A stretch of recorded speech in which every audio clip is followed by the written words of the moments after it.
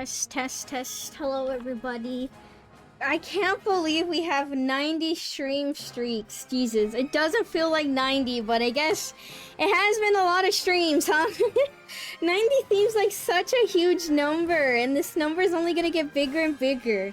How do I kill off people's streaks? How do I kill them? How do I murder them? I need lower number. Penis, pee-pee. Stop it! Stop it! Stop it! Stop typing it! Stop it! You know what? I'm just gonna... I'm gonna make my mods ban the word. I'm gonna have the word ban in my channel, you know? I've never... Well, okay. I have banned some words, but most of the words are literally like sentences like, oh, best viewers, and like website stuff or whatever. Penis is gonna be the first word that I ban. You're not gonna be allowed to type it. Not at all. Never? What do you mean, never? I can't let this stream become just that. Oh my goodness. I'm just gonna say hi at the beginning of stream. I'm not gonna say my test. I'm just gonna not even test. If I start yapping and you guys can't hear me, too bad. But yeah, congratulations, Ashen Hawk, for the first, and thank you for the redeem. Don't worry, I was drinking water. Hello everyone, hi. How is your Friday night or Saturday morning, depending where you are in the world, but it's too early for that. How was your Saturday night? Or not Saturday night. Well, Friday night. How's the start of your weekend? I hope it's starting well. Oh no, Merlin says not good. Why is it not good? Congratulations, Chiefs, on also getting 90 stream streak. Jesus. I apparently got sick. What do you mean by apparently? Do you not know that you're sick? Are you not aware that you're sick? That made me think of the word short and I don't know why. Oh my goodness gracious. There's more than one word? Yeah, start using different words at this point, you know? I might welcome that if you start using other words. But yeah, how did you apparently get sick, Merlin? I haven't been sick in quite a little bit. I do have to be careful since, you know, I do stream and I feel like streaming, well, it's a nice casual hobby, you know, I get to play video games and people watch it. It does involve a lot of yapping and it involves a lot of, throat. So I do gotta be careful.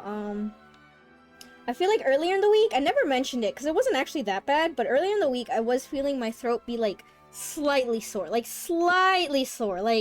very not noticeable sore, but it got better. It definitely went away, so nothing came up of it, but I do gotta be careful so it doesn't get worse. Ever since I got off my cruise ship, no, I'm sick and it sucks. Are you joking? Did you actually go on a cruise ship? I hope you're joking. Oh no. I hope not. Oh dear lord, yes, I've been seeing the news about the people that did get sick and passed away on the cruise ship because of the virus. It's, oh my god, that's terrifying. Of course I'm joking. Okay, I'm glad, Merlin. Well, are you still sick? Well, are you still sick though, or are you healthy? Are you healthy?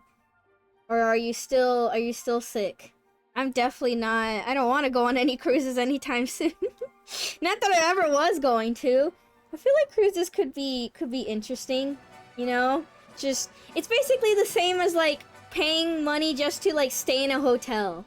It's like you're not doing much, but you're at least not at home and you get to like not make a mess obviously, but you can kind of like be messy in the hotel room. Like you can like not put away your bed and you don't have to wash stuff or whatever. I'm feeling 100% great. Okay, I'm glad, Merlin. I'm glad that you're not feeling sick. All right, I'm glad for you. Hey, Sophie. Hey, Vanda. How are you? How you doing? Any weekend plans? We're just here yapping, of course, the usual, per usual for the start of my stream. Just here yapping about whatever. Almost had a scare. I thought Merlin was gonna tell me that they were sick or something.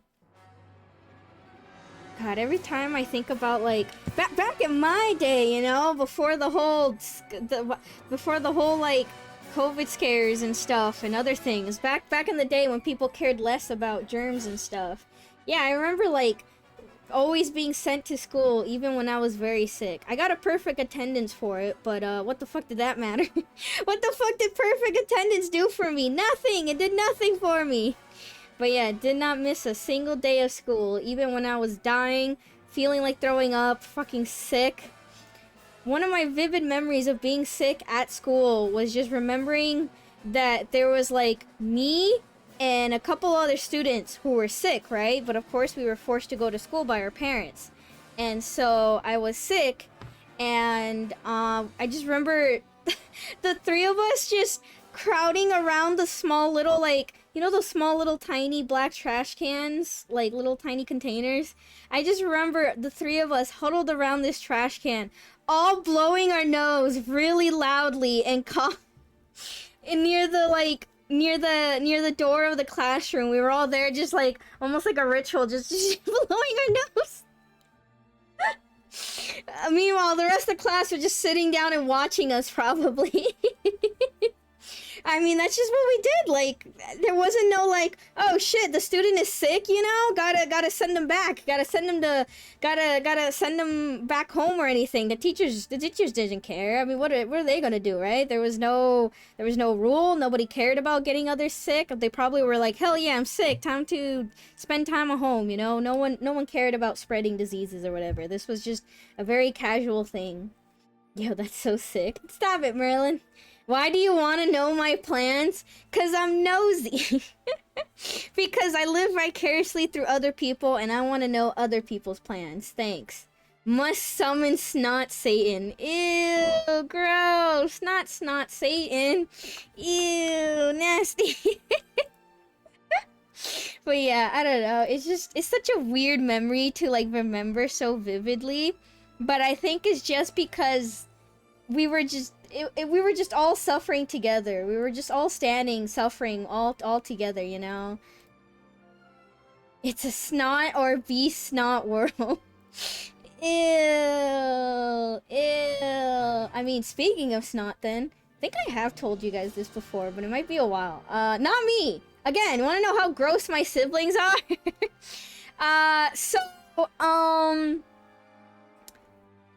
I don't know. Okay. So my siblings had a snot wall, kinda. My siblings unironically had a snot wall. So we already know, please spare us. Hope nobody's wanting to eat because oh boy, this is a gross story. If you are eating, turn away. Sophie's working on those spreadsheets. No, I'm not. Congrats on the 45 stream streak, Quawoid. Quawoid, how many days are left in the Mahjong event? I don't have the game open to look it up. I just ate, woman, please.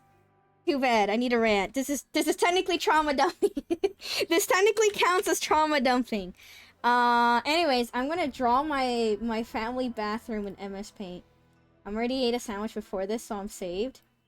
Hopefully you don't eat that sandwich a second time, if you know what I'm I'm getting ready. Okay, it's not gonna be as gross as my sister shitting the bed story, but it is kind of gross. I have burger. Good luck. Ooh, what kind of burger, though? There's some, like, really fancy burgers out there in the world, and I just honestly like a simple burger. If meat was cheap, I would be meal prepping more burger meat stuff. I wish ground beef was cheaper. I haven't really had it in a while, but that's because it's too expensive. Very standard. Beef cheese with ham too. Ham? 3 days left in the Mahjong event. Crap. Okay, maybe I do the rest of the stuff I need to do tonight then. There's 104 days in summer Mahjong. Summer Mahjong. Probably at the end of this month, I'll start using my summer avatar, you know? My summer outfit. God. Look at my outfit now. I feel so warm. I need to ask Noctis for, like, my model, but without the, like, sweater cardigan thing or something. I don't know. I don't need a transparent shirt, but I need something not as warm looking as this. I feel like I could get away with, like, maybe just a shirt underneath or something. Like a short sleeve shirt. This just feels warm. This just seems warm. Why'd you do that? No! Oh god, this is gonna look so much more obvious with the summer outfit. Oh god, I just thought of that. Oh no. Oh no. Put on some cargo pants. I mean, a t-shirt and shorts will go great. Alright, anyways, here's the TMI story that nobody asked for, that literally nobody wants to hear, but I'm gonna say it anyways. Shirt and shorts done. Knock this! Can I have shirt and shorts and flip-flops? Thanks. Alright, so, the story that nobody asked for. So once upon a time, how do you draw a toilet?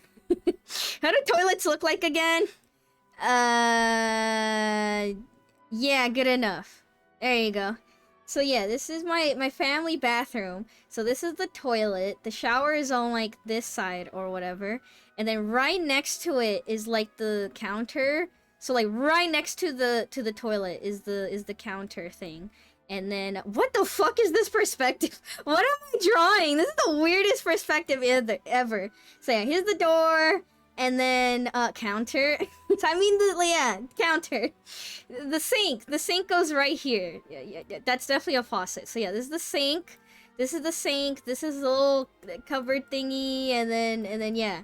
So, like, this is, like, right next to it. So say, you know, someone was on here, and they could just like lean on this. They could basically lean on this, rest their head on this or whatever. I don't know why you would, but you could, right? Count Dracula. Why are you talking about Count Dracula? Hi Sophie, hi Chill Geek. I'm telling a gross story. Anyway, so like this wall is kind of really close to the bathroom, right? Oh, technically there was an attachment here that had the paper roll. So this is the like right attached to the like side of the wall thing of the cabinet. So yeah, this was my family bathroom. So for the longest time, something I noticed, and of course I noticed because this is where the toilet paper roll is, so I have to, you know, look around this area right here to grab paper. There was a bunch of icky boogers on this wall. Bunch of icky like, not like big giant globs or anything like, I don't know, it was gross. It was legitimately gross. And so I noticed, because yeah, I grabbed the toilet paper roll and I'm like, the fuck is this like crusty or like things on the wall? And that's when I kind of like figured it out, and I was like, are these boogers? Did someone just like and then put some on the wall? So then of course I told my mom and I showed her, and I feel like I kind of thought they were boogers, but I didn't know yet. But I told my mom, so I go and tell my mom. She of course looks at them and she's like, "Yep, those are boogers." And so I think that's what solidified me being like, "Oh, okay, those are boogers, right?" So my mom told me to clean it off, and I'm like, "What the fuck? I'm the one who spotted with them, not did them." But anyways, I cleaned them off, so I was like, okay, well, it's done and over. She told everybody, though. She told everybody, like all my siblings, all together. She was like, don't put boogers there. That's fucking disgusting. Don't do that. So everybody was warned. So she didn't just call me out. She did also call out my siblings. And then, you know, a few weeks, months go by, and that's when I notice that the boogers were approaching the wall again. There was some weird little smears on the wall again or whatever. And so there goes my I of course I'm like, I tell my mom, and the mom was like, "Why are you doing it?" And I'm like, "I'm not fucking doing it. What do you mean?" I was like fucking, I don't know, maybe like 15 at the time or something. So like I was way too old to be doing something like this, even though that doesn't excuse me, because teenagers do stupid stuff. But like I wasn't the one doing it. But yeah, my mom kept accusing me of making this booger wall or something, when I definitely know it probably was both of my siblings. It was both of them. It was probably both. But yeah, this was really gross. I think later on though, my mom eventually did call out my sister though, cause so you thought there was only one booger wall, right? So here was my bedroom that I shared with my sister, which I feel like I mentioned before. So yeah, I share a bedroom with my sister. Here's our bed essentially. We had two tiny, what are they called? Twin beds, I think? Like the really small, like skinny beds kinda. And then this was the door to like our little like walk-in closet. Here's the door that had no lock. And why is the door sideways? I don't know why the door is sideways. But yeah, we had basically, I had my one dresser, she had her dresser, and that was it. This was our room essentially. And the beds were placed so that way they would be right next to the wall. So the beds were like right up against the wall, right? My sister did have her own burger wall that was eventually discovered. Because normally we're supposed to clean our own side of the room. So I cleaned my half. So essentially my half was like this. I would clean my bed. I would clean my drawer. I would clean around like underneath it or whatever. My sister was responsible to her side.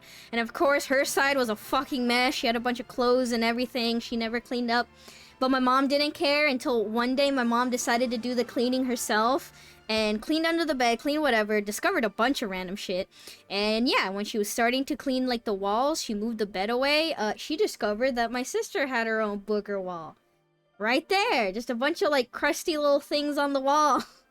So, yeah, the likelihood that my sister was also the one making boogered snot wall in the bathroom, because she also had one in the bedroom. Ah, thank God. I've been living in my own room for like 10 years now, but oh God, I don't miss sharing a room with someone else. I don't fucking miss it, dear God. Who found it? Snot it? No. Good evening. Hi, Fran Marletta, how are you? Any weekend plans? Child labor strikes again. Yes. Man, your sister keeps just digging a new low every story. I mean, yeah, like my sister's just not a good person at all. She has zero redeeming qualities. Well, okay, she's an okay artist. She's a pretty good artist. But other than that, she has no redeeming quality. She's lazy. She's dumb while also being very smart, but not in a good way. Like, smart in the way that she knows how she can get what she wants and is very manipulative and gets away with it. And I feel like smart people are very manipulative. But yeah, she's just nasty. She's just a nasty person. I don't like her. Study a lot. I have 2 exams on 2 weeks. Like, in 2 weeks? Good luck! I believe in you! Study hard, but also take breaks every once in a while. Reward yourself with lots of snacks. That's what I did when studying. I would study really hard and then be like, alright, if I complete this assignment, if I study really hard, I'll go down to my dormitory's vending machine and buy myself a can. Yeah, on the 18th and the 20th. Ooh, a little bit of time, but good luck. I believe in you. You can do it. I'll cheer you on if no one else can. What I did was procrastinate, then cram the day before. I mean, I still did that, but I tried to at least study and like do some assignment things or whatever. I feel like the reward system helps, but there's only so much I can do, right? Where it's like, I can't just keep rewarding myself with candy. It's like every time I would legitimately be like, alright, if I complete this, I'll get candy. And then I did that. And then I'll do that over and over. And I'm like, I'm gonna get diabetes if I keep eating this much candy. Oh my goodness. I mean, yeah, yesterday I talked about the really long fucking essay I had to do and how much I procrastinated. And I BS'd it and still came out with a decent grade or whatever. I mean, I still somewhat procrastinate in my adulthood. It definitely does not get better. It's true what they say. I feel like a lot of teachers will tell you to like form good habits now. And while, you know, you're not necessarily studying or working on homework in your adult life, there's a lot of good habits that if you picked up younger would definitely help you more in your adulthood. If only I could plan things out better and also not procrastinate and be lazy and save everything for last minute. I need that last minute motivation though. There's just something different about procrastinating and leaving it to last minute, and then all of a sudden you get the rush, you suddenly get an inspiration, you get the rush and the thrill of, oh shit, I gotta do it in like 5 minutes, and all of a sudden your hand moves faster than it ever moved before, your brain overclocks itself. Are we masochists? Probably, but what teen would listen to their elders? I did, but I was also a nerd. God, yeah, kids don't really listen at all. Kids are dumb. It's like, was I somewhat a well-behaved child? Yes, but I was still dumb. I still have a lot of dumb and cringy moments that I look back on, and it keeps me up at night. But that makes for interesting stories to tell you, chat. I'll just tell you instead. True, I was a very stubborn child. I did listen to most of my teachers. Most. They had to be a good teacher, though, you know? Like, I did have some annoying teachers that were not very good, and as soon as I didn't like them, I would just stop listening to them. I don't care if they dropped the, like, one single sentence of wisdom that would probably help me. I'm just not gonna listen to them anymore. The amount of times, though, in school that I would fight teachers, most of the teachers that I did not like were the ones that didn't really want to teach me or inhibited my learning or something. That's how much of a nerd I was. Like, I think I told you guys this story before, but I told them again, just shorter versions. Good evening, nerd. Hi, Taishi. Yes, I was a nerd. God, I was such a nerd. Like in middle school, I had a math teacher, I think this was like 8th grade math, who, for some reason, most of the assignments were like, unironically, 1 + 1 = 2. Or do the times table, but like not even fast or timed or hard ones. It was like, what is 2 × 2? So, yeah, and it wasn't like, oh, we'll just do this at the beginning of class, and then that's it, and then we, like, actually do serious lessons, you know? I mean, it was 8th grade math. We were probably learning, like, I don't know, the deeper levels of algebra, or preparing for, like, complex algebra stuff. Dude, I did, like, in 3rd grade. Yeah, it was, like, I could understand trying to be, like, here, do your times table, but like really, really fast or something, right? Because like, it's not about doing the times table, it's practicing, I guess, speed and memorization or something. But yeah, it was literally like, for example, one of the starting classes was, or one of the classes one time was, no joke, being like, all right, let everybody sit. Okay, she kind of stalls for a bit, and then she gives us the paper. She gives us like 20 minutes to work on her, literally like 5 by 6 5 rows, 6 columns, so 5 by 6. Bunch of random times table problems, but it didn't even go up to 12. It went up to like 10 or something, and it was like, she gave us a bunch of time, and then she eventually collected it, and then she gave it back to us to be like, all right, let's go over it. Did anybody get anything wrong? Fucking no, because we're 8th graders and we know what 5 × 4 is. And then she would like randomly talk about something, and then she'd be like, oh, let's go over last week's times table, and then, oh, the class is over, and I'm just like, I didn't fucking learn anything. What the fuck were we doing? She was just like slow. Not like old person slow or her brain was slow. It was just like, oh my god, I'm going insane. So yeah, no joke, complained to my mom, and then she took me to the office, and then I complained to the office. Which also, I have so much anxiety, and yet, out of the sheer want to learn and be educated, I actually talk to people in... Oh god, what the fuck was I doing back then? But yeah, we complained to the teacher, and oh my god, this is one of those moments. Okay, so like legitimately we had complaints, and then I had some like actual complaints and stuff to make to the teacher or whatever. But If only you can manifest that spite to complain today. Yeah, if only. But, I hate how well I remember this one moment because this is legitimately one of those, you know, like Reddit or Twitter where you know those fake posts where someone goes like, "Oh, I stood up to somebody," and then everybody on the plane or bus clapped. I unironically had one of those moments. Okay, not everybody clapped. No one clapped, but I had one of those moments where we were telling the principal this, and they were like, "Oh, well, we need more evidence, or we need like an example of the schoolwork. I guess I'll have to like talk to the teacher to like get examples of the schoolwork." And I literally dug into my backpack, pulled out the most easiest times table because I kept it, and I was like, "There's your no, I didn't slam the table, but I was like, this is one of the things she gave us, and we worked on it the entire classroom time. She literally made us grade it and asked us if we got anything wrong. This was not something 8th graders should be doing. We weren't even doing it fast or something." But yeah, I literally, oh god, I literally showed up with the, "Take that, hold it, I have the evidence."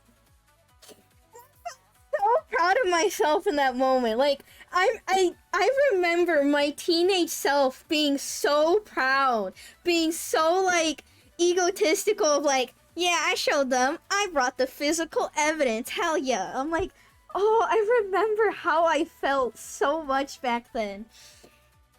Did you get her fired? No, but I think she knew that I was the one that told the principal or whatever, because she fucking hated me. It was a thing where, like, afterwards, she didn't do anything completely against me, but sometimes she'll be like, "Oh, this assignment will be hard, right? Doki Doki Sophie," like, kind of calling out my name and like, kind of like, or just looking at me like, "Oh, now this will be very complex," and then fucking stare at me, and I'm like, "What are you doing? Stop looking at me." Now it's pure cringe. Yeah, no, like, did I stood up and yes, it's a good thing that I stood up, but like the whole right now in me being much older, I can only look back and cringe because the way that I went about it and the fact that I was such a nerd. I was such a nerd. God, I was such a nerd, and the way that I felt about it afterwards. So you're the student who will remind the teacher about the homework. Sometimes. If I worked on sometimes, but I would not do it in the middle of the class. What I would do is wait until like class is done or something, and then like quickly go up to the teacher and be like, "So there was homework, here's mine." And what actually happened one time that yeah, the teacher just will usually collect it late for other students. I think only one time, because this didn't happen very frequently, but I mean, it does happen. Teachers do forget, right? One time, I remember, telling... It was a different math teacher. I remember telling a math teacher in middle school.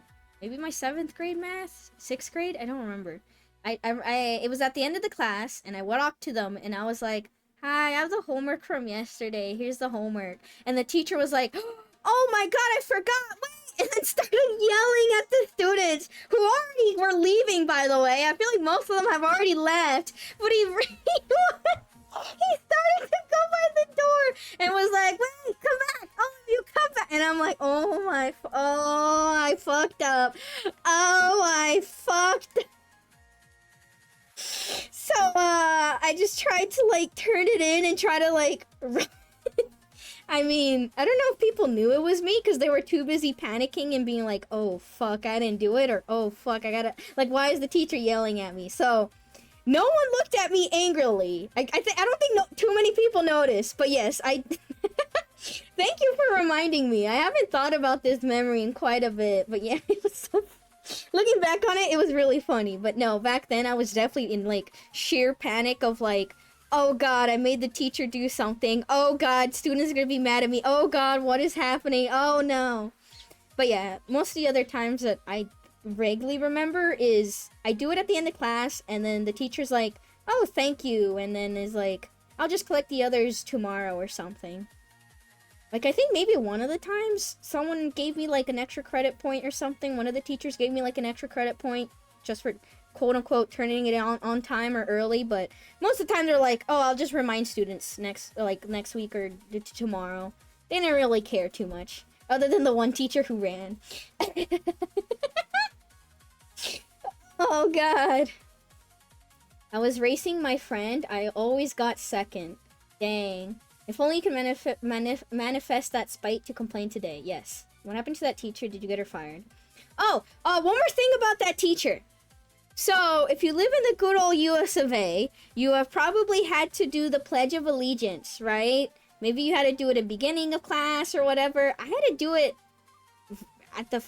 during the first class every day in middle school. Didn't fucking care about it in high school. I think in elementary school I did it a bunch. I don't remember how frequently in elementary school. But yeah, in middle school we were doing that every day during the first class or whatever. Oh yeah, that BS, yup. I kind of forgot about it, cause yeah, in high school we didn't have to do it. But yeah, I did it in middle school though too. Oh hi Kit, do I even want to ask about that drawing? No. God bless indoctrination, yup. Only during elementary? Dang, only during elementary? I still had to do it in middle school. So about this terrible math teacher. And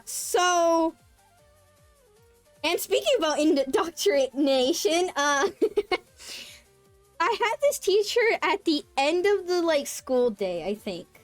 No, I lied. Hold on. When the fuck did I have this teacher? Somewhere in the middle of the day, I think. I had this teacher in the middle of the day, so not at the beginning. But for some reason also, to waste time, we had to do her version of the Pledge of the Allegiance, which is kind of similar to the original Pledge of the Allegiance, but she would basically make us pledge to the school, the principal, and talk about math and stuff. It was the most cringiest thing. She had it printed out as a giant ass poster and put it in the classroom, and yeah, every day we would have to start her class by standing up, putting her hand over the heart, and saying her version of the Pledge of the Allegiance. Again, it was basically pledging again to the principal, to her, to class, to mathematics or what, and I'm just what the fuck. So I also made sure to complain about that. Because that was just even as a dumb little middle schooler, I'm this feels cultish. I don't like it. I mean, the original's already cultish, but I'm this is too far. I don't like it. So I guess my complaint worked, or maybe other people complained, because yeah, she kind of stopped it. At first she was afterwards she I think she hold on, I'm trying to remember. I think she said, oh, if you don't want to do it, you don't have to, I think. But nobody was doing it, or everybody was sitting down, so then I think she just stopped it. She still had it though. She kept moving the poster everywhere in the classroom, but yeah, she no longer required it, and then just stopped. So thank God. But yeah, oh god, that teacher was so weird. I hated that teacher. God, ugh. That reminds me of a teacher I had in first grade. Oh no. I pledge allegiance to the Pythagorean theorem. Hell yeah.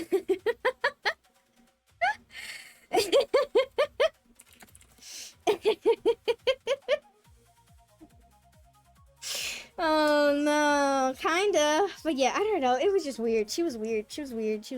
Oh god.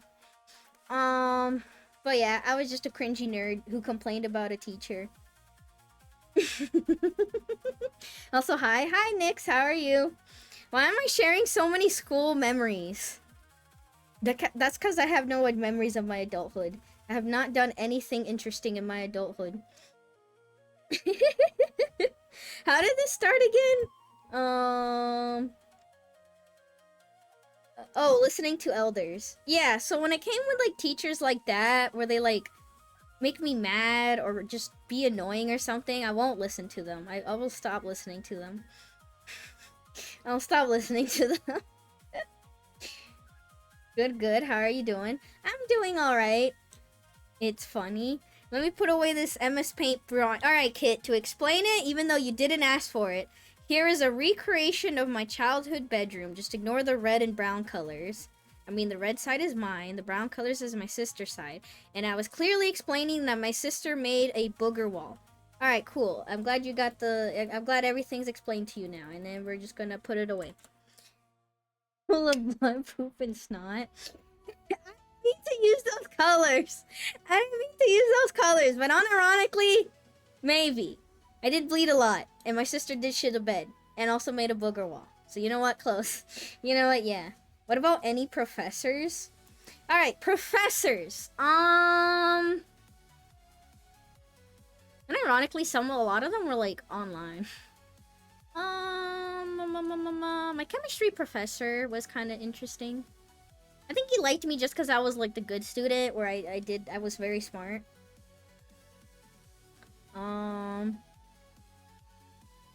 Because, yeah, chemistry was really easy in college. I mean, I only needed to do one chemistry class because I needed, like, one science credit or something.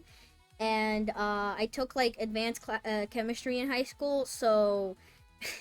the college course was really easy. Like, it was very easy, like, basic lab stuff or whatever. Like, a lot of it was trying to, like, train you to, like, get used to lab work, but I already done lab work before, so, like, I already knew how to do everything. Again, not bragging, it's just that I had the practice beforehand. It was like, oh, this is how to find out how to weigh something inside a cup, you know? It's like that easy, but, you know, some people don't know how to do it, or it's kind of like that, or how to, like, measure the, like, hibiscus, no. How to measure the fucking disc, when you fill up a tube with some sort of liquid, you're not supposed to measure, like, the sides of the liquid, you're supposed to measure the what the fuck is that called? I don't remember, but I don't remember the word for it, but the volume. You know what? Let's bring up the MS Paint again. You're the nerd, tell me.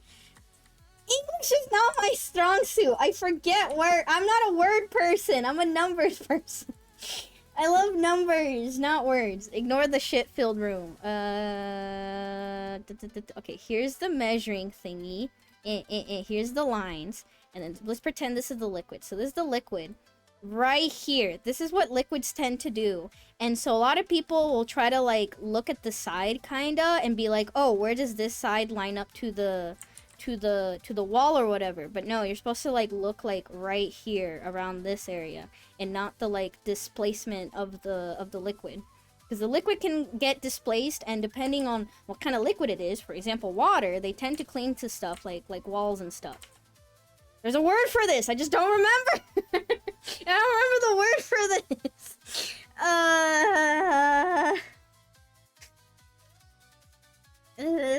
Oh my god. Meniscus? Wait, meniscus. Yes. That sounds correct. What the fuck? The meniscus is a C-shaped, tough, rubbery cartilage located in the knee joint. Alright, maybe not that one. Meniscus. What if I look up meniscus chemistry?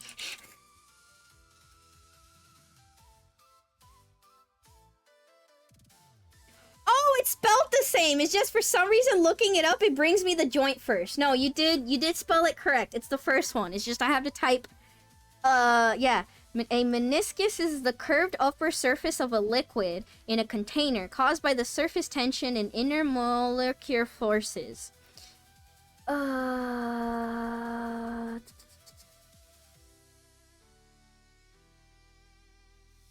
Yeah, this. Okay, so no. No, yes, you did it. Yeah, this stuff. So, like, oh, well, Mercury does the fucking opposite, where apparently it curves this way or whatever. But yeah, so, like, you just have to know what kind of liquid you're measuring and make sure to, like, measure accurately or whatever is the whole point. So anyways, if you've ever done chemistry before or any lab stuff, this is one of the, like, most basic things ever, right? And so I already knew stuff like this. But a lot of the labs required, like, practice doing this and practice measuring and other things, so I think that the professor literally just liked me because I was quote-unquote smart, because I already knew all this stuff. I hated it though because what ended up happening is that the professor would call on me and be like, "Can you demonstrate this? Can you do this?" And then I'd be like, if I were a normal person, I'd be like, "Hey, hey, this is my time to shine and brag in front of everybody." But actually, me was like, "If I fuck up, everybody's gonna think I'm stupid and disown me. I better not fuck up. I gotta be perfect. Oh, I'm so stressed. Oh, my hands are shaking in front of everybody. I hope they don't notice." Good old Mercury, drink it if you want immortality. Hell yeah! I'm kidding. Slow down, teacher Sophie. Also, hi, Science. What did you say earlier? Shit in the bed, boogers on the wall. She really picked an archetype and stuck to it. And also piss in the bed. And also is lazy and stupid. While really manipulative. Yeah, my sister's not a good person. I don't need to tell you this countless of times. I'm trying to think. I'm like, legitimately, did I have a bad professor? I feel like most of my professors... I wouldn't say I had, like, amazing professors either. I feel like most of them just did their job and just clock in, clock out kind of thing. I guess the only one was just, how do I describe her? I had a Karen for a teacher. As the kids say, I had a Karen for, like, a teacher, kind of, where, like... She kind of seemed a little sassy and a little, like, annoyed by people's questions. Like, if people had a legitimate question that they didn't understand, she would kind of be like, why are you wasting... Not, like, actually say this, but, like, the vibe she gave off was like, why are you interrupting my lesson and asking a stupid question, you know? Because I feel like most of the time she was like... Because, you know, while she's teaching, like, sometimes you have a question and you don't want to wait or else you'll forget your question, or maybe you want a clarification for something real quick before you start taking notes or whatever. But it felt like most of the time where she was trying to push questions away and be like, wait until the end of class, or like, we'll have a meeting during the week or something, not during class. And it was just like, why? Did you ever have the answers in a book teacher? The answers in the book teacher.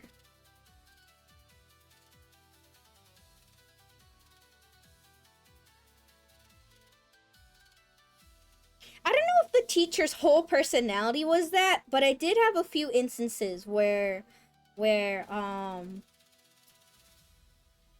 would ask a teacher a question, and then there'd be like, the answer's literally right there, and I'm like, no, no, no, why is the answer? No, no, no, what is the answer? Why is the answer? No! I'm trying to remember, not specifically.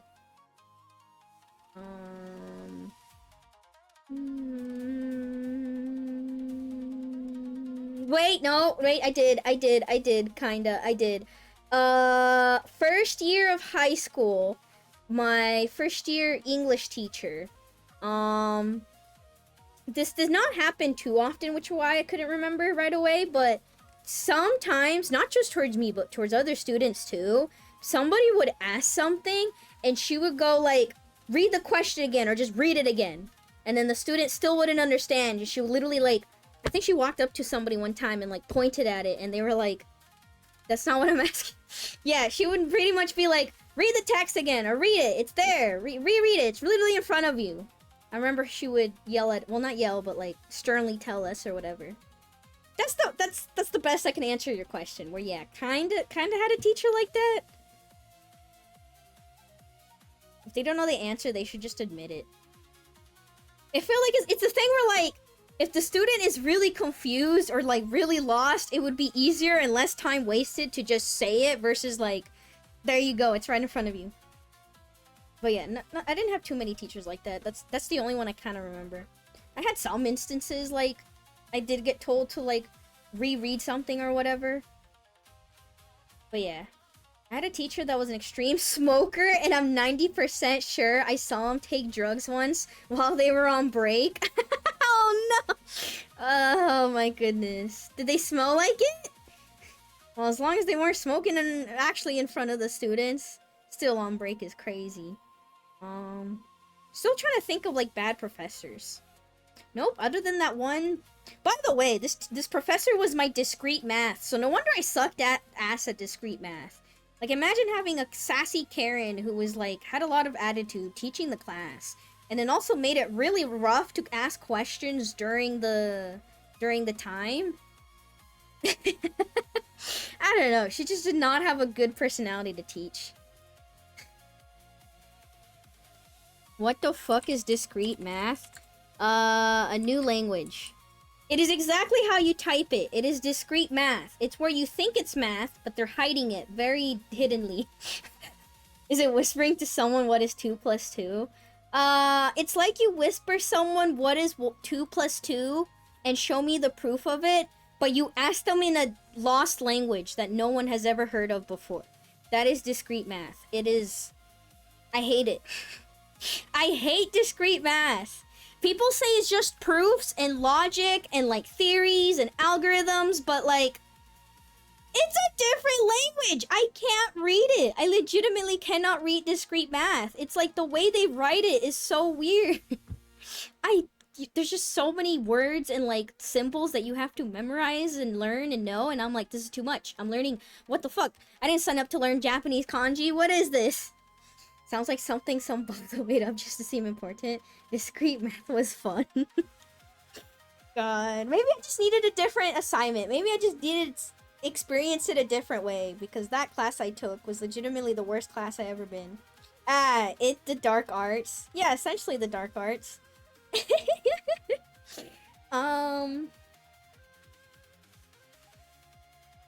that's it. I don't remember most of my professors a lot. Keep in mind, I also did go not a very long time in college. I kind of speed ran college. Again, most of my professors literally just showed up to do their job and then quit. Like, the thing is, I'm not saying that none of them were bad, but also none of them were kind of memorable. A lot of my high school teachers were very memorable because they were either very funny, they got along with the students well, or they were actually good teachers and they had so much wisdom and stuff. A lot of my professors were just like, we're just paid to teach you. That's it. I remember one teacher flaking a lot. Not actually, but at the beginning of the semester, he was there on time very often, and he was kind of like, not kind of casual. But by the later half, he just kept missing out on a lot of classes. A lot of in-person classes, so he just ended up sending us a bunch of like YouTube videos and assignments and emailing us, but like, yeah. I remember one time showing up to his class, and there was other people, and it was like 5 minutes later or something, and he still wasn't there, but we're like, you know, we'll wait a little bit. And then it was like 10 minutes later, and of course, even as adults, all the like college students were still being like, if 15 minutes pass and the teacher don't show up, we can go home, you know, it's fine, we can be excused. Oh my god, I remember one student, one college student saying that, and the other one going, bro, we're in college, we could do whatever the fuck we want, we could just go home if we really want to. And the other one going, oh yeah. But remember in high school when we said, god, the interaction was so funny. I was trying not to like show that I was eavesdropping, but I almost fucking laughed at that, just at the stupidity. Like, it feels like such a setup bit, you know? It feels like such a setup comedian joke. It's so stupid. But yeah, and then anyways, I decided to look at my student email and I realized, oh shit, the teacher said like 5 minutes ago that no class. So then I showed my phone to somebody, and they kind of... This is awkward, because they kind of grabbed it from me and then started showing like down the line, and I'm like, please give me my phone back. I need it. Please give it back. Please don't steal it. Please give it back. Eventually they did though. And by the time that they got to the end of the line, they were like, whose phone is this? And I'm like, can I have it back? It was just funny that instead of pulling out their own phone, their own mobile device or something, they just took mine and then showed it to the rest of the students that were there waiting. Damn straight. Tweedledee and Tweedledum. Yep. It's science nerd crap, only actually smart people use it. That's the one with the axioms and the logic, right? Yes. God, why are we talking about school memories? Anybody had school dreams recently? Let's not talk about school. Give me another topic. Let's move on from school. Guys, I was last in school 20 years ago, okay? I don't need these memories to come back to me. Oh god, though.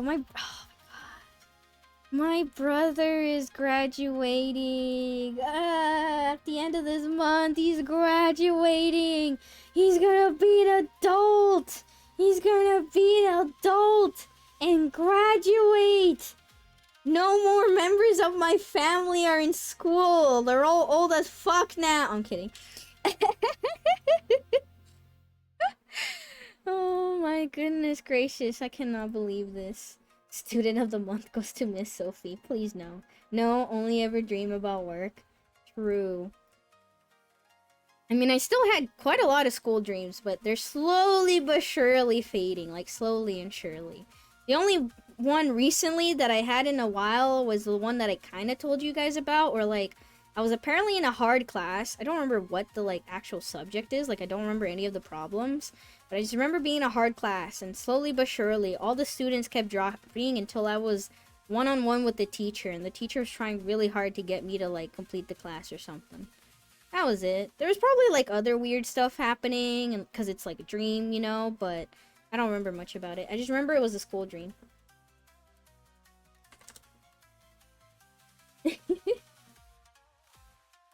Was reason for what now? Ah, so you're 40? I'm not 40! That was a joke! That was a joke! But yeah, school was a long time ago for me, alright? School was a long time ago for me. We don't need we don't need these memories to come back. So you're 50 then. Why are you getting old? Why are you going higher and higher? Couldn't you go a little younger, you know? Just by a bit, please? And before someone says I'm fucking 60 or something, then I'll lose it. No, I'm not old. I'm young and spry, I swear. It's time to cringe of old times. Yeah, and I do that a lot because I, for some reason, love telling you guys about all the cringe shit I did in my youth. I don't remember my school dreams much, except one about me taking a penny from the ground and then being blamed for stealing, and all I could do was sit there and say I didn't do it. It was just a penny! How are you stealing it? Who accused you? What the fuck? I mean, it's a dream, but like, what the fuck is that logic? Oh my god! It's just a penny! Can we get much higher? So high. I'm not high in age or high in general. What were schools like during the 1930s? Let me just tell you, not very good. Especially for a woman like me. I'm kidding. Oh my fucking god. I'm pretty sure. Oh, when did I last talk about this? Did I talk about this with my friend Red? I don't remember. I know I mentioned it on stream, but I feel like I was in a collab when I talked about this. Was I? I don't remember. So, speaking about schools in the 1930s, so this is a story I have told before, but it might have been during a collab. During 1 year, okay, not the whole year, but during a long period, like several months, I think, in my elementary school, we unironically did this activity where they segregated the bathrooms and the drinking faucets to be, and then they gave every student like an assigned color, except they didn't assign colors like blue or purple or green. They unironically did give people like a name tag or something that you're supposed to like wear around. And yeah, they did say white and black. They sure did. And I remember they weren't supposed to be like exactly rude, but they were supposed to treat us differently. And then all the like, you know, the white faucets and the white bathrooms were like the ones closer or whatever. And we did that for like months. And I remember the last time I told this story, I don't remember who it was, but someone said like, oh, they also did that. But they used the colors like blue and purple. Like, oh, you are blue people and you are purple people. See why this treatment is so wrong? Like, I get it's to be like, you know, like students, hello young children. This is why doing this is kind of bad and not fair, you know? Everyone should have the same opportunity to use the same fucking bathroom or whatever, but like, we were still very young elementary school students, and you could have done this for like maybe a week, a day, not for a very long time. Oh my god, it's just the implications. And looking back on it now, I was like, how the fuck did they get away to doing this to us? How did they get away with doing this to us? I'm pretty sure my siblings did not have to do that, so yeah. I can't believe they prisoner test this shit. Oh god. Oh god. I ain't sharing a bathroom with no filthy purples. Oh my god. Hey, second graders, let's learn about segregation IRL. Yeah, let's partake in segregation, shall we? It's like knowing that it happened is important, right? And learning from the past and history is very important. However, I think doing the physical activity, the worst part is literally giving nameplates to children and being like, you are white now, you are black now. Oh my, that's the such a fucked up part. Quote ad, let's partake in segregation, shall we? Hey, you're missing a lot of context there, science. Whoa, whoa, whoa. You're missing the part where we're telling children to do this, you know? Oh my goodness gracious. It's been a while since a quote. I feel like I haven't said any quotes. Then again, science has been gone for a while, so all those good quotes that I have said in like the past 2 weeks, gone forever in the void. Does that mean you inherently get the pass? What do you mean? Which color do you think I was? Hmm? What color? Which one do you think I got? Oh my fucking god. I'm pretty sure I do remember which one I got, and I felt kind of bad. I think I did get the black color one, and I think I kind of did not care because I was like, it's fine. I don't need to drink water, and I didn't need to drink water or go use the bathroom. So I was kind of like, whatever. But, like, teachers were not supposed to be mean, but, like, not pay attention too much to us. Which, again, is like, why are we doing this for such a long period of time? It's like, we still gotta do schoolwork. We still gotta do school stuff.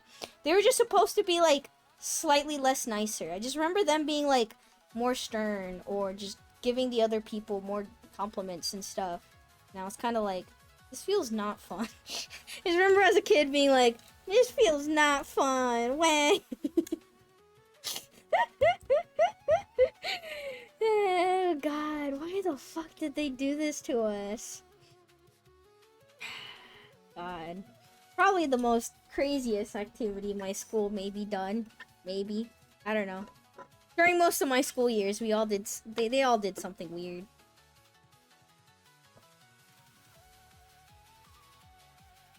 Oh my god, I chose the wrong time to take a drink.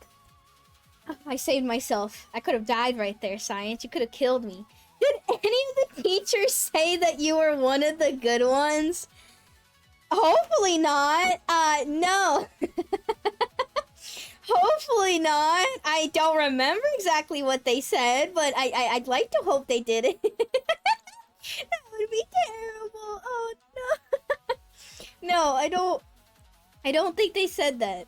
I don't remember exactly what they said. Again, I'm mostly basing this off of, like, my memories of how I kind of felt, or, like, mental notes I took at the time, kind of. Oh my goodness. It's because, like, I remember telling this to my parents or something. I don't remember how my parents react. I think they literally gave no shits. They were like, okay, cool. Sucks to suck, I guess. No, I was kidding. I don't remember how my parents reacted. I think they, like, legitimately did not care. So is that a yes? You can answer that one yourself, kid. I believe in you. I'm kidding. God damn it, how are we still talking about school? Chat, there's nothing else you want to talk about? Let's talk about food. I'm kidding, let's not talk about food. I don't want to make people hungry. Especially after I had a disgusting booger story earlier today.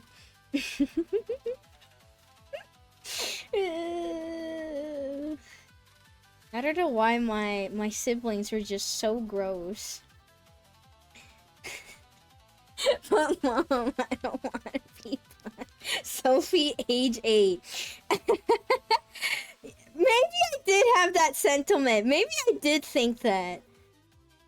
Knowing my stupid, dumb child brain, I probably thought something similar to that. To be like, wow, this isn't fun. I don't want to be this. My mom would probably just have told the school to fuck off and just have not have me wear the stupid thing. I mean, I'm pretty sure also in elementary school, they probably don't do this anymore, but we still dressed up as, like, both pilgrims and Indians, quote-unquote. I sure remember doing that in elementary school. Man, we dressed up a lot in elementary school. I remember doing some sort of bug play or something and dressing up like a bug. I remember a lot of costumes. Then again, elementary school's supposed to be fun. You're still like a little tiny kid. You're a tiny little kid. You're supposed to be having fun. Oh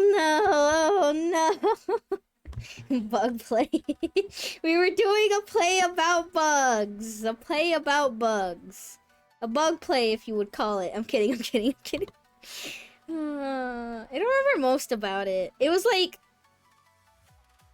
all the years were different bugs, and they all had different songs and like a little dance. But I just remember we were just supposed to like wiggle a bit. I was a ladybug. We were supposed to like wiggle a bit and then spin and then sing this random song. Probably something like "I'm a ladybug, I'm a ladybug, whoop-de-doo." I don't remember. It's hard to remember. My 7-year-old self would disagree about the fun part with all the bruises he had. Were you bullied or were you just hurting yourself? Oh god, what were you doing? In elementary school.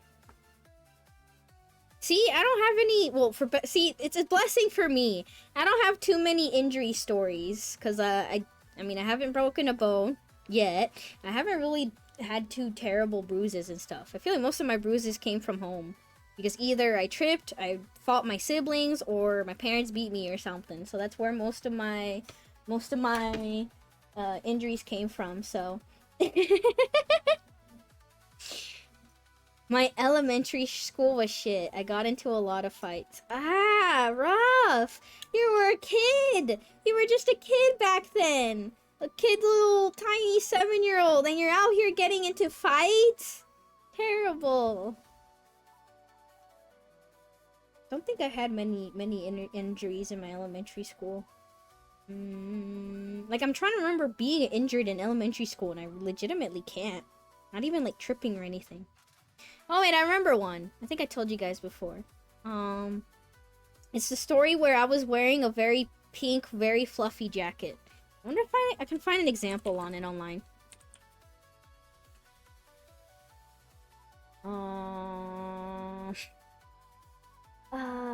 Oh, you know what? It was kind of similar to this one, actually.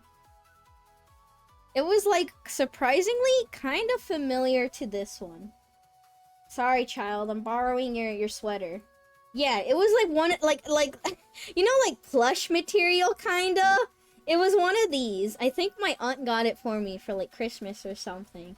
And so, it was during, like, winter or whatever, and my mom was sending me to school in this very, like, it was definitely more poofier than this. Like, it was a lot thicker. But yeah, this, like, really, really fluffy pink jacket. I remember liking it a whole lot when I was younger. I was like, I love this thing. It was really soft. I mean, it was really warm, and it was made out of that, like, really fake, fuzzy, like, material or whatever. But still, I loved it. So this is exactly what I was wearing. So imagine young little me, probably in, like, I don't know, pants or something. This fluffy little pink sweater. And I was doing the thing where... you know when you, like, try to balance on, like, the curb or something on the edge? That's what I was doing. I was balancing on the curb. I had friends next to me. They were talking about... I don't remember what we were talking about. I don't remember. The conversation was not important. It was either about, like, school stuff, maybe about other people. Maybe they were talking about, like... My friends would frequently talk about shows or things they were interested in, and they would tell me all about it. But yeah, I do not remember what we were talking about. But my friends were, like, telling me something. So I was mostly on the listening side. Like, that's why I was probably bored. Not bored, but, like, You know, ADHD brain, let me balance on the curb so I'm doing something other than just listening to people talk. So yeah, there I was, balancing on the curb, listening to my friends talk, when all of a sudden, my friends kind of like, late reaction gasp, and before I kind of like, start turning my gears of like, oh, why are my friends like, pointing something out or being shocked? Somebody ran into me. Someone ran right into me, and I remember my vision kind of getting blurry for a bit, and like I felt pain, and I was like, oh god, my forehead, my face, everything hurts. And then the adrenaline kick in, and I start not feeling pain anymore, and I'm kind of like, okay, I'm good now. And I'm like, oh god, what happened? And I remember they might have said sorry, I don't know. The other student just kept running. I assumed they were running, maybe playing tag or like just running in general. Did you die? Yeah, I died tragically. Sorry. What? But yeah, and then I was like, and then my friends were worried, of course, because I just got ran into, and they're like, "Oh my goodness, like that came out of nowhere. Like, are you okay?" And I was like, "I'm fine." And they're like, "No, you're not." And I'm like, "What do you mean I'm not fine? I'm fine." And they're like, "No, look!" And they point at me, and I remember just looking down, and I just see the trail of blood on my pink fluffy sweater, and I'm like, oh, what the heck? And then I touch my face, and I'm like, oh, my nose is bleeding. Oh. So yeah, I went to the nurse's office, and then, I mean, it went away after a bit, and as far as I'm aware, I didn't have a concussion or anything bad. It was just a little bit of rush and a little bit of that pain on my head and face, but it went away kind of quickly. That was my only injury that I vividly remember in elementary school. Getting somebody who randomly ran into me and caused me to have a nosebleed. My most vivid memory of that is just the looking down, like, my friends pointing at me. Because they were, like, kind of pointing at my face, but also just generally pointing at me and, like, my sweater, too. So I just, like, look down to be like, what's wrong with me? And I just see the like red bright blood on my sweater. Yeah, I died though, very tragically. Lost too much blood in that nosebleed. Hi Sophie, bye Sophie. Bye. Talking about boys in elementary school, I don't know. I feel like it might have happened in elementary school, but I feel like it would have been my friends talking about boys, and I would have been like, I don't understand it. I feel like for me, romance really, or like boy talk didn't really exist until 8th grade middle school. But once it happened in 8th grade middle school, oh boy, it exploded. I did talk about it all 8th grade, and then, I mean, I did have a relationship in 8th grade, and then high school. Oh, thank you for the hydrate, Golden Cram Man. Hello, hi. Meowdy.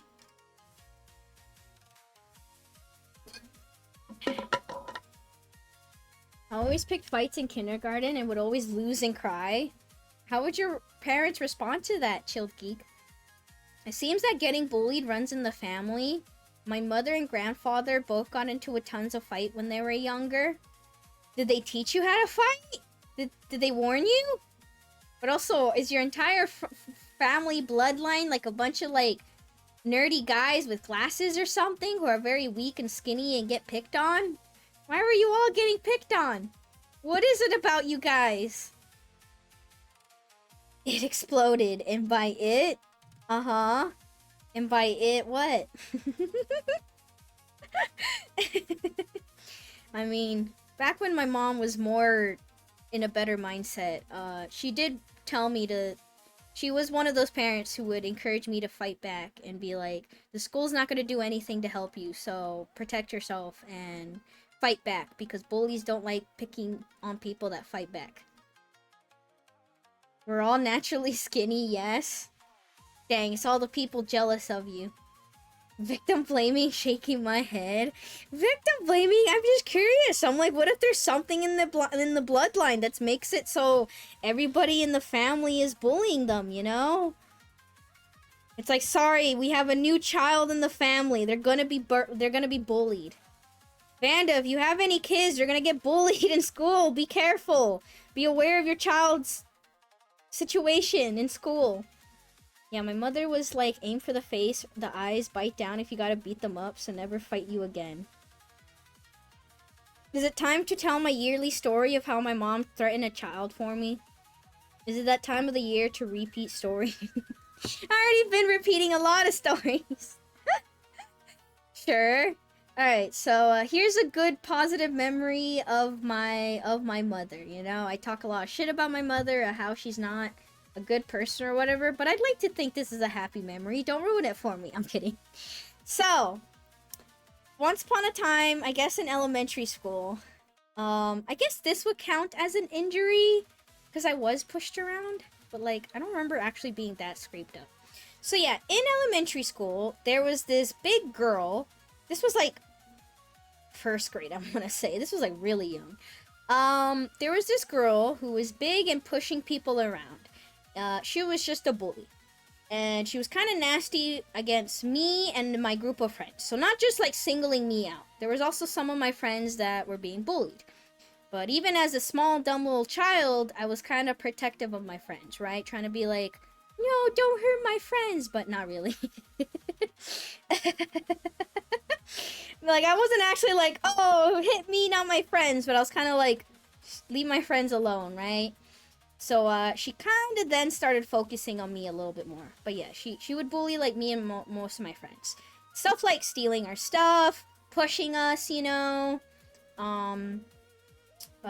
pushing one of my friends off a bike or something, because I think she rode a bike too, because she literally lived like very close to the school or something.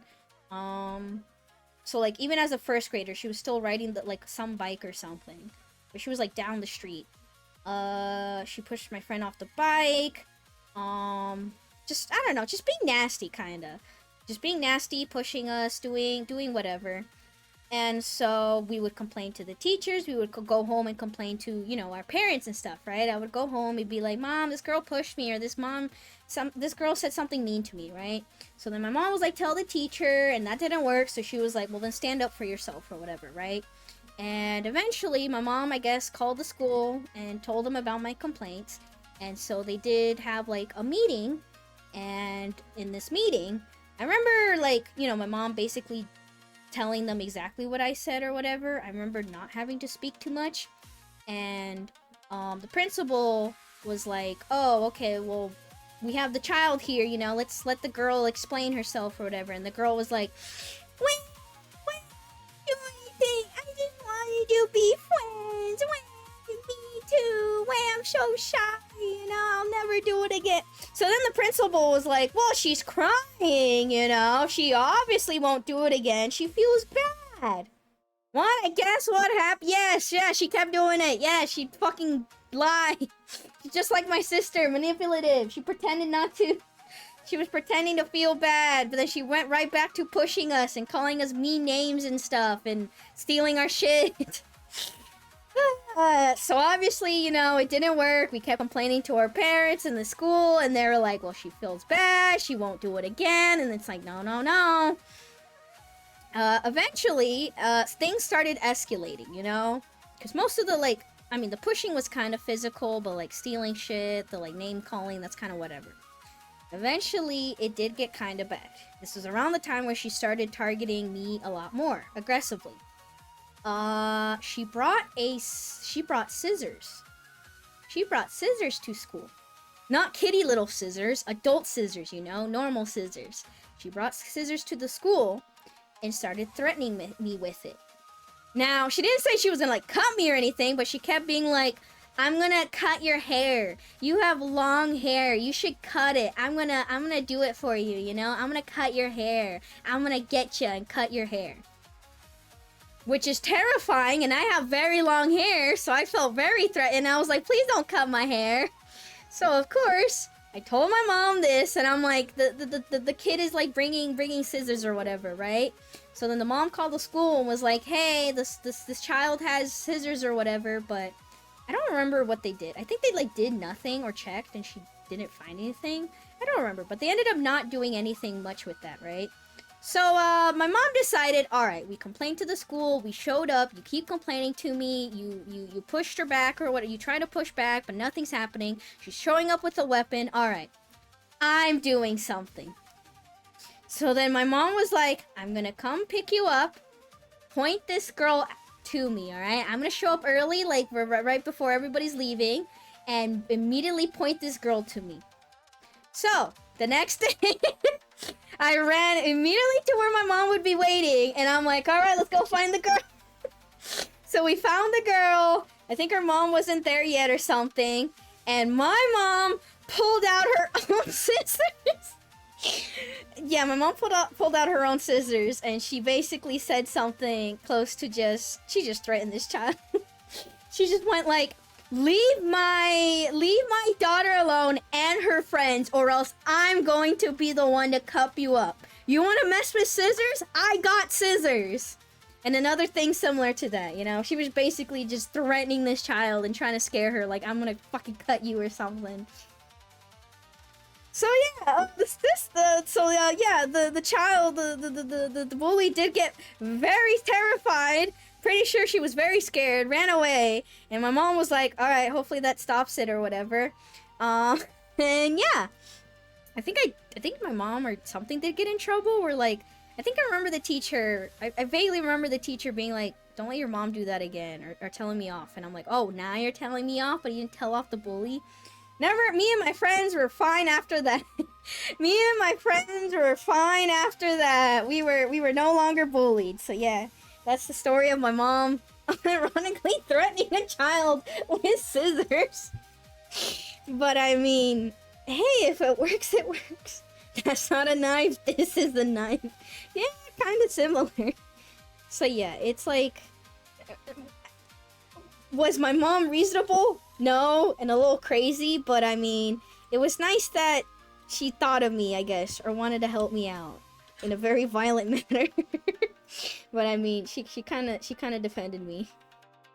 Do you need a hug, Sophie? No, I'm fine. I'm like, most of this is like things that I kind of remember, but also just like information that I feel like my mom kind of told me or whatever. So this is both me and my mom's memories mixed together, kind of. And yeah, I feel like while my mom was kind of strict on me and not spoiling me too much or whatever, I feel like when I was younger, she was not that bad. I mean, around this time, I was what, in first grade? I don't think my brother was born yet. My brother was not born yet while I was in first grade, so we didn't have that. But yeah, I feel like up until maybe late high school, I feel like is when my parents really got bad. Or at least, no. I think my parents were still kind of bad in middle school and in early high school. It's just that it took me that long for me to kind of realize things. It felt more of like, I mean, my mom entering menopause, and then a bunch of, like, weird conspiracy shit on Facebook kind of helped change their mentality, but it feels like a gradual change, where if I really sit down and think about it, my parents kind of were fine and great, but just, you know, the slow corruption of, like, they're listening to certain things, they're watching certain things, they start realizing certain things, and they're being told things, and slowly but surely they start questioning and seeking out answers, and then they just, yeah. So yeah, I'm like, I don't remember like, did I still get sometimes beat as a child, and sometimes get yelled at, and there's some, like, kind of bad memories when I was younger? Yes. But not as bad as them currently now, where I'm like, I feel like they were still somewhat decent and somewhat okay. Not as, they weren't at their worst yet. We haven't seen their worst yet. Rare Sophie Mom W though, honestly. Yeah, it's one of my few positive memories that I have from her. Mind degradation. Mind degradation from having your sister. Yes. Degradation. Why the fuck can't I pronounce that? That's like the easiest word to pronounce. What the hell? Flower for you. Aw, thank you. I appreciate it. Thank you for the flowers. I wish I could easily grow flowers, but I also don't want bugs. And flowers are very messy, so no flowers for me. Flowers are pretty though. You know what I should grow? Depression weed. The plant that my family ate during the Great Depressive era of the housing crisis of 2008, you know? Definitely what I should grow. I don't even like eating it. Bleh. Or cactus. I don't like eating cactus. I'm such a fake Mexican. I don't like a lot of the foods. Cactus.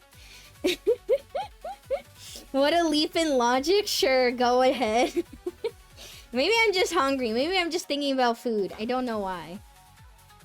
A little bit before stream, I kept smelling barbecue smoke or something from my neighbors. So I wonder if they're cooking. I wonder if they're eating something or doing whatever. I don't like nopales either. Yeah, nopales gross. They just taste like, I don't know, they taste like greens somehow. They taste weird. I don't like them. Nopales is overrated. Like, my mom has unironically made it like this, kinda, you know, all chopped up, kinda like pico de gallo or something. She would just grill them. With the way food prices are going, the depression weed might not be a bad idea. I don't want to eat it though. Oh god, I haven't had this in forever though. Oh, this would be exactly what my parents would make. Oh my, you know what? Even though I hate nopales, something about this is very nostalgic. Something about this is really nostalgic. Cause yeah, my parents unironically did this, where they would they would make carne asada, and then they would make nopales asado, and then they would grill. Is that spring onion? That looks really big and thick for green onion. Spring onion? Green onion? Spring onion. Aren't spring onions basically another name for green onions? I fucking hate that they have different names. No, these are spring onions. Maybe. I don't know. Thick onions. They're not green onions because they're a lot thicker.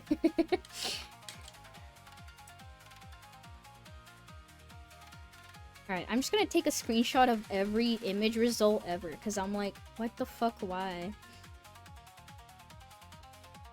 Like look at this. Which one is the green onion? Which one is the spring onion? Because there's some smaller ones. There's some really thick bulbs looking things. There's purple ones. These ones looks like green onions. There's some skinny ones. Like, which one is it? Why is it that we have given like 5 different names for these small little bulbous onions? The good old carne asada, it's called Mexican onion at the grocery store. Damn, my grocery store probably doesn't have it because they're allergic to Mexican ingredients. I wanted to try dandelion salad for a few years, never gotten around to it though. It's widely eaten for hundreds of years, but it fell off towards the modern age. We got a revival during the Great Depression though, since all the further you had to go for dinner was the front yard. I would be interested to try dandelion salad. I also have not yet. I also have not yet. Although by dandelion salad, most of the time they just serve the like greens of the dandelion, right? The small ones are green onions, the big ones are Mexican onions. Okay. I'm pretty sure we just called it like what? Cebollaín?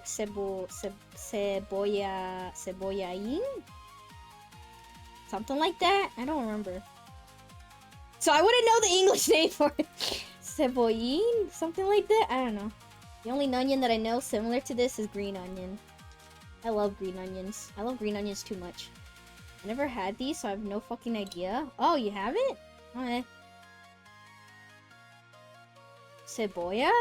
No, cebolla is like what we called regular onions. I think for these smaller onions, we would call like, cebollín?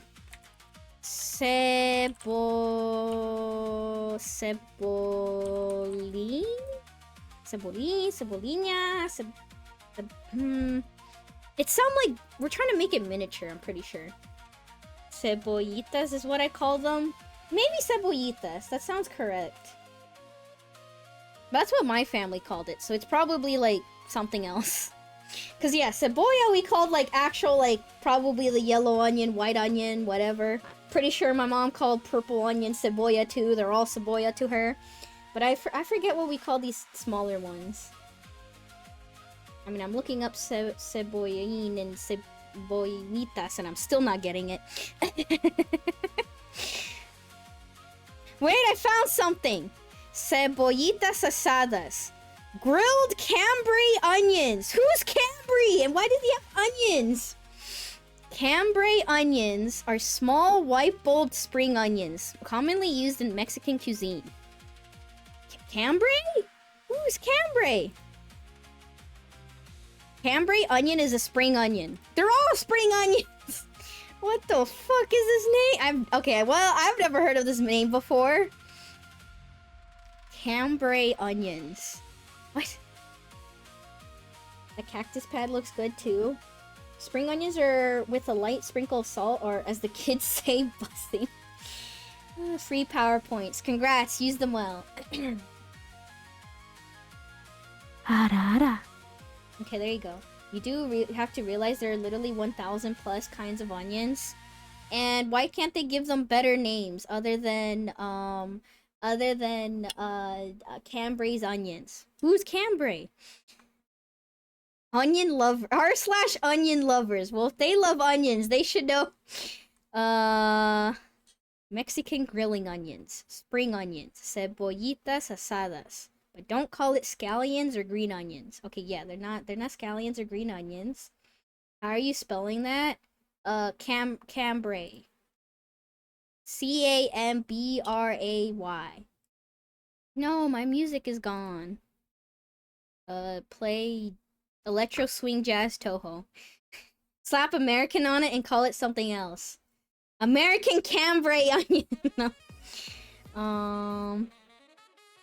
What the heck? People do know them as ballsack onion. What the fuck? Ballsack onion. No, I don't think it's called ballsack onion.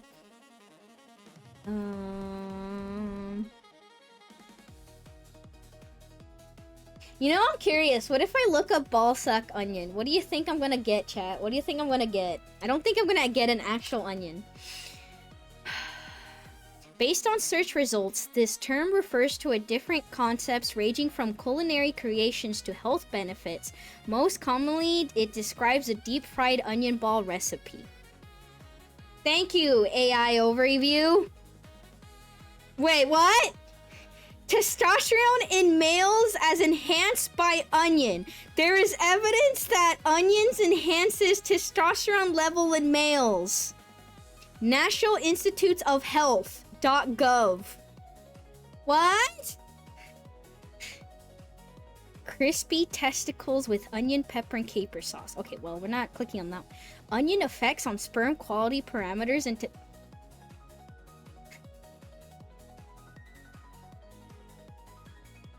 never would I have guessed that searching up ballsack onion would have led me to actual fucking studies on whether or not onions increase sperm count. What? Huh? What? How did I get here? I just looked up ballsack onion. What? I know. Oh boy, down the rabbit hole we go. What? I mean, there's not too many. The other ones are just like fried onion balls or something. But yeah, I'm like, what the fuck? Like, okay. Now I'm getting a bunch of recipes after this. People also search for, does onion increase testosterone on females? Does onion increase sperm count? Onion for women. Onion for women. Do onions increase estrogen? Best time to eat onion to boost testosterone. Onions testosterone Reddit. What the fuck? I don't know if guys, I love onion. I don't know if I want to eat onions anymore. No wonder I'm one of the boys. I just keep downing onions. I love onions so much. Oh no. I know onions are good for the immune system. Oh my God. I looked up ball sack onion to try to be funny and see what kind of weird stuff I would get. What? What? I didn't expect this. Alright, well, back to the Reddit post I go.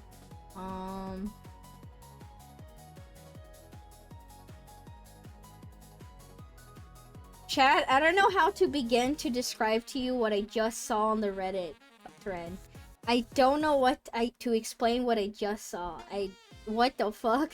My poor eyes. I legitimately was okay. So the Reddit post is r/onion lovers, right? And someone's asking what kind of onions are these, right? And so, here's a picture of it where it's like, wow, you know, it's grilled onions. And of course, some people are making jokes like, wow, these are like ball sack or whatever. But I'm like reading through like people saying like, you know, spring onions or saying like whatever, and people debating being like, why do they call it Cambry onions? Or like, why is it called this? Or whatever. For some reason, there is in this post that was made a year ago, someone commented a picture. You can add pictures to your replies. Someone added an AI generated picture of a bird with giant hairy balls. My poor eyes! I was just trying to learn different names for these onions. Why? Why? It's just this. God. Why? My poor eyes. I didn't need to see that while I'm trying to learn about onion names. God, I hate this digital age we live in. Kill me now. It's like, sure, haha, funny ball joke, you know? But like, it's an AI generated picture of a bird with balls, and it looks, I mean, horrifying concept, but it's even more horrifying because you can clearly tell it's AI and none of it meshes well, and I'm just like, why? Why? My poor eyes. I didn't need to see this. What the heck? Why have they done this to me? Oh my goodness. I can't believe this. Add another notch for rightfully hating AI. Because internet. Oh no. I hate this digital age we live in. Kill me now. I should make a carne asada, like, little plate thing or something.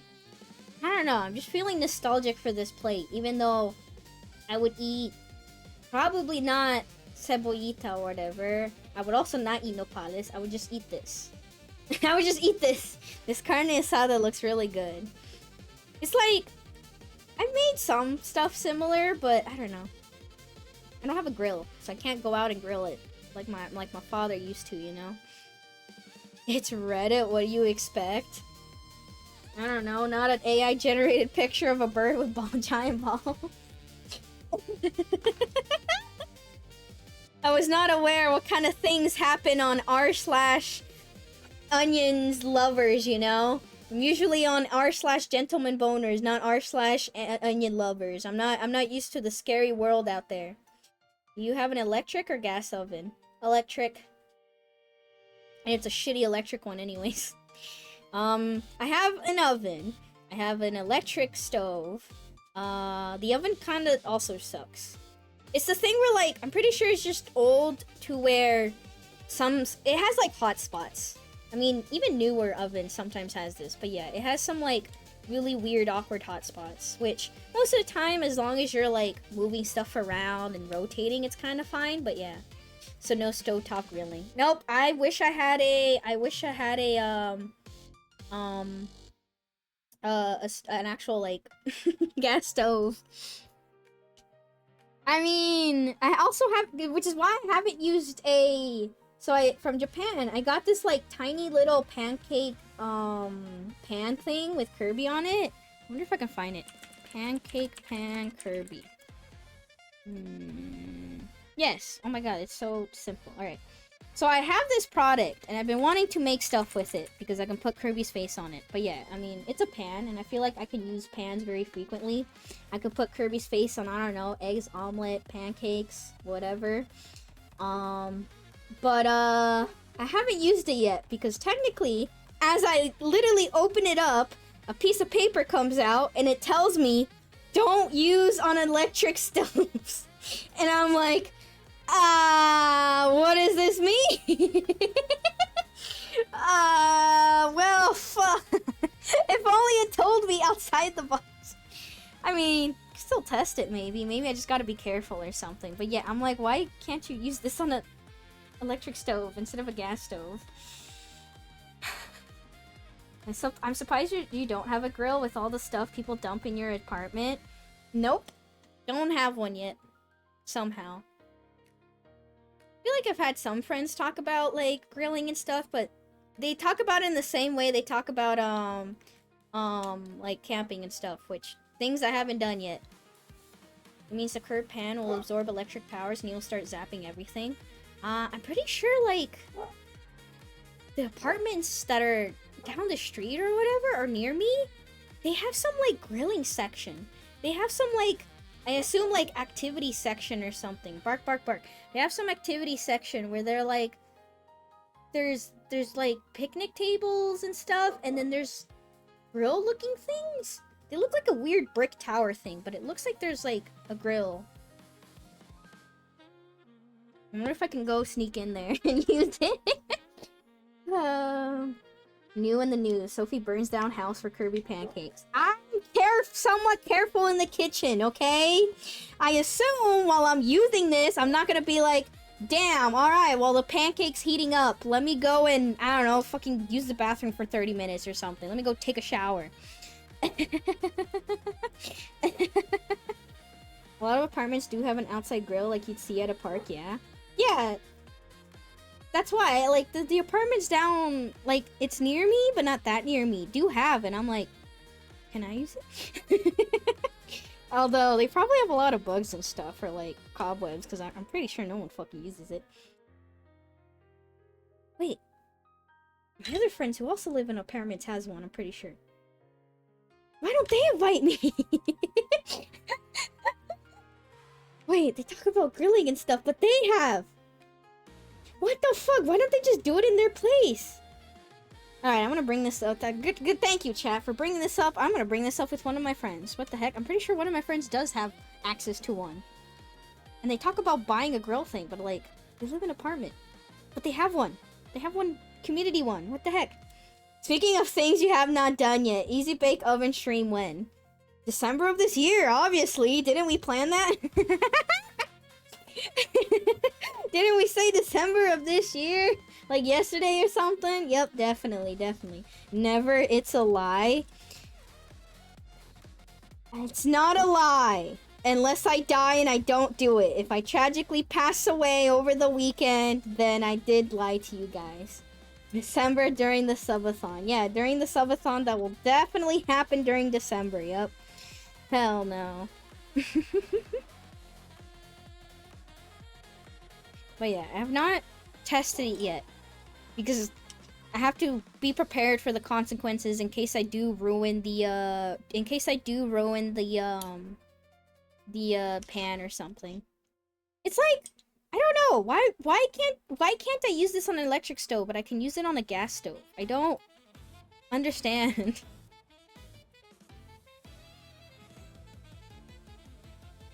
I mean, gas stoves suck, but like, or not gas stoves, sorry, electric stoves suck.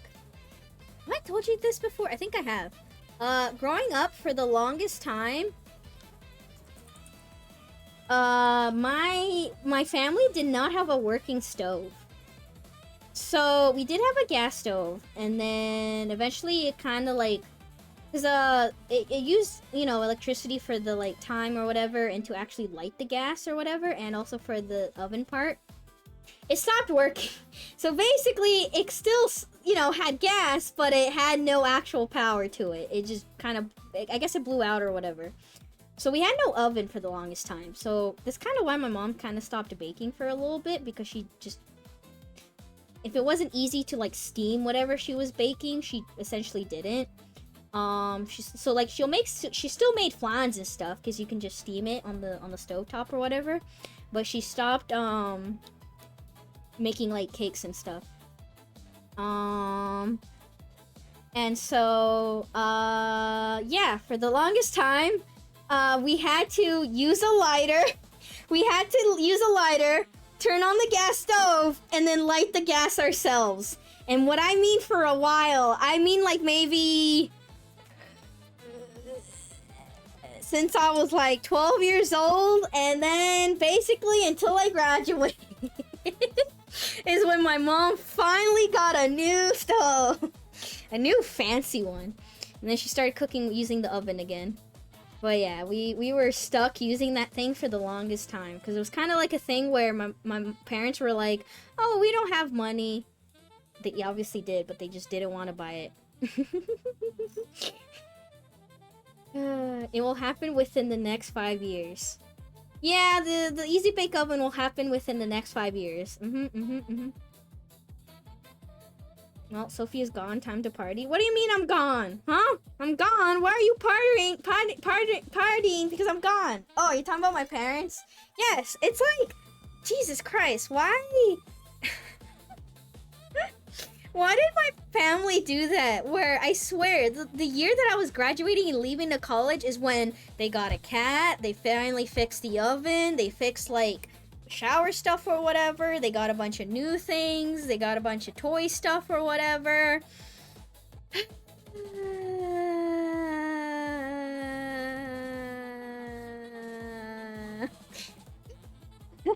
They also got a new chair for the family computer that they bought on my birthday and made me build it. And they're like, congrats, have a new chair. So I was like, how am I going to use this? How am I going to bring this to college? And they're like, that's the neat part. No, you're not going to.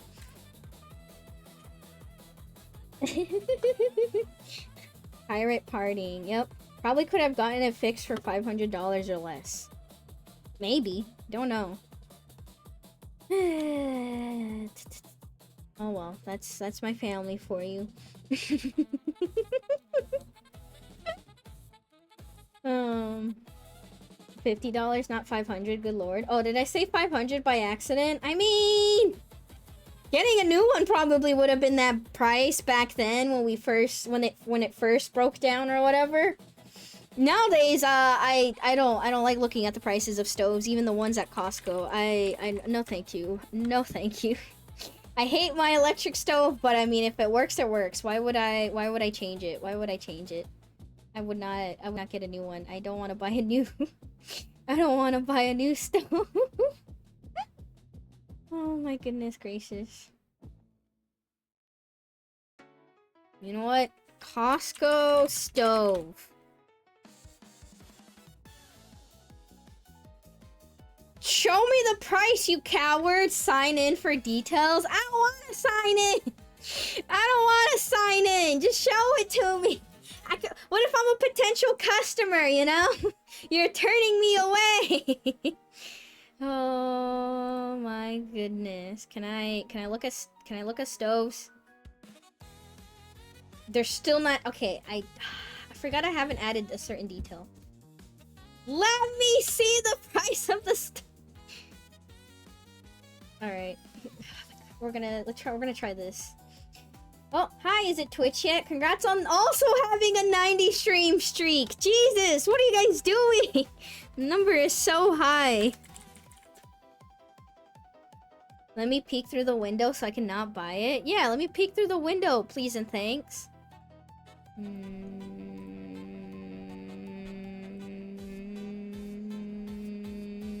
Huh. Well, okay, you know what? This kind of makes sense. Huh. You know, I didn't think it would break, but I wanted to see what would happen. If you ever still use Google search engine, you know how you can probably look up something like, I don't fucking know, Lego or something, and then you click on the shopping tab and it shows you a bunch of like prices and free delivery and a bunch of different stores for stuff, you know? If you specifically click on the Google shopping site or tab, here, I'll show you how it looks in case you've never used it or I don't know, you've never done anything. There you go. I don't know why I searched up Lego. I was like, think of a random object. So yeah, I searched up Lego. Wow, look, I get prices, you know? I get a bunch of prices. I scroll down, you know? I see a bunch of different stores, lego.com. So this is what happens when I looked up Costco stoves. It broke. It broke! It doesn't show me anything. I mean, it can't see anything. The stupid AI can't also see anything. But yeah, it broke. It won't load anything. It's gone. Oh my goodness. Here's my sad and pathetic 70 to go with everybody else's big 90s. Hey, 70 is a big number still, okay? You know, it's bigger than like 10 or something. Nowhere as near impressive as 90, but like 70 is still good. It's up there, it's up there. Oh yes, ever reliable search engine Google. Yep. I just still use it now because I like seeing the AI do stupid things. Oh my goodness. Oh, speaking of first world problems. Speaking of first world problems, alright, here's a first world problem to you. So I still buy avocados at Costco because they're really fucking cheap. Sophie Peanuts has the crack show on. Yeah, I've been watching it. I've been actually watching it and not making the tab for it because I've been looking at it. But anyways, I still... What is my hand doing? What the fuck? That's freaking me out. What are you doing? What are you tracking? What? My hands are under the desk. Fidgeting on my hair tie. What is it doing? Okay, maybe I need to turn the lamp on. But yeah, anyways, what was I saying? Oh, I still buy avocados at Costco because, I mean, sometimes it's not available at my local grocery stores, but also, they're just straight up like $1 or... Actually, no, I think recently they were $2 for a single avocado. $2 or $3 for just one. And Costco has them where like, I think it's like $4.50? I mean, not $4.50 because Costco's special prices, but like $4.99. No, not even 99. Pretty sure it's like $4.69 or something. But yeah, they sell avocados. They sell 6 of them for like almost $5, so much cheaper. So I like buying them, even though I shouldn't. But the reason why they're so cheap probably is because the latest batch was very fucking green. It was not ripe yet. It's very, very green. And so my solution is to usually just leave it out for a few days. It's been 4 days and barely finally one of them, 2 of them I think, kind of look more black and they're kind of squishy. Cause yeah, for fruits and stuff, there's different ways to tell if they're like, you know, good and stuff or whatever. I mean, for like tomatoes and other fruits, you don't normally want them too squishy. For onions, you just gotta look in case it has like mold or something near like the stem part or whatever, root part. And then for avocados, I like them very squishy. I like them very, very squishy because that means it's just easier to pry the goodness from it, you know? It's easier to scoop it out. That means it's ready. But yeah, so it looks like I can finally put some into the fridge for now, but one of them is still really fucking hard and green. And I'm like, please, ripen already. Time to make some guacamole. I mean, yeah, that's how I eat it. I really like guacamole. I don't like avocado. Okay, avocado by itself, like on avocado toast, is too much avocado for me. Eating, like, if I were to eat a spoonful of avocado right now, it would taste way too weird for me. It would taste too, like, I don't know. The flavor would be, like, too strong? No, not strong enough. I don't know, it'd be too weird.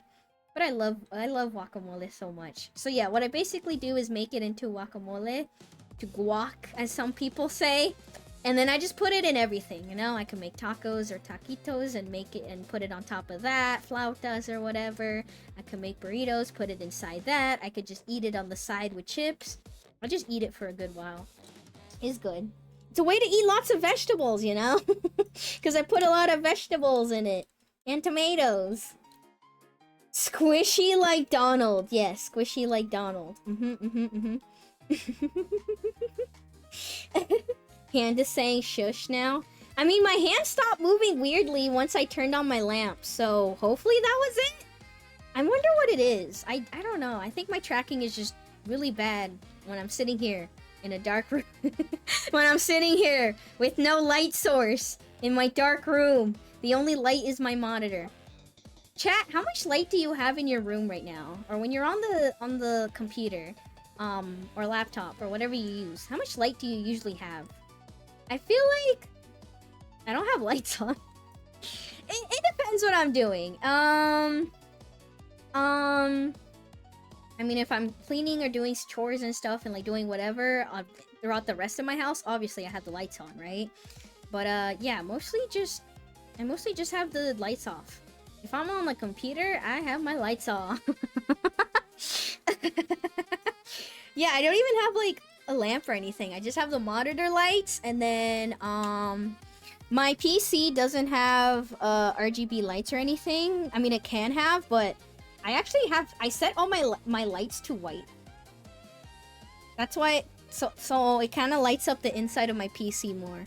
Just so I can actually see and make sure everything's like not, I don't know, slanted, or all the wires are in the right place, or there's no suddenly any bugs or anything. All the lights in my PC are just white. I should have a white case. I mean, I just got whatever case fit all my stuff and was pretty cheap at the time. But yeah, all the lights are white on there.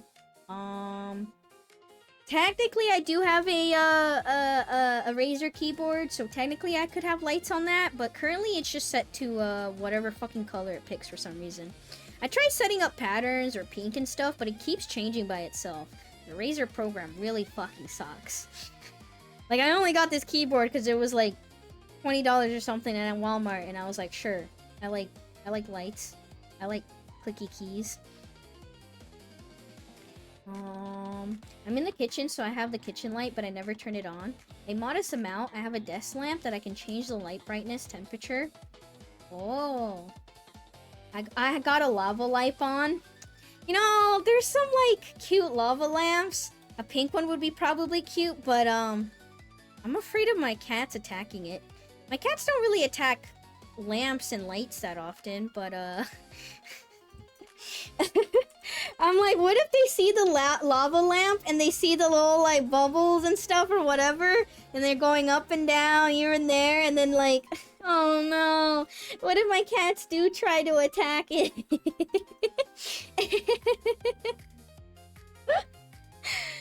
But yeah, I don't like, God, I've always been such a play things in the dark or whatever. I mean, when I used the family computer, it was 50-50. I would either had, because the family computer was kind of like in the living room or whatever. And I would have, and I would either have sometimes the light of the living room on, or I wouldn't have the light on the room on. It depended. In college, though, oh dear God, in college I would have the room very dark most of the time. I usually have different candles. I light different candles for light depending on the day. Oh God, candles are terrifying. Hey chat, you think I'm not careful, but I'm very careful. I don't have candles or anything on. I don't like the idea of using candles in my household, especially with cats and stuff. Which is a shame, because technically I got a gift one time where I got a very like nice looking what are those things called again? Aquariums? No, dioramas of like nature or whatever. It's like a tiny little display thingy made to like hold candles, and I technically have candles. They're like the tiny little candles that you're supposed to light, and I think they also smell good or whatever. To this day, I have not lit the candle yet. I don't even know where it is. It might be in like storage somewhere. I think I have an idea of where it's stored. But yeah, I technically have candles that I was given as a gift, and it looks nice, but I'm like, I'm scared. Because it would have to be during a time that I'm home and I could be aware of it or something like that, and usually I'm streaming, you know? My free time I'm streaming, so like, when is that gonna happen? I used to never use other lights, but after a while I started getting headaches from no ambient light. Maybe that's why I have a lot of headaches now. My headaches come from not fucking sleeping ever. Oh dear God. No, maybe that does help. Maybe ambient light does help. It would help. But I like the dark. I like being all secretive in the dark and no one can see me. Well, my cats can see me.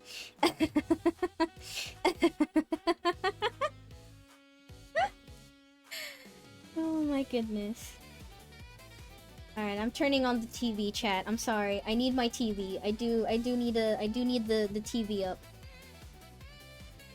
This is important. This is breaking news, alright? Breaking news! Here we go.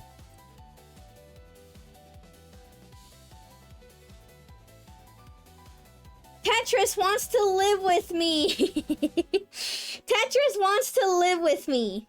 Alright, if we live together, what is something you think we'd enjoy doing every day? Alright, Tetris, let's see what it is. Let's say it together on 3. 1, 2, 3. Cats, Kirby. Trauma! Oh no! We're so compatible. Let's move in together. But I have a wife and kids. How many people are gonna be in this house?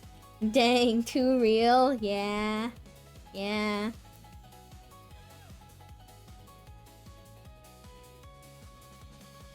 What did I just walk into? Hi, Terrified.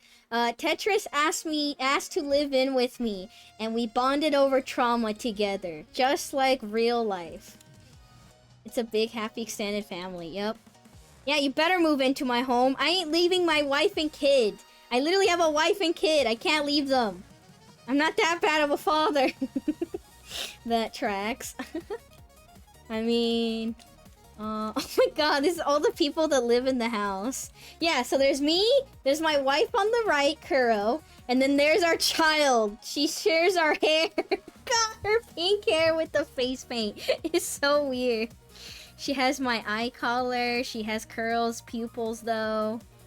I like how Minnie's also there. This house is basically me, my wife Kuro, our daughter, and then the two aunties, I guess. The two aunts. Good night, Sophie. Good night, Chilled Greek. They seem way too happy about trauma bonding. I love trauma bonding. I mean, here's a story for you guys, chat. Sorry that I have to exclude, like, every detail, basically, but... not too recently, but kind of recently, actually. We did have some trauma bonding together. Tetris wanted to talk to me about something, and she kind of asked me about, like, a specific, like, traumatic moment of my life or whatever. Of course, I'm not gonna go into specifics, and then she kind of talked about hers, and it felt kind of weird, because, most of the time I would say Tetris felt like, you know, kind of like my big sister, right, you know? I mean, she was like 20 years older than me. I'm kidding. She was older than me, and I felt like she was kind of like my big sister or whatever, where she took care of me. I mean, I know Tetris. I came to a point where I kind of knew her IRL, right? And but in that moment, it felt kind of weird because it kind of felt like our roles were reversed or whatever, where she was seeking advice from me or whatever. But yeah. Again, sorry I can't be specific, a lot of personal details, but yeah, we did have a moment where she did come to me to ask me about trauma stuff and like how I not necessarily got over it, but how I got through it and stuff. But yeah. What if we shared trauma together? Haha, JK, unless Peanuts got kicked out from his own home. He didn't get kicked out, he left on his own. Although, funny story about that. So, Peanuts and Kuro were living together because they were very good roommates. No, they were very good friends. And then I married Kuro, and then I had a kid with Kuro. So it's basically a family, and Peanut was still living there, and he couldn't move out. So he wore a maid outfit to be like, I'm a maid to this family, essentially. Like, I don't feel like I'm part of this family. But then Peanut found love and moved out, so he swapped his outfit away. Because he's like, yay, he's no longer a maid. He has his own house, he has his own family. And then randomly his character was like, I want to wear my own clothes, and decided to wear the maid outfit anyways. What does that say about Peanut? I don't know, but you can make your own conclusions. Oh my goodness. Damn, doomed to be made. I think the character switched out of it though later on, but yeah, it was just funny. I still don't have a maid cosplay. Why don't I have a maid cosplay? Chocola is literally a maid. I should I should have a maid cosplay. Why don't I? Noctis. Noctis, give me a maid model. Noctis. I'm pretty sure Peanut has a maid model. Noctis, give me one too, please. No, let's not give Noctis more work, alright? Noctis is very, very busy. What time is it? I feel like we've been yapping for a little bit now. I got distracted. Okay, it's not that late that I thought, actually, but, we should probably get started with Touhou soon. Any last minute question? Why am I saying last minute? Anything else you want to talk about and distract me with before I start with Touhou? 2-hour yap, so standard time. I mean, I feel like it's fine. I feel like this next section of Touhou should not be too long, I think. Like, what we have left to do in Touhou should be pretty short, actually. So we might have plenty of time left over to do whatever. Maid Sophie would go hard, to be honest. Are you talking about my meme with my pink hair? I would have to think. If I were to actually put a... What the fuck? I'm pretty sure that's the yandere character that Peanut added to the game. And of course she's running with a knife. Of course she is. There's already art of it. Oh wait, true. Peanut did design a maid outfit. They did put me in a maid outfit, technically. But if I were to make a maid outfit for myself, I don't know what I would do. I feel like there's an appeal with, like, very traditional, like, really classy looking, like, maid outfit. Like, those really long skirt ones or whatever. But some of the really frilly... A lot of fabric, or not a lot of fabric, a lot of frills and lace, like cutesy Lolita style or whatever could also be cute. I don't know. Maid outfits are... There's so many different kinds. Some of them don't even look like maid outfits. There's a bunch of different kinds. We can have anything. We can have anything. Anything our heart desires. It's too hard to narrow it down. Alright, well, the soap opera kind of got moved along, so... Also, look! My background Touhou music stopped, so it clearly means it's time for Touhou. Let me open up the game, and then we'll have the never-ending looping music in the background. Perfectly fitting, because we'll deal with time loops very soon.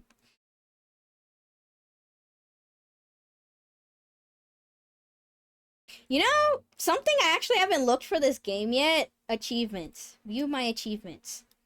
Defeat the Book Bug King. Begin a second playthrough. Beat the game without a single game over. Yeah, I guess I did that, huh?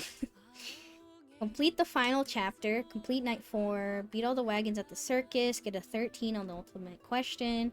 Run out of CP at the circus. Complete chapter 3. Use a bookmark. Ooh, I probably don't have all the use the bookmarks. I have not been using a lot of bookmarks. Mushroom Hero. Complete chapter 2. Solve the prime number riddle. Roll the lowest value on the die. Level up the player for the first time. Use a special die. Go to reach the game over paragraph. Spend CP for the first time. Wait, I don't... this is awkward.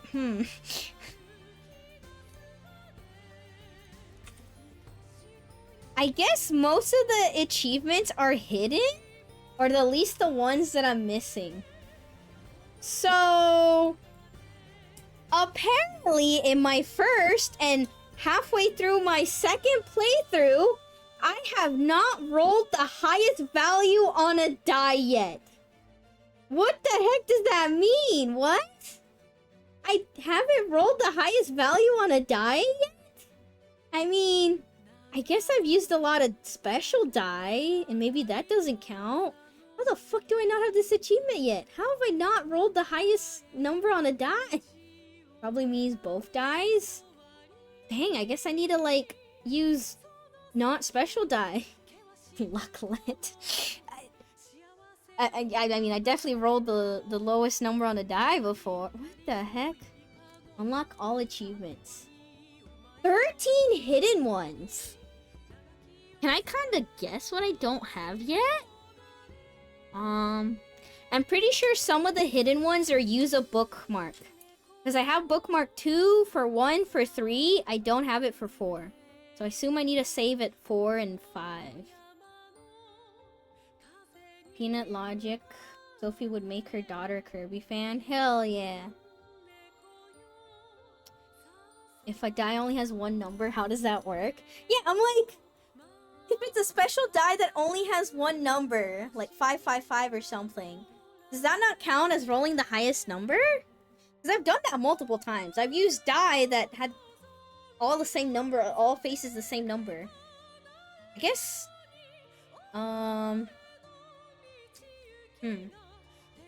that's, I guess I'll have to use die that has multiple numbers and then just hope I get it luckily somehow. I also don't know what the heck the other achievements are. I don't know how much I want to 100% the game, but if the achievements are easily obtainable, I could like knock them out of the way or something. Other achievements probably include max out influence on each character. Oh, you're so right. Oh, you're probably right. Yeah, probably. Huh. How am I not rolling the highest number on a die? What the heck? Wow, I guess that tells you how unlucky I am, huh? I mean, I got the achievement roll kind of low, so... You know what? What's the lowest percentage achievement that I gotten? I see a 9%. I think 9% is the lowest. Okay, the lowest amount of players that has this achievement is run at a CP at the circus. So yeah, the circus levels where you need to get a bunch of cheat points, and you do that by winning games and selling your soul and buying them or stuff. I did run out, I think, so that makes sense. Get a 13 on the ultimate question. Aw. Beat the game without a single game over. Only 23 players have this achievement. But also, only 23% of players beat the final chapter, so...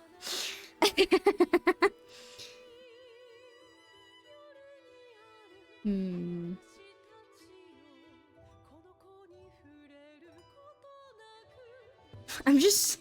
Because, yeah, I have the one, like, roll the lowest value on a die. How have I not gotten roll the highest value? You know how many die I rolled in this playthrough? I mean, I manipulated the die a bunch, but, like... How have I not gotten it yet? Oh, I've rolled so many die! How have I not done it yet? I'm just so surprised. What the heck? Other achievements probably already read that. I already read that, yeah. Yeah, I don't know. How have I not gotten this achievement? I'm just so disappointed in myself. God, 13 hidden ones, though. I mean, if all of them is maxed out influence, then that's more than 4 achievements. That's 6 achievements. Because, yeah, there's 4 characters, and then 2 new ones. Alright, so that's like half of the achievements done. Then there's probably save in chapter 4 and 5. So that's 8.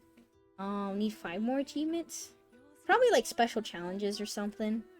And like other chapters that I may have missed. Alright, well, better get done with this playthrough, I guess. I guess I'll get started because I might be interested in potentially looking at the achievements then. Maybe we go achievement hunting. I don't know. Maybe secret new game plus stuff? True. Alright, let's beat the game as fast as we can then, so we can start working on achievement hunting. Let's go. Alright, woof, woof, woof. Bark, bark, bark. Alright, here we go. The most interesting part of Toho. Let's do it. Of Marisa and Liartop Mountain, specifically. Alright, we move this here. I like how you can watch me move myself on the other screen. Still don't know why it does this, by the way. Still don't know why it does this. 100% the game before the stream ends. Well, depends how doable it is. If you don't mind seeing it, I'll do it. I like this game enough to do it. It's not tedious, like, I don't know, farming, whatever, farming all the mushrooms or farming all the stuff in, Kingdom Hearts. Man, I should just do a stream where I do that. I feel like maybe I do that. Once I beat the Kingdom Hearts series in its entirety, I go back and finish all the games up and actually 100% them. Whether I cheat to get there. Watch one achievements be like beat the game with no rerolls. Oh my fucking god, you're right. Oh no. Oh, okay, if there's one like that... Well, okay. I could do it, I feel like. I feel like with New Game Plus, you get so much of your stats and health and attack. I feel like it should be doable. I feel like they don't really scale the enemies too much, so... It should be doable, maybe. Alright, let's go. Hello? Hi, TK. How are you? How you doing? Hope you're doing well.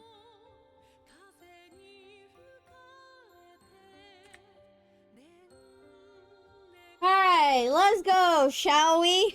72-hour stream. I don't know, I mean... Achievement hunting shouldn't be too bad.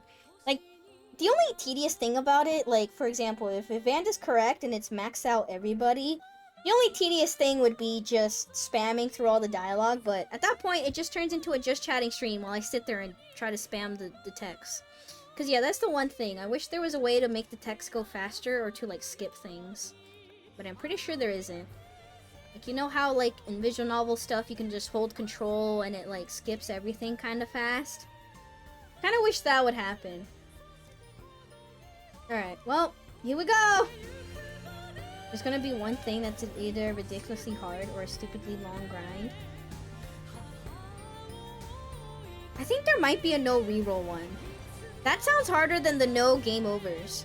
Because I had a no game over run immediately within my first try. It is not really that difficult to die. I mean, not die. Sorry, not die, not die. Also, downloadable content option makes me think DLC maybe in the future. Maybe like more chapters? That'd be cool. I'd be down. I would replay this. Especially with DLC. I'd be down to, like, you know, if they just make a campaign where they have interesting puzzles and stuff and, like, do something new and they have a new Marisa. Even if it's only, like, a 30-minute, 1-hour adventure or something, like, I'd be down. As long as it's not, like, expensive DLC or something for very little content. I'd be down to just... I mean, this is a tabletop game. This could be anything, you know? It could be anything. It can make it be anything. Alright, here we go. So where we last left off, we restarted the run again, but this time with Reimu and Marisa. And honestly, most of the content was kind of the same. I tried to make slightly different choices just to get more different outcomes. But most of the playthrough was the same. So how did I not get bored of doing the same thing over and over again? Reimu and Marisa's extra dialogue kind of made it worth it. Marisa and Reimu bicker so much, and it's really funny because Marisa's kind of clueless about everything. Reimu's kind of snarky, which is why I like her. She's somewhat snarky and stuff. So yeah, I've been having a fun time reading their dialogue, getting their reaction to everything. What also helps is that Flandre, Remilia, and I guess Reimu too, talk about the game as if, actually as if they already experienced it, you know? They're talking about spoilers, they're bringing up stuff that hasn't happened yet, and that feels nice, because I, too, as the player, already knows what happens, so I have similar reactions as they do, right? They notice new things, or notice something that they should have before, but now they do because of all their extra, you know, knowledge. So this playthrough, even though we're doing most of the same puzzles and stuff, feels nice. It does feel different enough, because now I'm just speed running through just to get different reactions and different dialogue, which I'm down for. I feel like I care about Reimu and Marisa enough that I care about their extra dialogue. I appreciate extra different dialogue, you know? And there's a lot of it. Like, they react to almost everything. It's not just like, oh, every once in a while they'll say something new. Like, you roll dice, they say something about it. You pick them, they say something about it. You read a book, they say something about it. They react to every little thing, which is nice. Alright, now it's time to speedrun the most fastest chapter ever, probably. So yeah, chapter 3 should be relatively short. So is chapter 4. Chapter 5 is a boss rush, so should be kind of easy and doable. Alright, with that out of the way, let's go, shall we? Time for a time loop! I am really curious on how they're gonna react to this time loop, since they already know what happens. Alright, here we go. After falling into the oasis, Reimu flops and flails.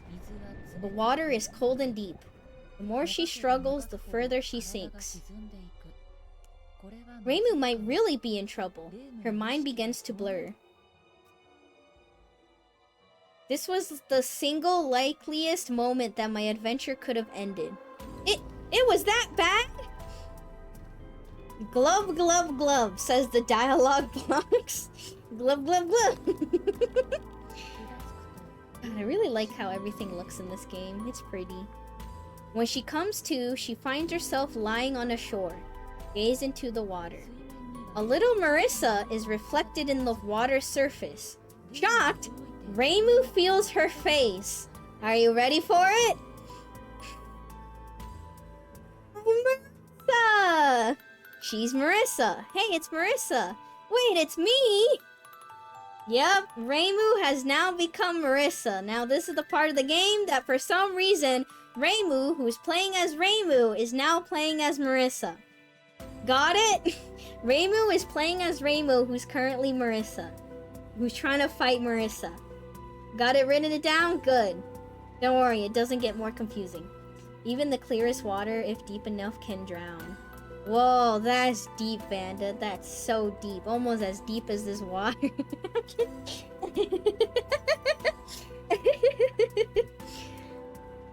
Hi, Marisa! But she can't stand there she can't stand there in shock forever. She has to find a way to return to her original form, and fast. Reimu gathers herself and looks out at her surroundings. She spots a faint light to the north. This is a fun plot twist. This was just funny. This was just funny to be like, okay, we just play as Marisa now, you know? I mean, it was probably like, hey, they made this Marisa little tiny playable figurine, you know? This little tiny figure of her. This miniature of her. Time to actually use it for a chapter.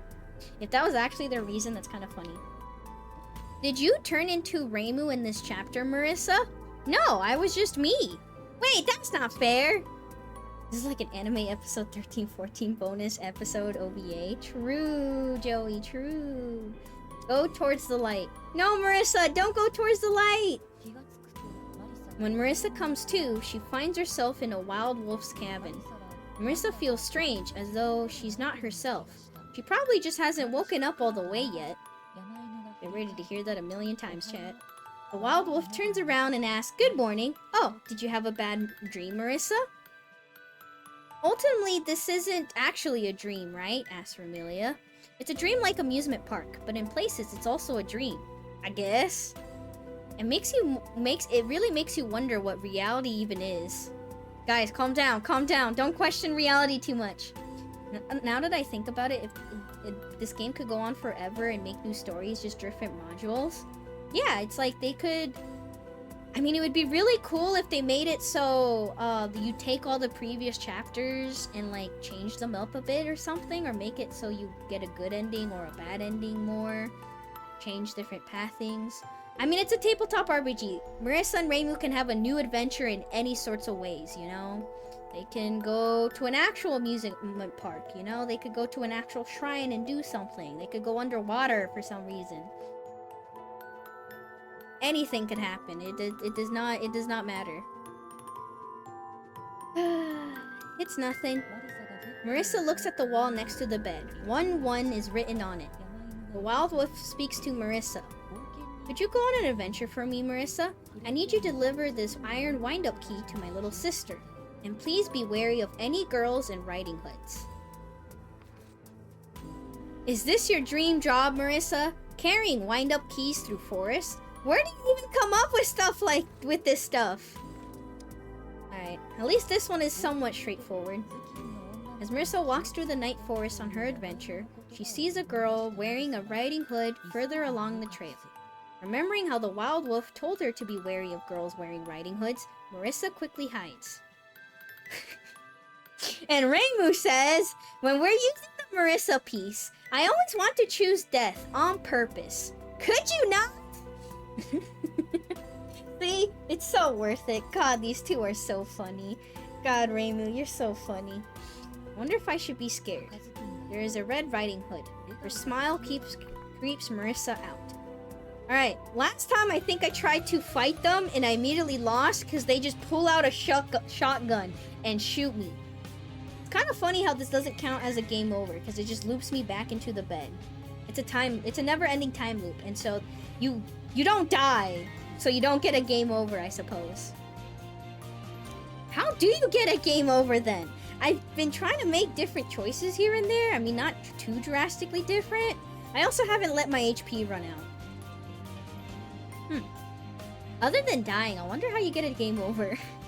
Because the only game over I got was during the tutorial, where you can just go back home and sleep and not look for Marisa.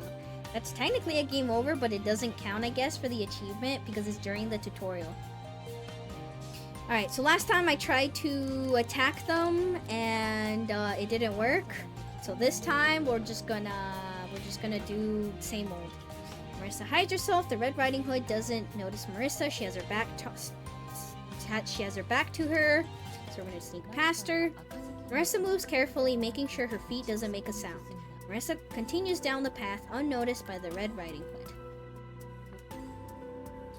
A very large bear is standing there. Marisa isn't scared of it. Normally, we would talk to this bear, and they would say hi to us. But we're just gonna move on, I guess. Alright, nothing happened. I was kind of sad. I was hoping the bear would be like, "Why are you ignoring me? Say hi to me!" I'm nice! 3 girls wearing riding hoods appear further down the trail. The girls seem to be chatting, but eventually the Yellow Riding Hood leaves. What now? The 2 Red Riding Hoods are standing back to back. Oh fuck, I misclicked. Shit, we got shot. Damn it, see, well, you get to see it anyways again. When Marisa comes to, she finds herself in the Wild Wolf's cabin. The Wild Wolf turns around. What's the matter, Marisa? It's nothing. Marisa looks to the wall. What, the wall next to the bed? 1-1 is written on it. The Wild Wolf speaks to Marisa. Could you go on an adventure for me, Marisa? I need you to deliver this iron wind-up key to my little sister. And please be wary of any girls in riding hoods. Got it. I'm sorry. God damn it, I misclicked. Okay. Oh, fuck. I don't want this loop to go on longer than it needs to be. I need to be careful with my choices. Okay, turn around. Now sneak past. Okay, go, go, go. God, but I start getting impatient. I start spam clicking and then I click the wrong thing. Okay, don't get too impatient, but go fast. Okay, what now? I think we have to wait till the yellow one comes back. Yeah. We're gonna hide and watch. And then, oh fuck, we have to roll dice. Alright, Oonga Boonga roll. Wait, okay. Shit. See, okay. What counts for the achievement? Because I have this dice that's 77, right? Or like 777. Why does this not count for rolling high? Because it's the highest number I can roll. You know? I wonder what kind of die we have to use. Because we also have die like this where there's a higher number and a lower number. Does this count for the achievement? I wonder. Does the mirror copy die count for the achievement? I've used so much special die. What am I supposed to do?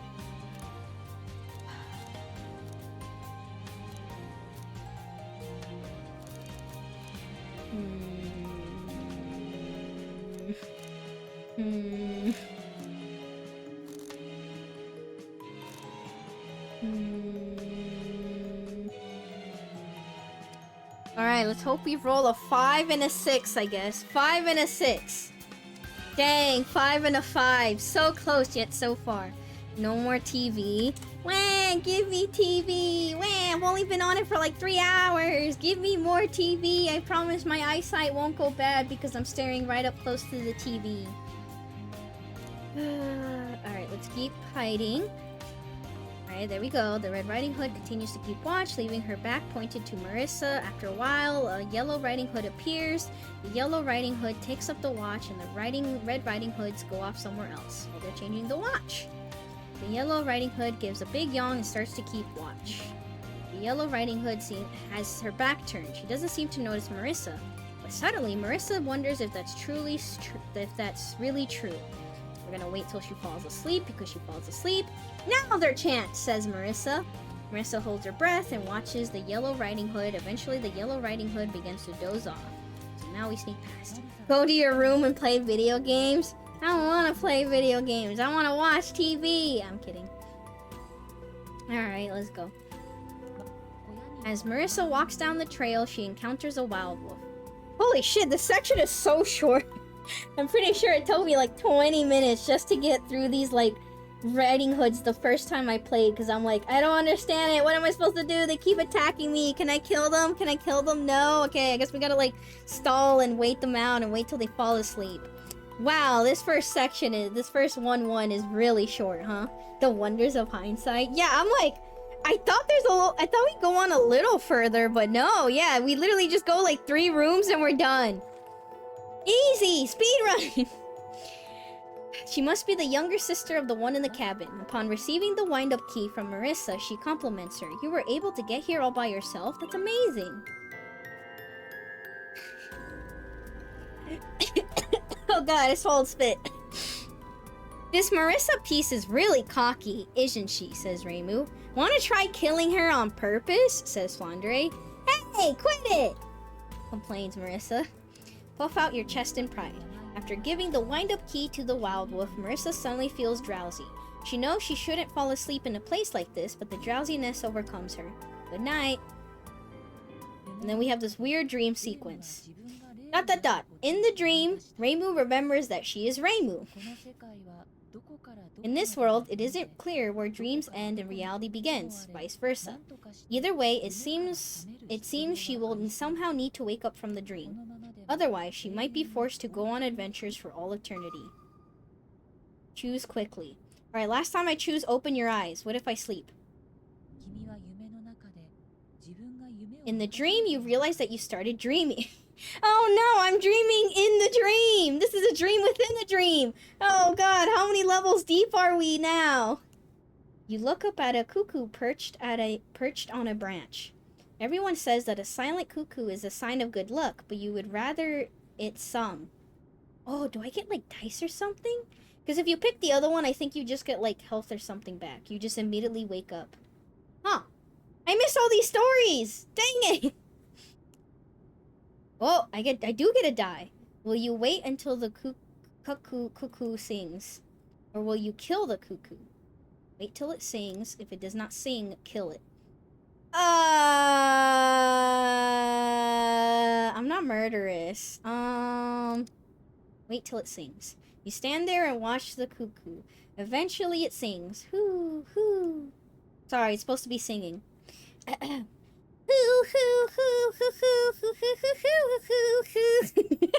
That was terrible. Everyone hears the cuckoo make noises like an owl and considers it a sign of good luck. They rejoice. What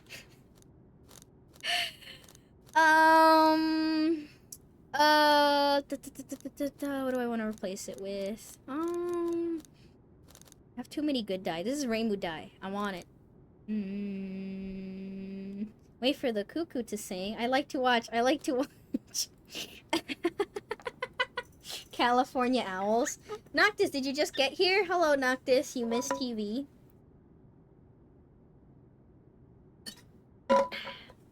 Me too. I missed TV too. Thank you for the hydrate for saying. Don't worry. I hydrated. Why? I just wanted to make a stupid joke and sing something, and the first thing I think of obviously is fucking California Girls. That was a terrible joke. Although it's interesting that a silent cuckoo is good luck. Is that a thing? I never heard of that before, but I also have not many cuckoo birds near me. The only thing that I know is that my family from Mexico says that an owl hooting at the night, if you manage to hear a owl at night hooting a lot, it means someone is dead or someone is about to die or something like that. It's really morbid. I remember when my mom first told me, maybe I've told you guys this before, I don't remember. But yeah, I remember the first time I ever heard this was coming home, I think from like visiting family or something. It was late enough at night, not super late, but maybe like almost midnight or something. and I was getting out of the car. I was very awake actually. I was enjoying the nighttime because again, I like the cold feeling of the night. I like the darkness, so I was like, yay, nighttime. And then I heard an owl. I don't know how young I was, like maybe 10. I don't know, but yeah, maybe a little younger, but yeah. And so I heard the owl, and I think I said something to my mom like, "Oh look, there's an owl," because I think my mom likes owls. She had a lot of like purses and like pillows and decoration stuff or whatever. Like she would stitch and sew owl stuff. So I pointed it out to her and I was like, "Look, an owl." And then she hits me with, I was expecting her to be like, "Oh, how nice," like something generic or whatever. She hits me with the, "Did you know when you hear owls at night hooting like that, that means someone's gonna die?" And I just stared back at her, me being a child, like, what the fuck? Like, excuse me, what? No response. I didn't say anything. I was like, okay, thanks. Pretty sure I had a nightmare that night of being like, who's gonna die? Is my grandma gonna die? Am I gonna die? Is my mom gonna die? Who's gonna die? Unironically, I do think, like, some great uncle or something passed away. Like, not even right away, like, maybe like next month or something. I don't remember. Like someone did pass away in the family, which is when then I remembered it again, and I was like, "Oh my god, it is true." Oh no. But yeah, it was just horrifying. Like I was just trying to point out the owl to my mom to be like, she likes owls. She might be like, "Oh, my bird, my bird." The bird that you like, your favorite bird. They're making noises at night. Isn't that nice? And no. Look, Mom, an owl. Blood has been spilled this night. Essentially. Exactly. Sophie was saying she wished for a maid outfit earlier. No, Noctis. No, I wasn't. No. They're lying. Chat's lying. I don't know why chat's lying to you. I can't believe this. Kit, how could you? How could you lie like that? I thought you normally say nothing but the truth, You're such a truthful person in the chat, which is really rare because chat also always love lying. Why are you lying now? Chat would never lie. Are you telling me you believe everything chat tells you always during any circumstance? No wonder you don't stream anymore, Noctis. That explains so much. I'm kidding. Please stream more, Noctis. Yes, always. I'm not lying. She's just jealous that I have a maid outfit and a bouncy, jouncy chest. It's... Yeah, because I discovered Peanuts... So Noctis made both me and Peanuts model. And I discovered that Peanuts has chest physics more than I did, until recently. Also, Noctis, how do I change my chest physics? I do think it's a little too much. And I don't know how to change it back. I mean, I could swap to an old one, but... Anyways, I noticed that Peanuts had a chest and also chest physics because he would swap to his maid outfit. And every time he would swap to the maid outfit, it would go bouncy jouncy. And I'm like, why the fuck is your chest bouncing so much? Why is my chest not bouncing? Just go to the old one. But I want some bouncy jouncy, just not too much bouncy. See, this is why I should never ask for things. This is why I can't be greedy. I can't ask for gifts. I can't ask for everything because I'm too specific and nitpicky, and I complain about literally getting a free gift in my mouth. Wait, no, getting a horse in my mouth. Wait, no. What's the saying? I don't remember. I'm gonna play Toho now. Red Owl at Night, Sailor Delight. Why is the sailor delighting himself on the owl? Okay, let's just move on. Open your eyes. When Marissa comes to, she finds herself in a wild wolf's cabin. She feels like she just had a wonderful dream. The wild wolf turns around. Good morning, Marissa. You must have had a very good dream. Asking for a lot, aren't we? Say you wish the adventure was more thrilling. Sounding worried, the wild wolf says, in that case, we'll make the adventure a little harder. Yes. Marissa looks at the wall next to the bed. 1-2 is written on it. The wild wolf speaks to Marissa. Could you go on an adventure for me, Marissa? I need you to deliver this gold wind-up key to my little sister. Be wary of red mist. There is always something inside red mist, and someone is watching what happens in it. And then we get the gold one, and then we go do the same thing over and over again until we die. Just like life. Okay, I'll make a totally new model. No! Why? This one works. Don't break what's fixed. And don't also fix what's broken. Or no, fix what's not broken. There you go. Want to know how many iron axes I sent to the bottom of lakes? Maybe you can throw iron ones in a spring to get gold ones back. It's that story. A deep red mist hangs over the area. As Marisa walks through the night forest on her adventure, she sees two girls wearing a riding hood further along the trail. The girls seem to be discussing something. Eventually, the blue riding hood pats the red riding hood on the head and leaves. Did you make this red mist, Remelia? Why would I make a mist that can't even block sunlight? There is a red riding hood. Her smile creeps Marisa out. Alright, time to play the waiting game. Alright, we're gonna hide. And we're gonna sneak pat. Well, we didn't need hide. Oh well. Oh, we need to roll for the thingy.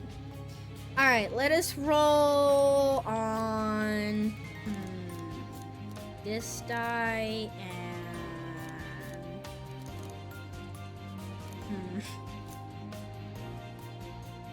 maybe the die do have to have different numbers. I don't know. Alright, can we get a 5 and a 6, please? That's not a 5 and a 6. Please let me roll a 5 and a 6 so I can test something. Go in a direction you feel is right. A deep red mist hangs over the area. Marisa spots a girl wearing a riding hood further down the path. Marisa quickly hides. Maybe we should defeat the blue riding hood nearby first. Wonder who it is. The yellow riding hood is standing in the middle of the path. Oh wait, she's supposed to fall asleep. Oh no. Not bad, is she? Not the time to be complimenting the enemy, Reimu.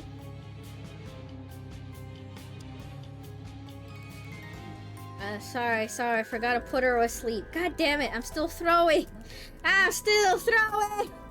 Go, go, go, go. Alright, we're gonna put, okay, we go past the first one. Also, wait, why did Remelia say we need to defeat the blue hooded one? We can't defeat them yet. I'm pretty sure we can't yet. We have to get to a point where we have to unlock like a flag basically to start beating the shit out of them.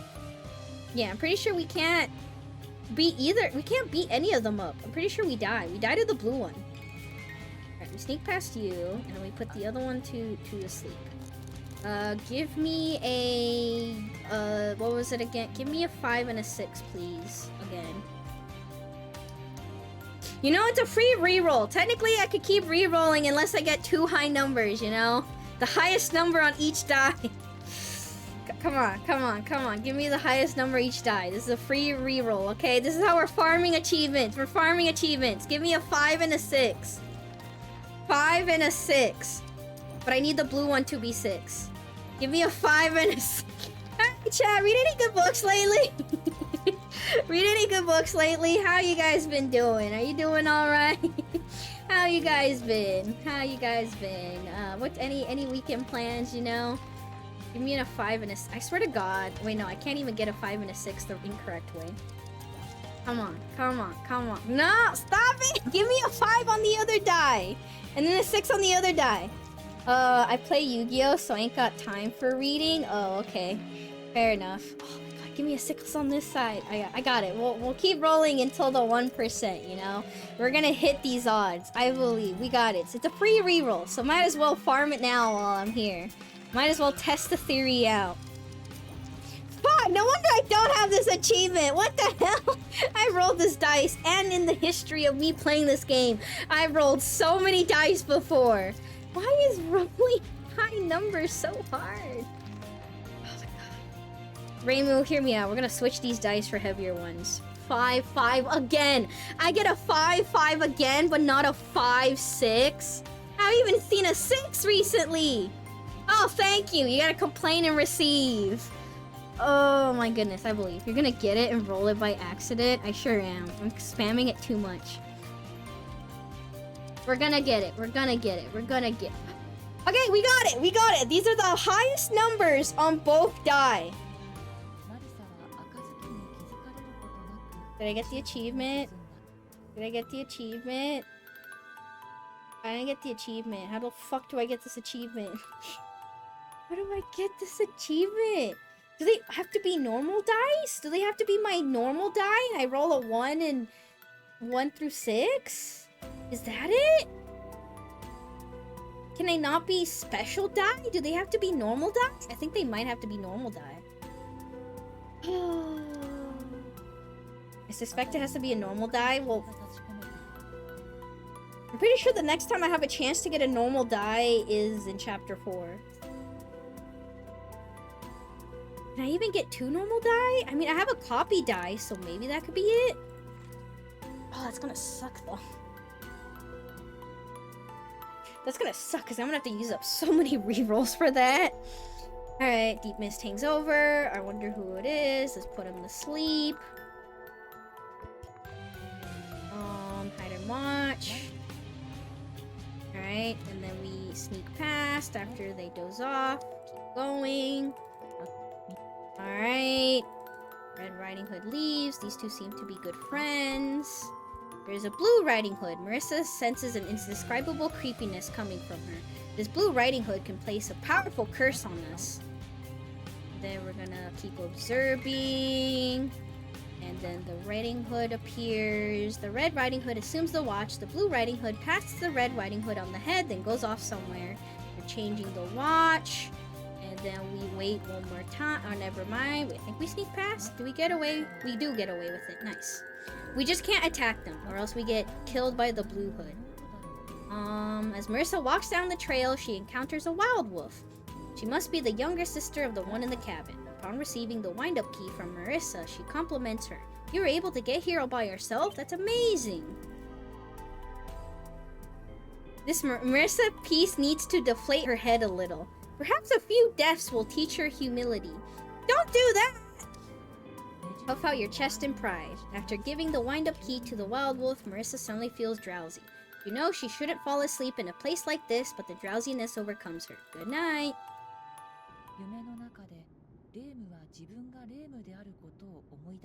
In the dream, Reimu remembers that she is Reimu. And this dream world feels fresh in a strange way. In short, as though one might break it if one struck it in the correct manner. Striking everything in sight might cause a large hole to open somewhere, but that's a very Marisa way of dealing with things. Wait, you're Reimu right now, so you suggested it. Open your eyes. Feeling like she will wake up very refreshed, Marisa opens her eyes. Time for another adventure. When Marisa comes to, she finds herself in a wild wolf cabin. She feels like she just had a wonderful dream. The wild wolf turns around. Good morning, Marisa. You must have had a very good dream. Say you wish the adventure was more thrilling. Sounding worried, the wild wolf says, in that case, we'll make the adventure a little harder. Yes. Marisa looks at the wall next to the bed. 2-1 is written on it. The wild wolf speaks to Marisa. Could you go on an adventure for me, Marisa? I need you to deliver this iron wind-up key to my little sister. Also, if you run into any savage bears, I want you to exterminate them. But don't do anything terrible to the girls in riding hoods, alright? Let's go hunting for riding hoods. Okay, now we can kill them, I think. Just to be sure, take one of these mushrooms for your lunch. Take that one, I don't know. Thank you, off you go now. Got it. As Marisa walks through the night forest on her adventure, she sees a girl wearing a riding hood along the trail. I wonder if I should be scared. Alright, time to kill them! I don't know if hiding realistically does anything, like we can catch them off guard, so like, attack from behind. Alright, here we go! Damn, we could really kill them. Well, we don't have normal die, so I guess we just roll whatever die.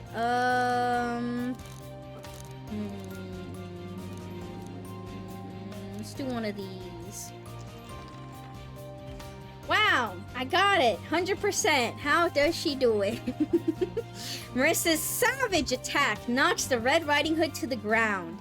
When the Red Riding Hood hits the ground, she vanishes. Marisa wins! Yippee! Alright, hi bear. We're gonna keep ignoring it. Three girls wearing riding hoods appear further down the trail. The girls seem to be chatting, but eventually their yellow riding hood leaves. I don't think we can attack them because they're watching each other, I think. I'm pretty sure. Yeah, I don't think we can attack them, so I think we just keep hiding and eventually they swap and then we attack the sleeping one. I think we can attack the sleeping one if I remember correctly. Stop and observe. Goes off. Attack from behind. She's asleep. Yeah, we can. Okay. But the Yellow Riding Hood pulls out a knife and stabs Marisa. It's like she has the eyes in the back of their head. You were asleep. How could you do this? 7 or higher. Well, I have a 7 die, so... Holy shit, this Marisa die is so OP. It's an odd die. It has a high number. It has 77 uses. I mean, Reimu's is pretty good. Like, it has low numbers, but you can infinitely roll forever, which is pretty good because we don't use up cheat points for infinite rolls. But I don't know. I feel like Marisa has a pretty powerful die. It's just that it's just so powerful, you know? Alright, even though it's all negated, it doesn't fucking matter. We have a 7 die, so we'll just use this because it has my highest die number. Wow, a 7! How is that possible? Nice. And then we keep going. Marisa sees a large shadow further along the trail. She quickly hides. I don't know why, but I'm scared. A big bear is standing in the middle of the path, looking very clearly like something you shouldn't fight. The bear sniffs around. Maybe it's already picked up Marisa's scent. It's still a bear, but somehow profane. Attack the bear. Are we strong enough to just kill it? Marisa jumps at the bear. A wholehearted attack. We need, numbers. Unga bunga. We could just, actually, what do we do here? Guess we can do an 83%, either that or a 50-50.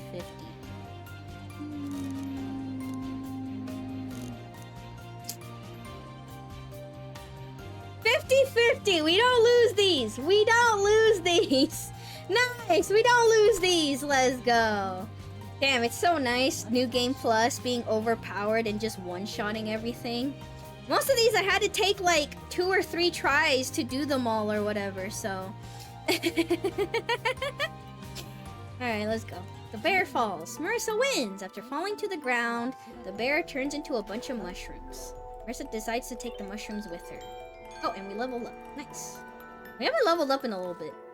Alright, what do I want to do? I guess we'll just max out as many characters as we can. It's a shame that I can't max out Pacholi and Sakia because they're not here. I really wish it could have let you swap out characters for the New Game Plus, like swap out Romelia for Pacholi, just so it can make grinding their influence easier.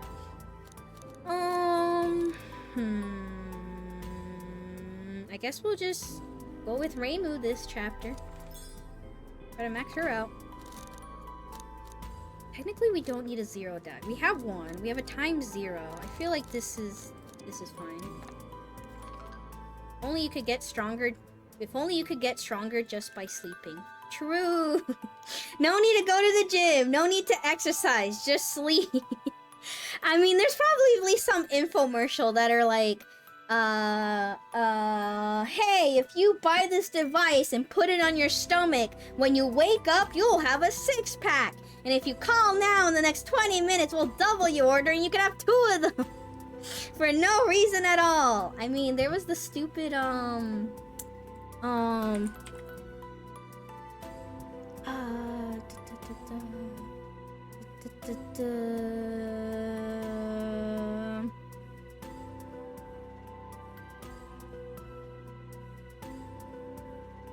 don't remember how old this is, but does anybody remember this stupid invention? Wait, it was called the Hawaii chair? I thought it was called the hula chair. What the fuck? What? Have I been lied to this whole time? Hawaii chair infomercial. I swear it was the hula chair, but I guess it was. Okay. The Hawaii chair. The fuck chair. No. We'll take this picture of it, I guess. It was this chair that I remember watching or whatever. That was like one of those like TV infomercial things or whatever. And it was basically a chair that would slightly like rotate, not like rotate, but I guess go like left and right. And so you would essentially be gyrating while sitting down. And I just remember watching them go, woo, woo. I remember it was so stupid. Cause like, they would try to be like, use this at work, you know? And they would try to show somebody, I forget if they were like working on the computer, like trying to write, and they're fucking like moving. And so you can see them like struggling to actually pretend they're working as they're going, woo, woo, woo, woo. Yeah, I don't know. It may have been the hula chair, but the creator got yelled at for using a Hawaiian word or something. Maybe, I don't know. Museumoffailure.com. What the hell is the Museum of Failure? 2007 to 2010. Guys, I'm not old. Listed on Time Magazine's 2010 50 Worst Invention. The hula chair! Oh my god, it was called the hula chair before. Okay, I guess maybe they did change it. On The Ellen Show, Ellen DeGeneres rocked the chair's fame as she demonstrated how ridiculous it was to use in the office. What the fuck? Oh, that's it. Okay, they don't talk about it more. That's a shame.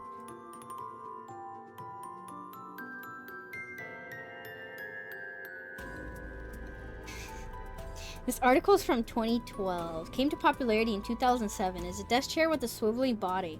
I just remember them playing like... I just saw this infomercial quite a lot, and every time I'm like, they look so stupid going, woo, woo, woo. They were just like... You can tell it didn't work. Like, they tried so hard to be like, you could do whatever while sitting on it, and then yeah, they could not balance very well. Nah, those things are actually legit. Back in the 70s, 80s, they had these weird tables you would get on that would slide under you and get shredded doing it. My mom spoke about them before saying she would just lie there and not do anything, but she was toned as fuck. She was lying to you. She actually exercised and went behind your back and went to the gym. I'm sorry you had to find out this way. She lied to you. I'm kidding. Standard European Special Standard. Can I get a European Hawaiian chair? Excuse me, can I have a European Hawaiian chair? Thanks. What the fuck? Oh my goodness gracious. I can't believe this. Okay, yeah. I don't know. I just remember this stupid chair. She was looking to find another one for private ownership a decade ago, but never could. RIP. I mean, I don't know. Most infomercials are dumb. They're just funny to react to. The perfect Hawaii chair combines the ancient art of the hula with patented 2,800 RPM hula motor. What? What? What kind of sentence is that? Oh my goodness. Alright, well, there you go. Wait, why am I talking about this? Oh, because, Cause, yeah, we were talking about, yep, stupid products things or whatever. Technically, things like that do exist. Small electronics that zap your muscles with low voltage to make them spasm. They can't actually work that good or efficiently, right? Isn't there like a mask thing or something that's supposed to help with, is it acne or something that basically electrifies your face? But the mask itself looks very scary and terrifying. I can have a 12-pack? Hell yeah. Of drinks and then get abs. Shake weight. Oh my god. Even when I was younger and watching those shake weights, I was like, that looks inappropriate. Recently finished a couple of Jinju 2 stories. They were nice. Nice. I think I'm understanding why it failed. Because of the shitty advertising and the weird words they use. Instead of just the proper way to say it or just making stupidity. I think it blasts your face with red lasers or some sort. I don't understand the science. Oh, was it lasers instead of like electricity or something? I don't remember. I just remember the mask is really creepy. Let me try like electric therapy face mask.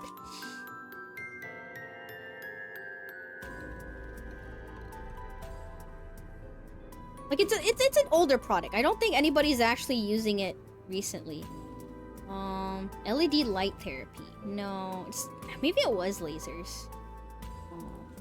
Laser face mask. You know, it kind of looks similar to this. What if I look up old? Old electric therapy face mask. No, it might be the laser one. Well, I remember it was like... Oh, fuck, never mind, I found it. Thank you, Museum of Failure. Why am I remembering a bunch of things from Museum of Failure? 1999. Guys, I'm not that old. Guys, I'm not that old. Oh my god, I remember that. There was an infomercial for this. Yes!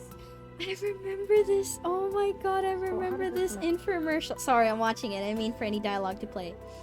Oh, yes! I remember this! Like, really not a lot, but I remember this. Oh god. Like, so, this is how it looked like, but, yeah, I'm pretty sure it was electricity.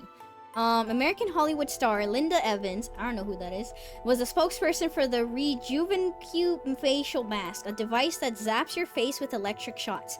It was to be strapped onto the face for 15 minutes, 3 to 4 times a week for younger looking skin. The mask seems to be taken straight from a horror movie. According to one user review, the device feels like 1,000 ants are biting my face. It was never tested or safety approved. Hell yeah! Bring me back to the good old days where they don't test and safety approve anything. Wait a minute, they do that anyways nowadays. Haha, yay! He remembers the horror fitness infomercials, but not Muzzy. Muzzy! I don't remember Muzzy because I don't think I had Muzzy. I don't remember Muzzy. I don't think I had Muzzy. I'm sorry. I just remember this though. I'm sorry, I was watching adult infomercials, okay? I didn't watch cartoons on the TV. I just watched whatever my fucking parents were watching, and they were being advertised this shit, you know? No, I remember some kids' commercials. Like Floam. And that's about it. Oh my god. Yeah, I remember this one, though. Oh god, this one terrified me. I don't remember this one playing on TV for that long. I just remember seeing the mask. Oh, this frame. I remember this frame quite a lot. Yeah. So the frame where she's like wearing it is kind of terrifying, but this is what lives in my nightmares. Just seeing all these like, because with the low shitty resolution, you know, on the tiny TV, I just kept wondering. I'm like, what is that? Bolts or something? Like, are these screws gonna stab my face? I always wondered what this was. I remember this frame very vividly because I always question on like what the heck it was. That, and also I'm pretty sure in the infomercial they like zoom in onto it and like talk about like how the fuck it actually works, but I was just horrified. I'm like, that looks like it's gonna stab my face. Yeah, straight up looks like torture mask. Sure is torture mask. One of these days, we really do need it. We need another stream again, a just chatting stream where we go through infomercials again.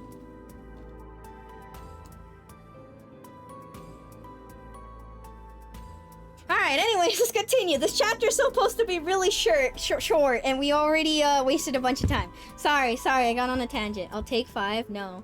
When I first heard of light therapy, I would have sworn it was a giant scam, but there's apparently some practical applications to it.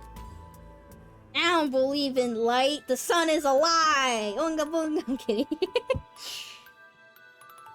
That wasn't a bear. It was something else. I find myself doubting the taste of whoever made it. Breathe a sigh of relief. After defeating the bear, Marisa looks around. She sees a wild wolf.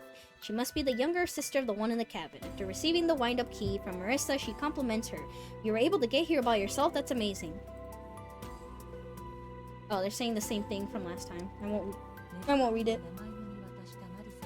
After giving the wind-up key to the wild wolf, Marisa suddenly feels drowsy. She knows she shouldn't fall asleep in a place like this, but the drowsiness overcomes her. Good night. Alright, chat, you better really get comfy and get your snacks and drinks. We are really repeating dialogue today. The never-ending loop. In the dream, Reimu remembers that she is Reimu. She tried doing whatever she wanted to as a test, and it actually worked. Now she can strike and destroy the dream. But the problem is what to strike. But Reimu's curious about the wild wolf's insistence not to do anything terrible to the girls in riding hoods. What will happen to this dream world if she keeps going around and defeating them? I have no snacks. Go buy one! Oh shit, I got 10 seconds. A little more sleep. They have way too many bears in stock. Isn't that weird? Actually, why would they be only lacking riding hoods? Okay. I wanted to make sure I read the dialogue. You know, somehow my first playthrough of this, I did not realize that we weren't getting this extra, like, story dialogue. Kind of glad I'm replaying this, because I would have missed this entirely. I would have never known. Go buy snacks. It's gotta be a place still open, right? Where's the 24-hour shops? Gas station shops, where are they? Is that the one dude that was talking about where he was scheming that he should have been someone's light? In the dream, you realize you started dreaming. You get into a fight with a friend. Will you own up to your mistake and adopt your friend's viewpoint? Or will you try to persuade your friend? I'm right! I'm always right! They're always wrong! I will try to persuade my friend. I'm just gonna do consistency because agreement is kind of like... It's almost similar to the mirror die. Like, it's not like the mirror die because it doesn't mirror the die, it mirrors the result, but like... Which could be helpful, like... I don't know. I feel like I already do that if I just mirror, like, 7 or something. I don't need it. I don't need it. But also, I would like to persuade my friend, because I'm always right and they're always wrong. Women! I'm kidding! You ball your... What? You ball your hands into fists and flex your biceps at your friend. Your friend says they'll adopt your viewpoint. Excuse me, what? We did what to convince my friend? I'm taking a screenshot. I need to make sure I keep this stored somewhere. I'm gonna use this the next time I need to fight or argue with a friend or something, you know?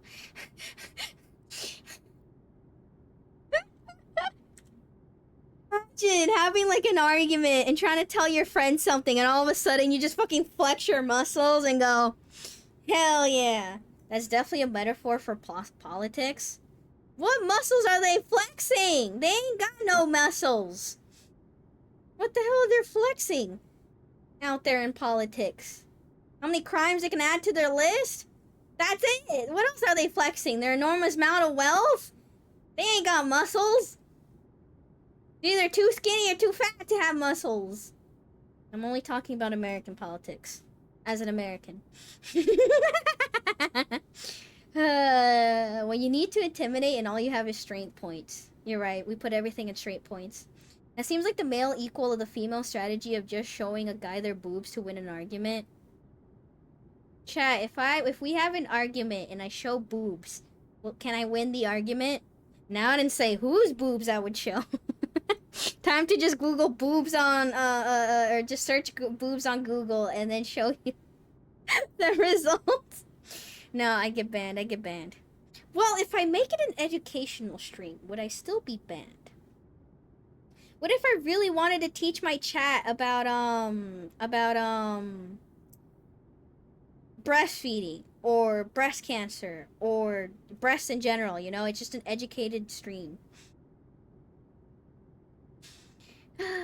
Everyone else sees the end of an argument between friends as a sign of good luck. They rejoice. Is arguing with friends good? I guess you don't want a perfect relationship, because perfect doesn't exist. When Marisa comes to, she finds herself in a wild wolf's cabin. She feels like she just had a wonderful dream. The wild wolf turns around. Good morning, Marisa. You must have a very good dream. Alright, say you wish the adventure was more thrilling. Sounding worried, the wild wolf says, in that case, we'll make the adventure a little harder. Marissa looks at the wall next to the bed. 2-2 is written on it. The wild wolf speaks to Marissa. Could you go on an adventure for me, Marissa? I need you to deliver this gold wind-up key to my little sister. Oh wait, no, never mind. That really wouldn't lurk. I would be in person, just mid-argument, and lift your shirt up to unlock your debate partner. I'm not ready to learn. Okay, I guess I won't teach. Also, if you run into any savage bears, I want you to exterminate them, but don't do anything terrible to the girls in riding hoods, alright? Marissa, you did something last time that you shouldn't have. Got it! A deep red mist hangs over the area. As Marissa walks through the night forest on her adventure, she sees 2 girls wearing a riding hood further along the trail. The girl seems to be discussing something. Eventually, the blue riding hood pats the red riding hood on the head and leaves. I'm pretty sure what happened last time is I attacked the red hood and then the blue hood killed me. So let's see if they... I forget if they swap. Do they swap ever here, or is it later on that they swap? I think later on they swap. Yeah, and I don't think they're gonna swap. Yeah, okay, so we have to continue, because I'm pretty sure if we attack her, I think when we kill her, the other one tries to hurt us, so... I think we can kill her later on. She's supposed to swap somewhere. I just don't remember.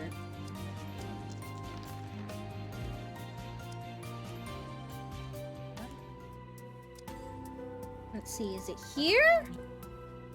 Maybe it's here? I don't remember. No, I think it's the third room.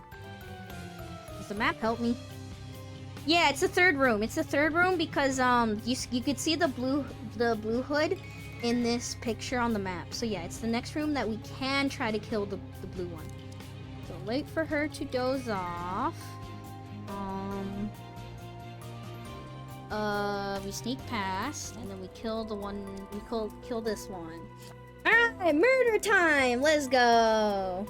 These two seem like good friends, yep. So we attack her from behind. So this blue riding hood can place a powerful curse on us. We use a mushroom to attack.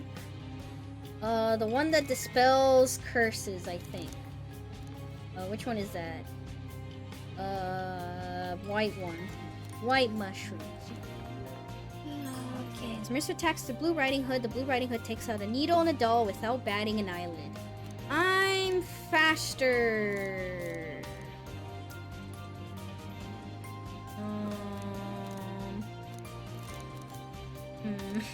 I guess 50-50s is what I could mostly do, unless I roll really good.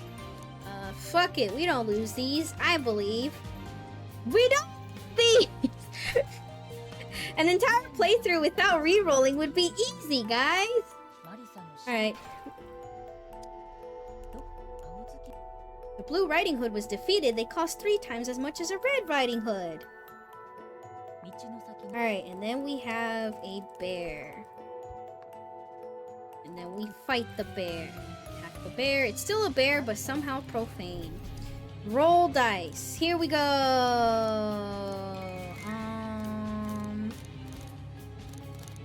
We'll just guarantee it like this. There we go. Wholehearted attack. We did it! Wowie zowie! God, this beginning section is really kind of short though. These loops end so quickly. Alright, breathe a sigh of relief. After defeating the bear, Marissa looks around. She sees a wild wolf. She must be the younger sister of the one in the cabin. Upon receiving the wind-up key from Marissa... Oh, hi, Icy! How are you? A really funny sequence of events just kind of happened. I was trying to watch Luna, who then raided into Icy, who then raided into me, so now I'm watching myself. Who do I lurk? Whose stream do I lurk on? You. Bunny Barrage. Hello. How did I get here again? All roads lead to me. You all end up here, alright? You'll go nowhere else. You'll always end up here. You'll always end up here. I say that all the time. Why? Do you hate ending up here? Icy kicked us out. Damn, why did Icy kick you guys out? Well, Jenmu is saying it, so Jenmu probably did something terrible. Hello, we're talking about how you should ball up your fists and flex your biceps to win arguments against friends, you know? But yeah, hello Icy, welcome to the stream where I'm in a never-ending loop and I cannot escape and I will die and I'll drag you all with me and we'll all die together. Also, Reimu is Marisa.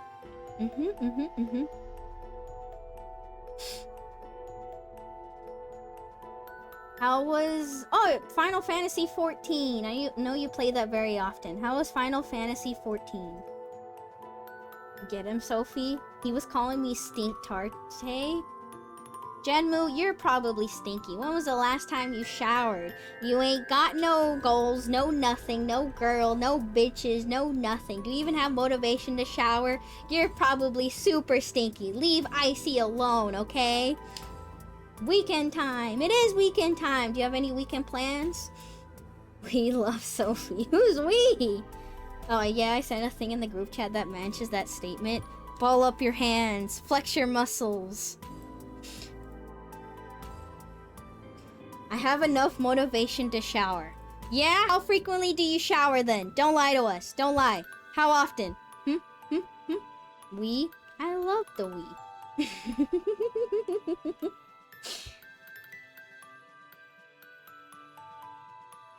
Alright, but yeah, thank you for the raid, Icy. I appreciate it. Do ghosts need a shower? Yes. With holy water, because they should all disappear. Stop haunting me.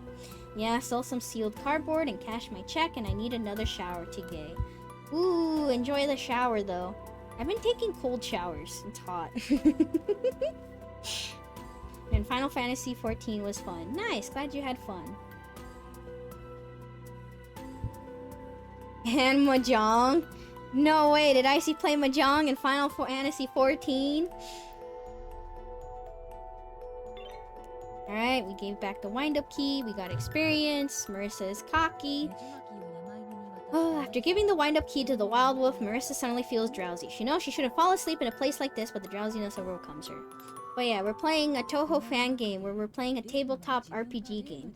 Kind of fun, you roll dice a lot. In the dream, Reimu remembers that she is Reimu. With no contest, this probably sounds weird. Yes, Reimu is Reimu. The wild wolf is clearly one of the creatures overseeing this dream world. So if it says not to do something, it's because that thing would be harmful to the dream world. In order to escape this dream, Reimu will probably have to defeat a lot more Riding Hoods. So we have to do whatever they tell us not to. Yeah, pretty much. Open your eyes. We have played Mahjong twice. We still have no idea how to play.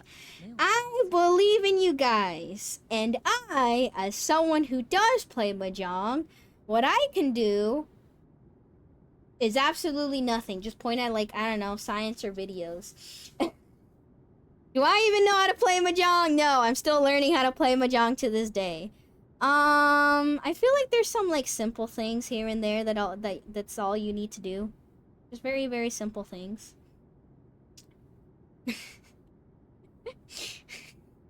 Yeah, go ask science for help, not me. I don't know how to teach. I'm not a good teacher for Mahjong. Time for another adventure. When Marisa comes to, she finds herself in a wild wolf's cabin. She feels like she just had a wonderful dream. The wild wolf turns around. Good morning, Marisa. You must have had a very good dream. Also, I did not point it out. I was going to, but I'm pretty sure I didn't. The very first time the wild wolf tells us, Marisa, you must have had a bad dream. When we realized that we're not Reimu anymore, that we turned into Marisa.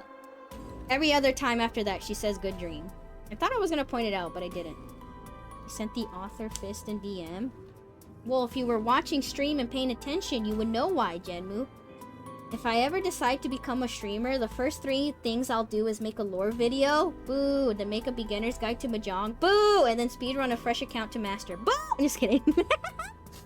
I didn't mean to be so rude. Why lore video? I mean, some lore videos are cool and all, I guess, but I don't know. You don't need to. I feel like you just start streaming. Like, if you want to, because it's a passion project, then go ahead. If you're doing it because you feel like you need to do it for streaming or VTubing, don't do it. Do not do it. This is the same advice as don't make a debut stream or something. Just start streaming it. Don't if you think it's too tedious or it's not worth the effort, well don't do it then. Do not do it. Lore and Mahjong. I just think they're neat. How dramatic are you gonna be? Guys, I should make a lore. Okay, imagine a lore video where it starts off really dramatic, anime style, like one of those like an actual VTuber lore video, and then I drop the most emotional moment, you know? The music is building it up. I'm looking outside. I'm looking at the moon, you know? It's silent, or it's suddenly it's like building up to something, and I drop the my mom fucked a cat, and that's how I was born.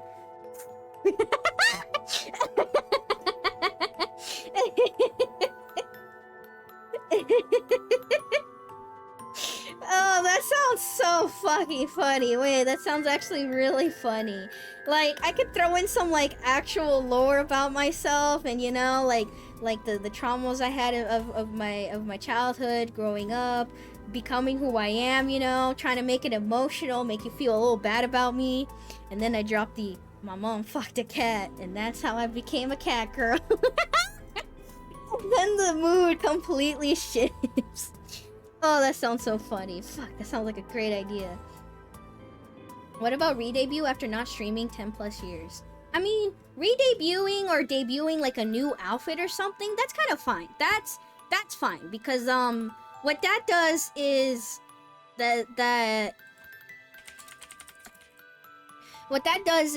kind of help promote things to your audience and stuff. Cause like when you're starting off VTubing and you make the whole debut stream or debut video and stuff, there are some positives to it, some pros to it, but also, I don't know, it doesn't matter. It doesn't matter. it kind of doesn't matter. It kind of hurts instead. Like, I know some people, you know, have like big like, oh, I'm gonna debut, and they promote it a shit ton on Twitter and stuff, but like what ends up happening most of the time is that you'll get some people, you know, at the start of the stream, but then they'll slowly, you know, fall off or whatever. Cuz they're like, I don't know what the fuck I'm gonna watch you for, like, you know, like what kind of content do you like? Have you have history? You know, you don't have any history. You don't do anything. Like, I have no evidence that you could be funny or anything. Like, why would I even start? Why would I even begin? Like, there are good starting debuts and other stuff, but I don't know. I feel like if it's too much stress for you, don't do it. Don't do it. Plus, I can pay actual artists, animators, mixers, etc. I like to be a patron of the arts. I'm poor and bad at singing. That's why I haven't paid money for like a cover or anything, or any of those fancy smanchy videos. As long as the second you drop the "my mom fucked a cat," the screen changes to a black screen with the white text, and this then says we ran out of budget. It switches to MS Paint quality. It's no, even better. It's one of those, like, have you seen the like anime but it's MS Paint version or something? Imagine that. Fucking, it's an anime opening song plays, and it's like MS Paint, like, animation, and it goes, but wait, actually, no. It's an anime opening, but played with kazoos. And it's also MS Paint. 10 minutes of the most beautiful lore you've ever seen. Anyways, I jonked. Strap the fuck in.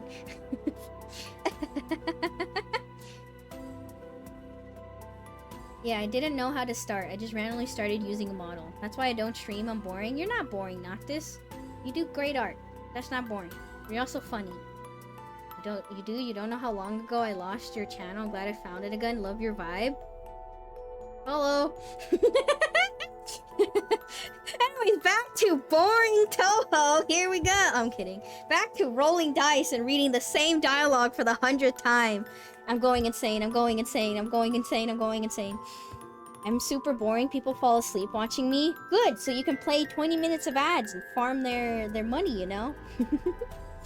No, Noctis, you're funny. You're funny. My voice comes from somewhere. The Riding Hood series production won't make it in time. It will if we make each adventure take longer. So now we're gonna do the same thing we've been doing before, but slightly longer. Yay! Here we go. Head stream, hell yeah. If I ever do a sleep stream, You bet your ass I'm playing 20 minutes of ads. Marisa looks at the wall next to the bed. 3-1 is written on it. The wild wolf hesitantly speaks. Could you go on an adventure for me, Marisa? I need you to deliver this iron wind-up key to my little sister. Also, can you not also avoid the riding hoods because they're scary? Sorry, I tried closing my eyes to see if I memorized the dialogue. Oh, never mind. The dialogue changes. Okay. I thought she was gonna be like, the riding hoods are dangerous. Do not attack or don't do anything to them. Never mind. Also, don't be too rough with the girls wearing riding hoods. Got it. Noctis, you have to stream more. I'm so tired. Not to stream so we can sleep.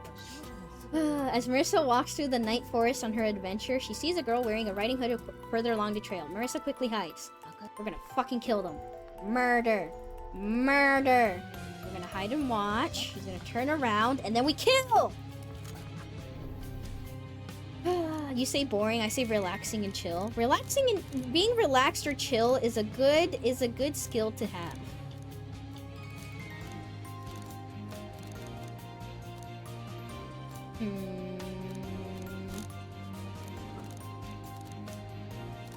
Pretty sure it's just this. There you go. Like, how many streamers can you think of are Unga Bunga? I'm loud and I scream for content, you know?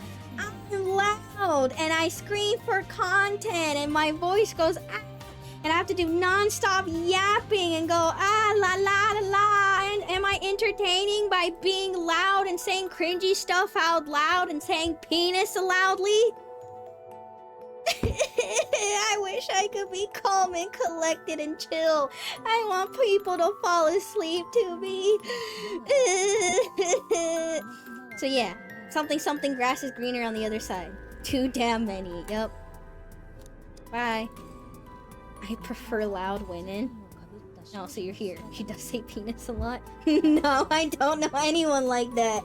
I don't even know why I'm loud on stream. I do know I talk a lot because I feel like I don't like empty silence or whatever on stream. Even though it happens. Like, a lot of streamers I watch have like, some of them are artists and they have pauses or like 5 minutes where they don't even say anything. They're just listening to music. Okay, not 5 minutes, but you know, there's a sense of balance where, especially to like try to land jokes, you know, sometimes for jokes, sometimes to really let something settle and land, you do need those moment of pauses. But I don't like having those moment of pauses.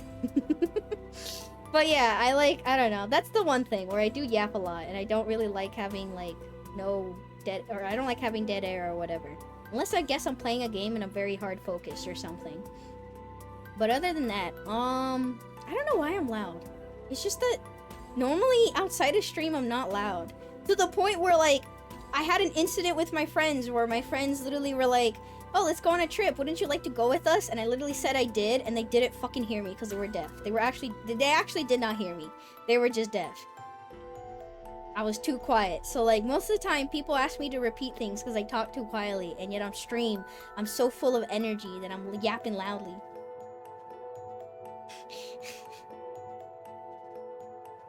See, Sophie, look at that quote. I'm not collabing with a cute anime girl, so I'm gonna say penis and talk about my favorite hentai tags, Kirby Air Riders. Stream title. I forgot about that stream title. That's a good one. That was a good one. That's so stupid. The most insane sentence ever, and then I followed up with Kirby Air Riders. I'm playing Kirby Air Riders. Cause yeah, I was collabing with what Peanuts and Noctis, and then I literally. Oh no. Speaking of penis, you missed my stream streak message. Well, I didn't want to read it because you just said penis, but also thank you for the 90 stream streak. Thank you. Loud women are funny. Loud is funny. I literally slept through the entirety of your stream on Tuesday. Well, you're sleep deprived. That doesn't count. That's the positive vibes to your channel. Thank you. Thank you for being positive and very nice. I appreciate it. That was a good one. Guys, I need to improve my I need to improve my title game. My title game is really bad, okay? I've been trying to come up with another clever one, and I just haven't yet, okay?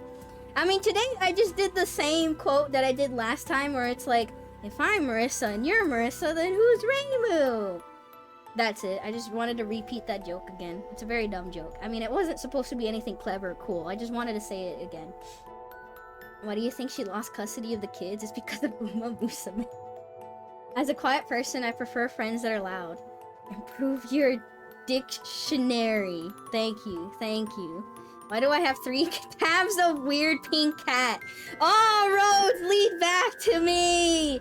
All roads lead back to me. It all comes to me. You'll always end up in my stream, one way or another. Even if it's the dead of middle of the night and you barely turn on your PC and you're there sitting there sad and alone and wondering what you should do.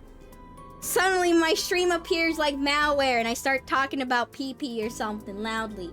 And then you close the tab because you're like, no, you know what? Not tonight. I don't need this bullshit. Not tonight. And then you go to bed. But I'm still there! I'm still there! I'm there, I'm everywhere!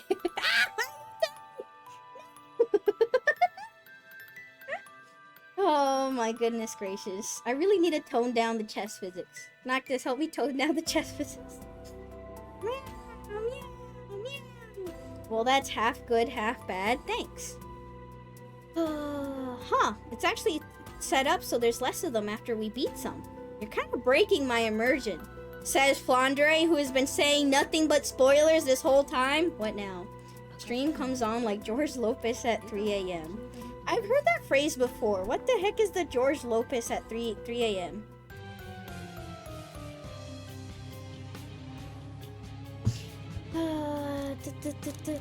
I guess we'll hide and watch and then kill her. Didn't he get a new show? I don't know. In 2026, I'm not up to date of whatever's happening.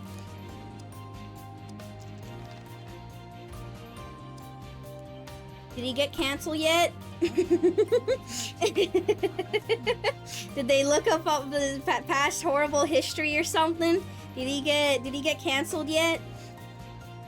The show plays at 3 a.m. I guess. Okay. Go in a direction you feel is right. I mean, keep on going. I mean, this whole level is literally just click button and go forward. Clearly going the wrong way.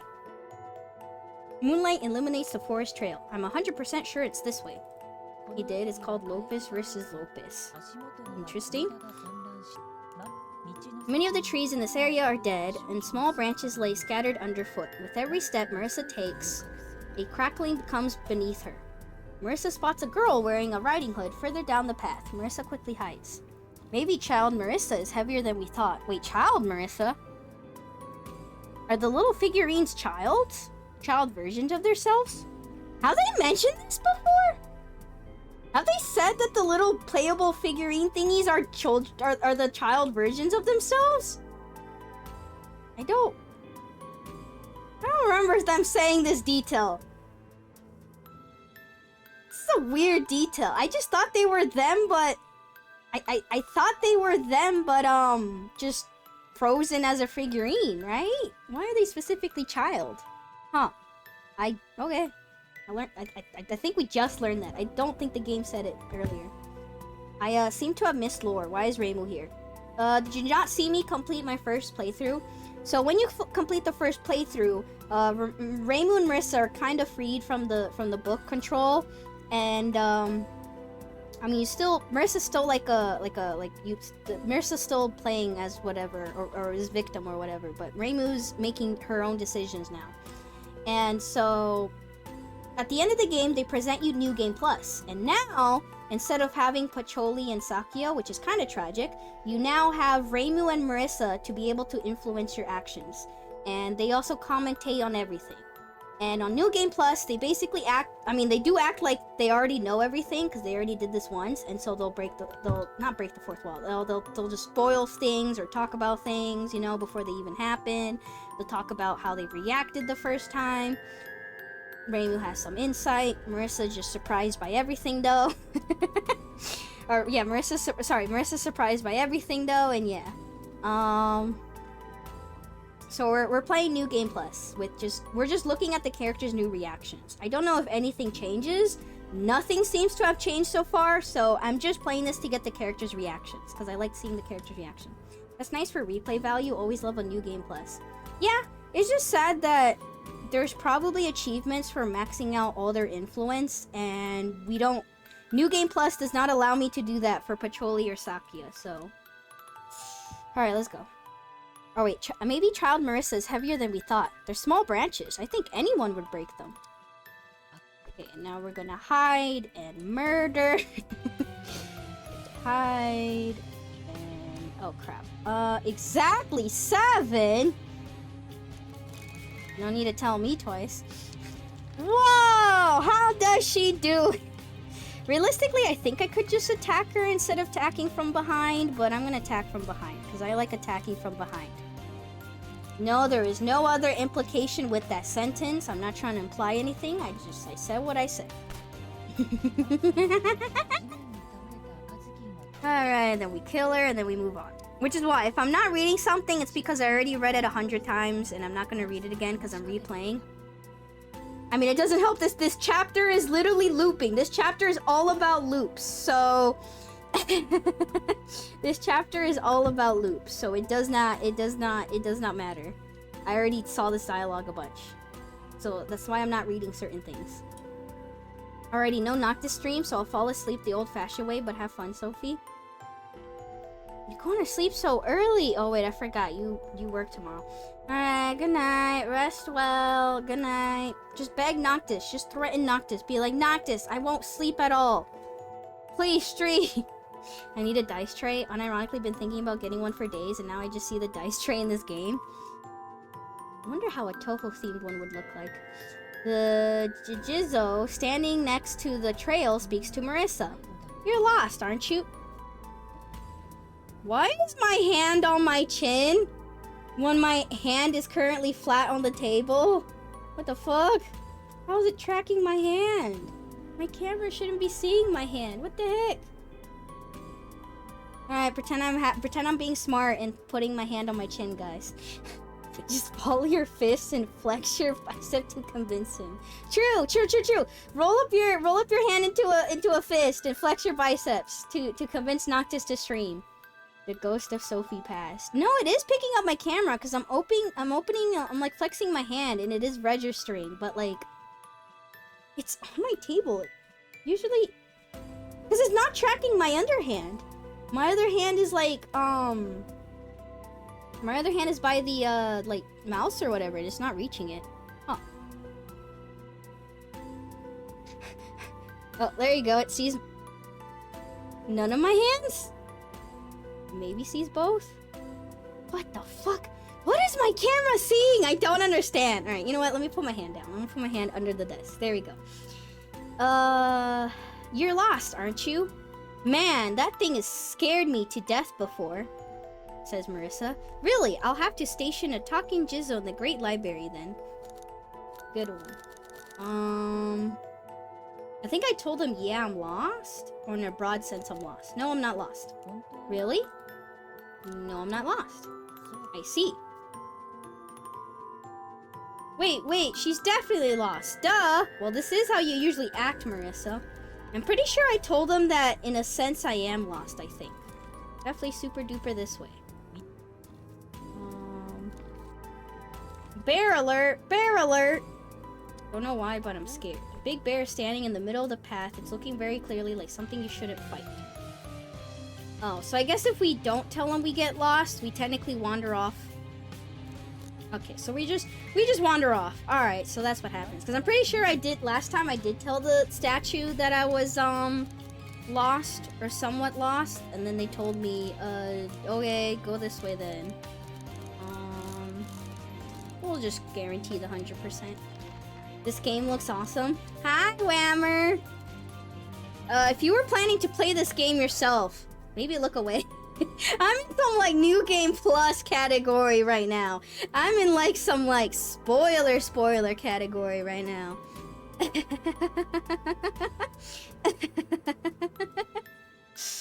Finals weeks is a fuck. Oh, I'm sorry.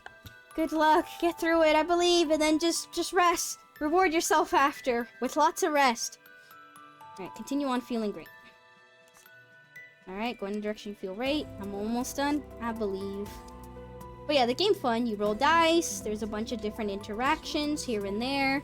Pretty fun game. So yeah, last time I just went straight on, and I guess you could have explored, and then you see all these enemies and stuff. Okay. It's fine. 4 out of 6 classes. Done. Let's go! More than halfway done. Yippee!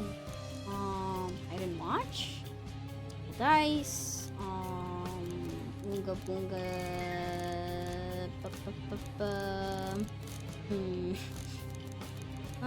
We'll just guarantee it again. Whoa, we don't even need to risk die rolls. We're just doing 100% always. No, I think we just attack it because it's a fake one. Oh no, yeah, it does flop to the ground. Okay, that's what it was. Yeah, Marisa looks more closely at the fallen Red Riding Hood. It's actually a headless doll, made to look like a Red Riding Hood. Marisa decides to take the doll with her. Wait, what is this thing? Maybe it's a Red Riding Hood they messed up making. My previous message failed to be sent? Was it auto-modded or just not sent in general? Is your internet good? Because I don't see anything auto-modded. Science, did you see anything that was auto-modded? Or not sent? Did Twitch itself say no, not allowed? Jizo standing to Marisa's trail speaks to Marisa. You're lost, aren't you? No, I'm not lost. What happens? No, I'm not lost. I just wander off. Damn it, I do wander off. Okay. Damn it, it doesn't change anything! Okay. Oh, wait. Enter the path? Is this mushroom really safe? As far as I can tell, it could be safe as long as you don't eat too many. Enter a path. Oh, we just... Okay. So we can... Oh, interesting. We could just do this. Huh. Huh. Okay. So yeah, last time we immediately told the Jizo statue that we were lost or whatever, and then they teleported us to this side. So I guess we can truly wander around, and eventually the game is like, okay, fine, here's the path. Alright, well, today I learned there are really multiple pathways, huh? The goal is always the same in every chapter, but there are different pathways. Alright, well, kind of disappointed that Marisa, or Reimu slash Marisa, Reimu, isn't like punished for always wandering off and being lost, but it's fine. We ended up here.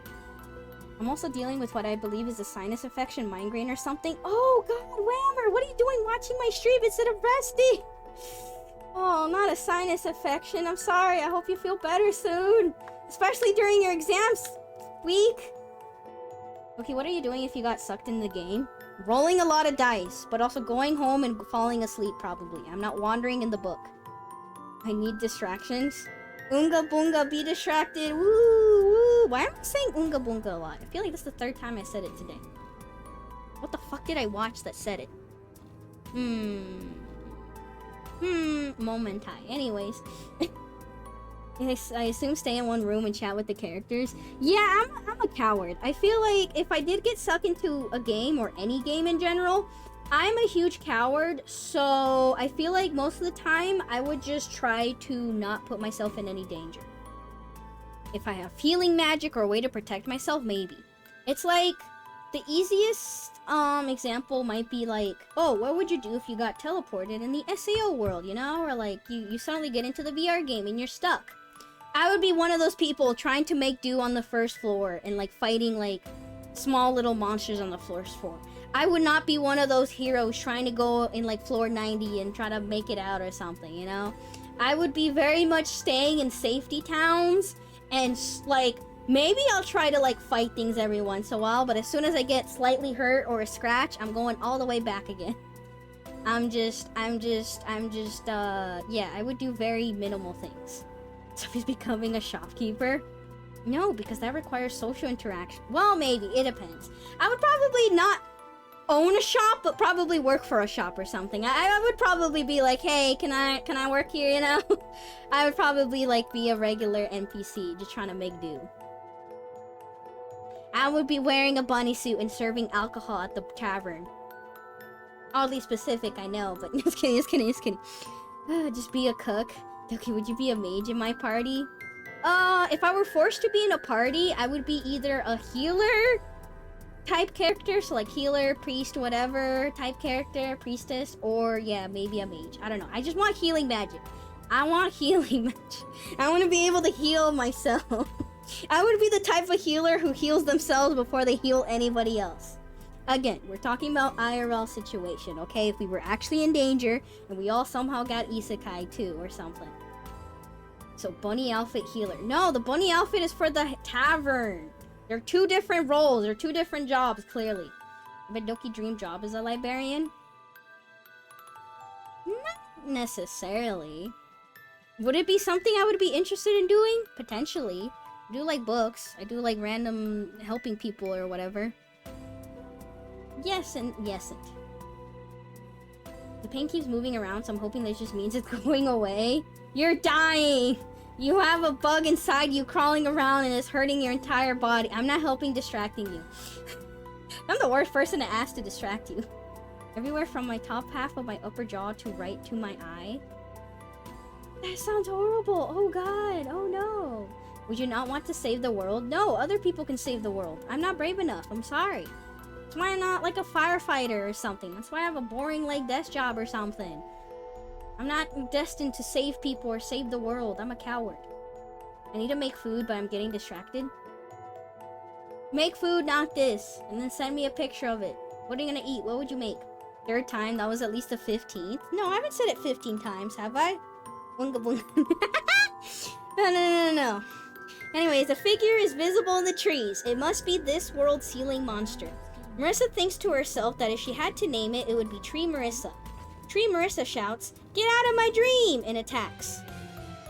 This ceiling monster looks like Marisa's face when she's sleeping. Hey, it does not! Does it? Does it? I see. It does, huh?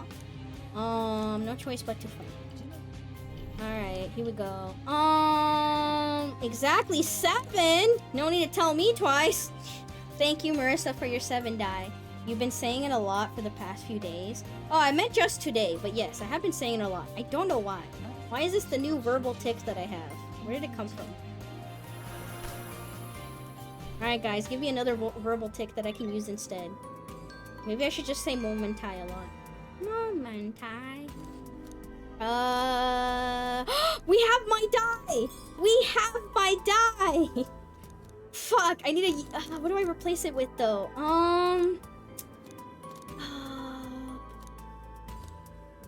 This maybe daydreams? Okay. Alright, we have one my die. We just need another one now. And then we can finally achievement hunt. Get out of my dream, huh? I wonder what it meant, what it must have feel like for her. She's not just saying it in the heat of the moment. Hurry onward, wondering how much of this is actually a dream.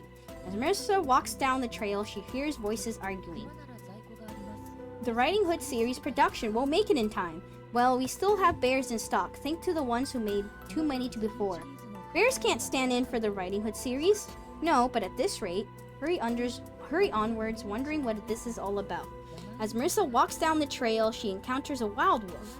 She must be the younger sister of the one in the cabin. Upon receiving the wind-up key from Marisa, she compliments her. Were you able to get here all by yourself? That's amazing! And then this Marisa piece is really cocky. We already know this though. Here we go. And then Reimu is Reimu! In the dream, Reimu remembers that she is Reimu. The comment about Riding Hood production not being enough strikes a chord with Reimu. It seems that their lack of Riding Hoods is a critical problem. Reimu decides to keep on hunting them down. Choose quickly? Oh, a little more sleep. Yay, story time! Get in your blankies, chat!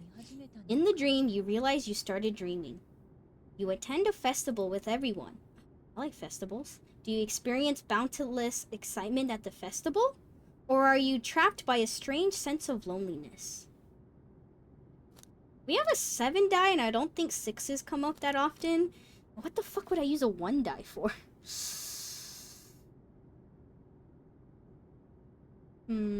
What the fuck would I even replace it with? This has no debuffs, this has no debuffs, so I want to keep those. Moderation is kind of useful, but we don't necessarily need it.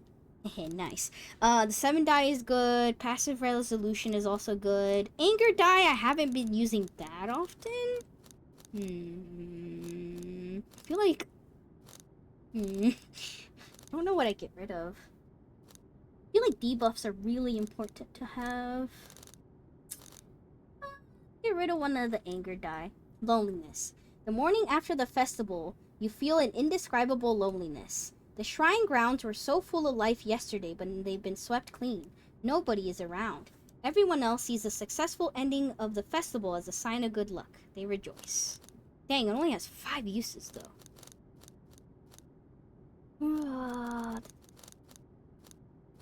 Get rid of furry. Open your eyes. No more furry allowed in my inventory. Hi, big wahuni. When Marisa comes to, she finds herself in a wild wolf cabin. It feels like she just had a wonderful dream. The wild wolf turns to Marisa and then says, "Oh, Marisa, it seems you had a very good dream." Fuck, I don't remember the dialogue. Oh, I said, "Oh, Marissa." The wild wolf turns around. "Good morning, Marissa. You must have had a very good dream." At some point, I'm gonna memorize this dialogue, okay? After doing this like 8 times, you're gonna memorize this dialogue. Sorry, I was closing my eyes, Chad. Say you wish for the adventure was more thrilling. Sounding worried, the wild wolf says, "In that case, we'll make the adventure a little harder. Here you go. Here's a gold wind-up key, right?" Oh, she hesitantly speaks, though. She hesitantly speaks. "Can you go on an adventure for me, Marissa? I need you to deliver this gold wind-up key to my younger sister." Fuck, little sister. "Also, don't be too rough with the girls wearing riding hoods. I'm gonna memorize this dialogue. I swear I am." Got it. Alright, off we go to murder. Well, actually, we can only murder the last one, right? I think. Wait, no, one of them is... Okay, we killed the one that is gone, technically. But... Because last time we killed the blue one that was here, and they don't show up on the map anymore. But I tried killing the red riding hood and the yellow one, and I still got murdered by something. So, yeah, it's fine. We're just gonna keep going. Because last time we killed the blue one, but I'm pretty sure we can't kill these. Because the blue one is hiding. Wowie zowie murder. Yep. Can we kill this one? You know what? We'll try to kill this one. You know what? We'll try to kill this one. Don't worry, after watching the entirety of Endless 8, all I remember word-wise is Kyokun Denwa. Oh no. Okay, doze off. Attack. Can I attack her? 7 or higher? Shit, I can use any dice. We'll use my die because it has 30 uses. Kill her, but do I get killed? Yes, I do. Okay, see? So we still can't kill the first 2, no matter what. No matter which part of the loop we're on. We can't kill the first 2. Alright, here we go. Yeah, I tried killing the first one, and I think I ignored the other ones, but it's fine. Alright, sorry chat, we're in the loop again. Here we go. Here we go. Sneak past the first one. And then put the second one to night-night. Go in the direction you feel is right. Oh. Oh, we killed her anyways. Oh, I guess we can kill them. Is that we just have to do the loop again? Curious. Yeah, that's what it was. You can kill them. And then, but you have to do the loop again. But at least when you do the loop again, they disappear. Okay. Well, I don't think I need to kill the first one. I can kill this blue one, though.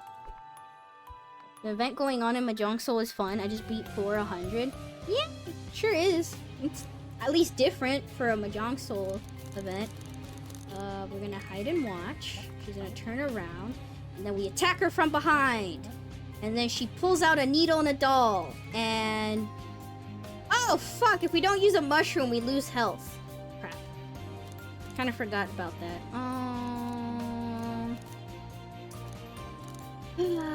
I believe in the 50-50. No.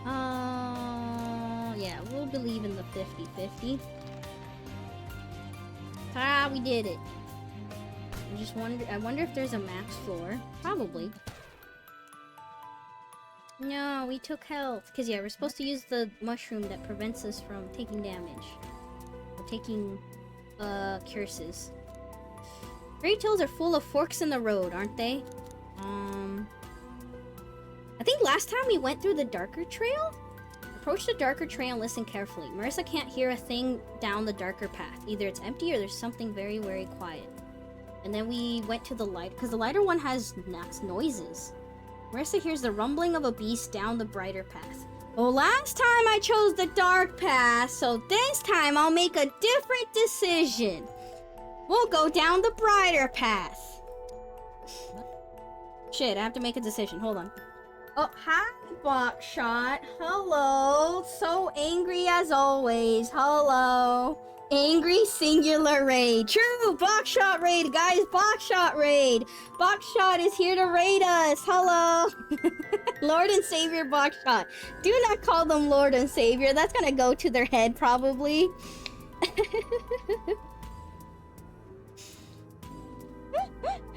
Oh my goodness. Well, hello to ya. You finally decided to show up, I see. Alright, time to continue. Which path should Marisa choose? Oh my god, I just realized what time was it. Holy shit, I did not expect to take this long on one single chapter. I've been getting so distracted. I mean, I had a whole tangent about infomercials earlier. I really need to lock in and hurry the fuck up. What the fuck? What am I taking so long for? I mean, this chapter is almost done, but I thought I'd get this done a lot faster. Alright, here we go. Lighter path. There's gonna be a bear, but it's fine. I want to wander around. Ugh, they're everywhere.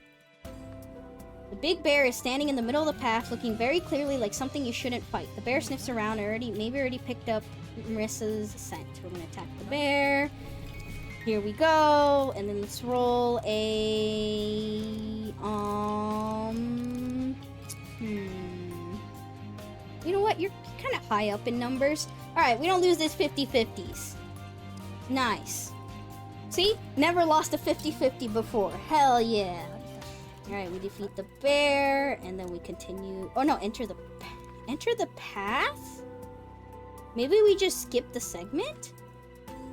Continue on feeling great. Enter the path. Enter the path? What the fuck are we? Why are we back here? Why are we back here? Okay, you can't have the blue Riding Hood protector this time. I also love the art style. The music in this game is so good. Yes, I love this game. I love the, like, art style and the different, like, 3D and, like, the pretending, like, cardboard cutouts and things. Like, it feels great. It's great. It's nice. Alright, exactly 7. No need to tell me twice. We're running low on zeros, though. Thank you, Marisa, and your 77 uses of the 7 die. Okay. Go in the direction you feel right. I guess we go down the brighter trail again, but choose the other path? Make a decision and go. Lighter path. Is there another bear? No. Okay. Oh my god, I beat floor 105 with 2 seconds left. That doesn't fare well for floor 110. Yep.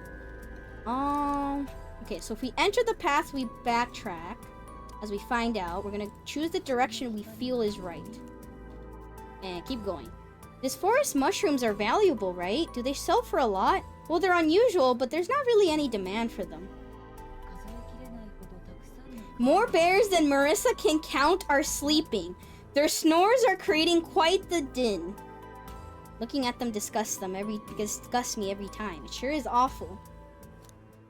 I think last time I boldly passed by, or I hid and watched. No, I think I boldly passed by, and then they woke up and they started fucking chasing me, so I ran. So what if we use a mushroom and attack them this time? Use a mushroom to attack. Both of them. We're gonna drug ourselves for this fight. We're gonna take them all down. Watch me. I'm in New Game Plus, baby. I got so much attack and health. Okay, I lost a little bit of health earlier, but we could have fought this with 99 health. Marisa draws out the power of both mushrooms, convinced that no enemy can stand against her now. Marisa defeats a few bears, but is immediately engulfed by the rest of the pack. Shit, I did get a game over for once. We really didn't need to test this, but you might be able to exterminate all of them, Marisa. Ow, that hurt. Oh, we're back here. Oh, I forgot. It still doesn't count. It still doesn't count as a game over because we're just looping. A voice comes from somewhere. We're down to our last resort. Oh, we leveled up though. We leveled up for killing a few bears. Give me this, thanks. Oh, recovers health. Interesting. We'll replace Furry Plus with Furry Plus. All right. Give me a Furry Plus for the cost of a Furry Plus. Thanks. Reimu's almost maxed out. Checkmate. Open your eyes. When Marisa comes to, she finds herself in a Wild Wolf's cabin. Wild Wolf turns around. What's the matter, Marisa? It's nothing. Won't you rest from your adventures today? No, I want to go on an adventure. Then could you bring this iron wind-up key to my little sister? Marisa looks at the wall next to the bed. B is written on it. Oh, wait. Are we starting a different loop? Because aren't we supposed to meet the other Marisa? Because I ran away from the bears. I didn't die to the bears last time, did I? Got it. Alright, well, here we go again. Oh. God, okay. Oh, this was so tragic last time. So last time... Okay, we're in this part of the loop. So last time, if you talk to this bear, because every other bear attacks you, but this is one of the first bears you meet, and this bear, I guess, is older than the other bears. He's very friendly. He just goes, I wish you good luck in your journey, you know, bye-bye. He's a nice bear. He wishes well. He doesn't attack us. And then it comes to the point in the loop where they start sending, like, everything at us, or they keep trying to, like, stop us. And so I didn't realize that yet, though, and so I keep going, you know. I keep going on my adventure. And, yeah, I see the friendly bear NPC, and I'm like, hi again, bear NPC. And, yeah, I actually legitimately got shocked. I got so shocked at when the NPC that was so friendly, like, you had two options, either ignore it or talk to it, and when you talk to it, it says the same dialogue every time, but it's always so friendly. It's just like, good luck with your journey, I'm not gonna attack you. And, yeah.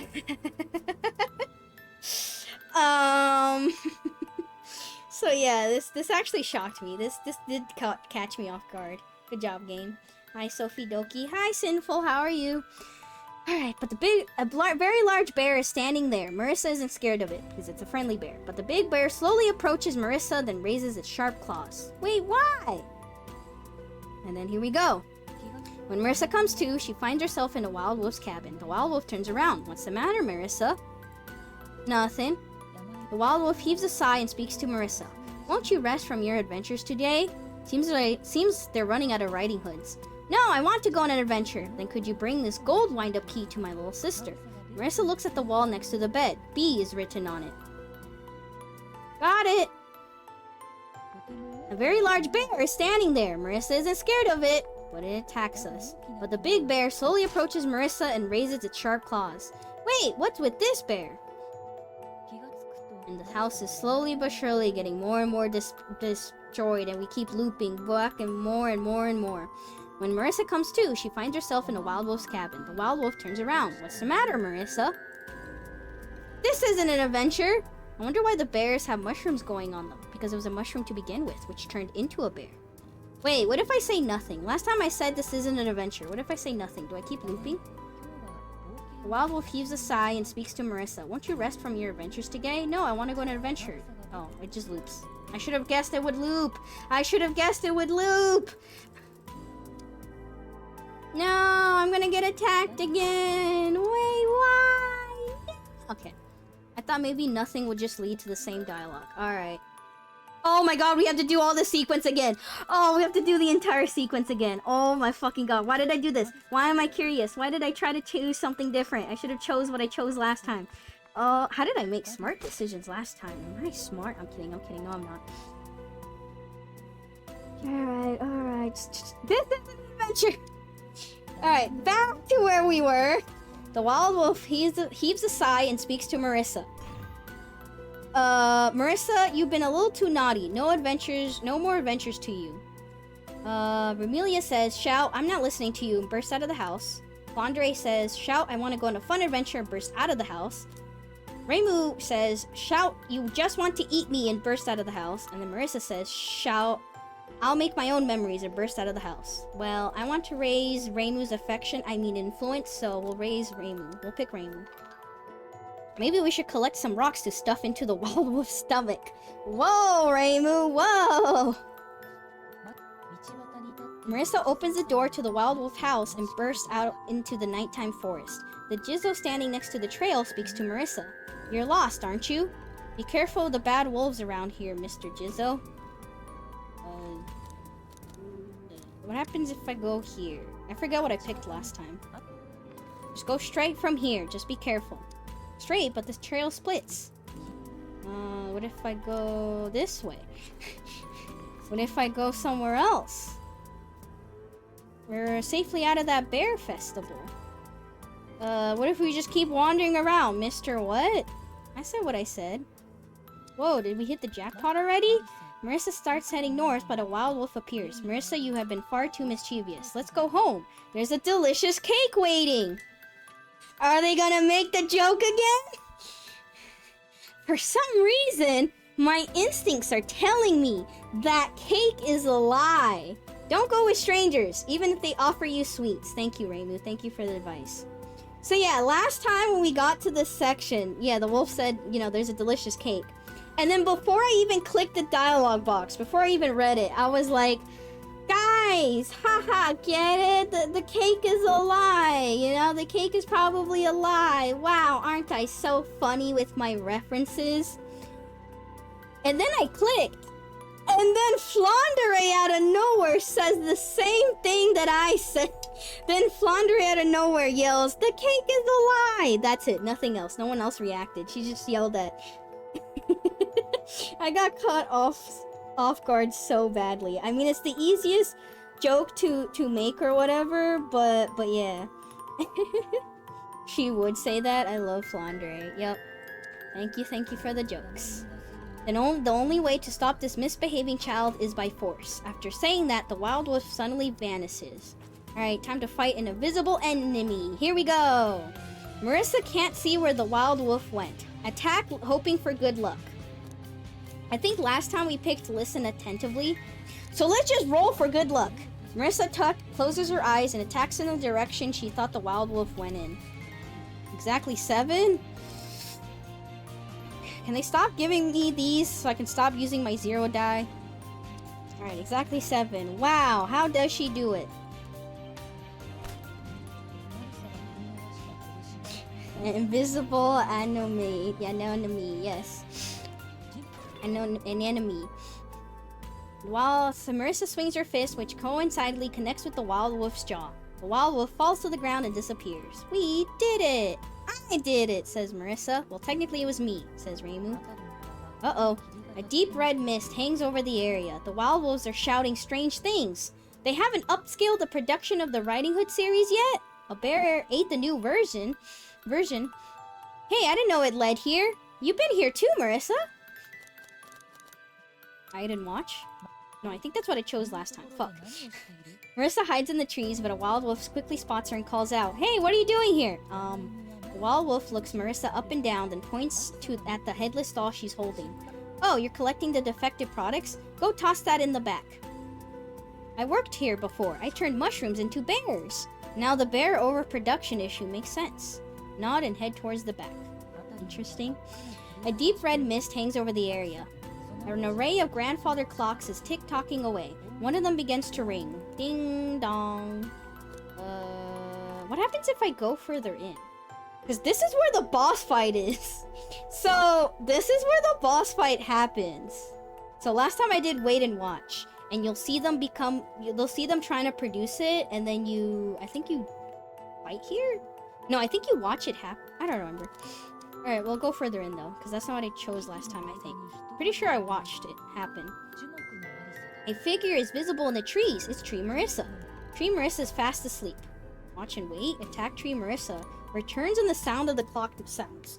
What the fuck? This is so different than last time. Because yeah, last time we watched it happen and then we started destroying clocks. And that's where the boss fight happens. Oh, what the fuck? Oh, this is so different. Oh, she's asleep. I bet you if I watch and wait, she might wake up. Do I just attack her? Oh, I want to do both. Oh, fuck. How many times do I have to replay this game? Do I attack her or do I wait and watch? Cat, what should I do? What should I do? What should I do?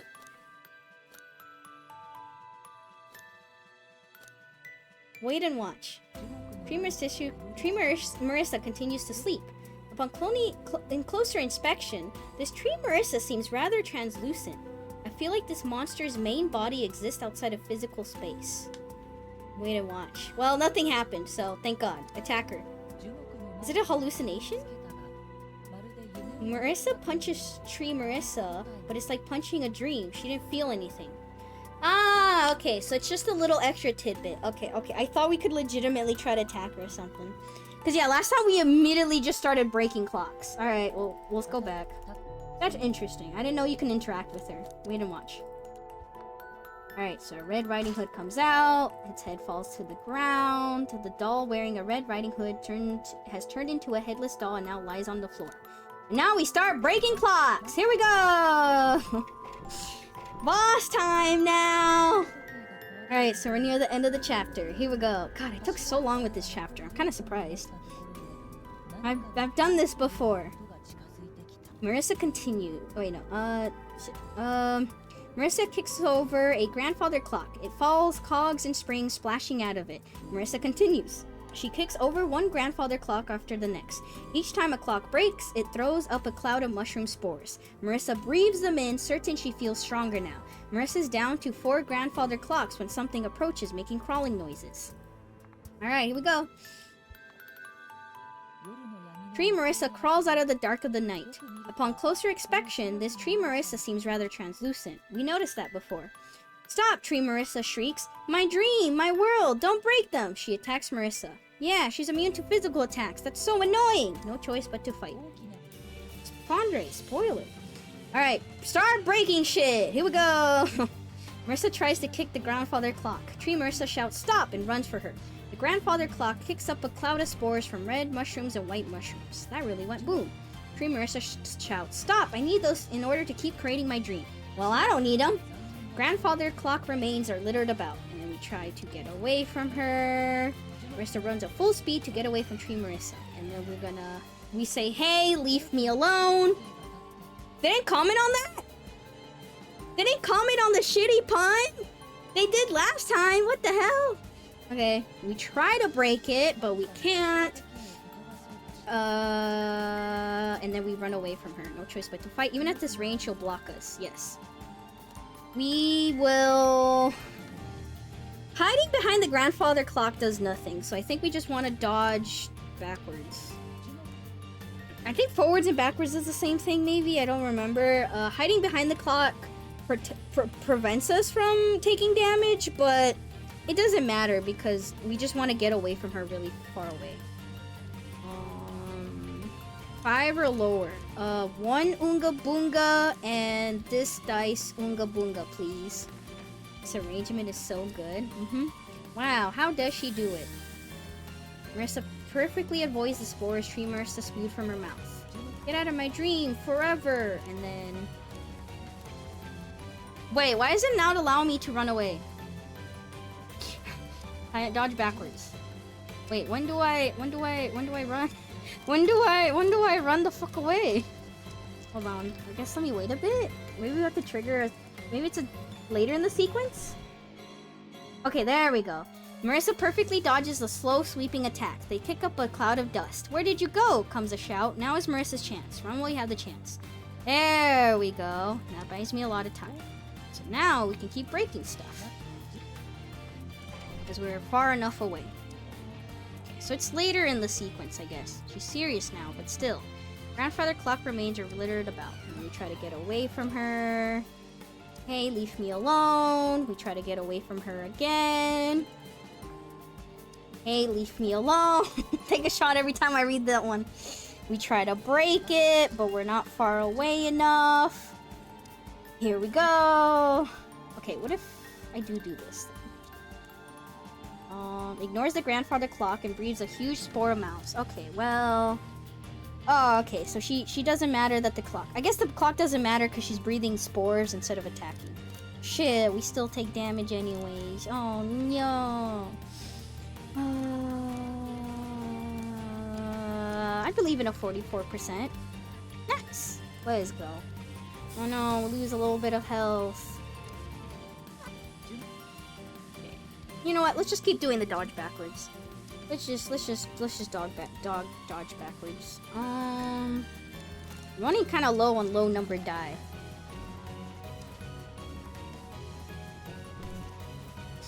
Alright, run while you have the chance. And then we're gonna roll really, really, really, really fiercely.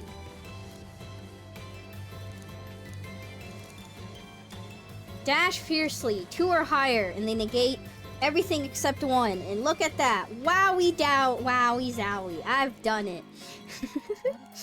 Marisa runs with everything she has. From behind, she hears Tree Marisa shout, "Coward! Don't run! You're it!" Marisa runs at full speed to get away from Tree Marisa. That buys me a lot of time. And then we try to run. And then she chases me. And thank goodness she only chases me clockwise. Or else I would be screwed.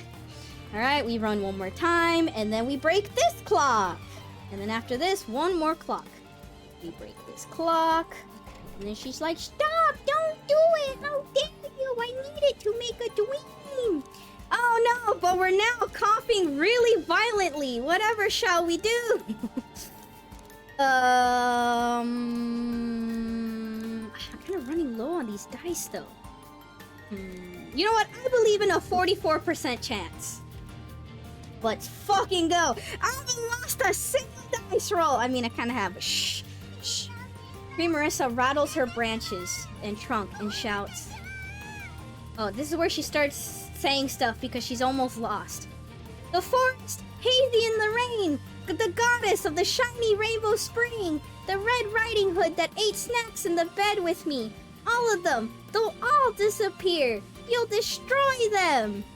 It's a wonderful dream, but it's only a dream. Run while you have the chance. And then we run and we try to get away from her. And then we say, "Leave me alone." And then we break the clock, but oh no, she's right there. And then she fights me. Last one, chat. Here we go. Dodge backwards. Roll the dice. Oh shit, we need really low numbers, huh?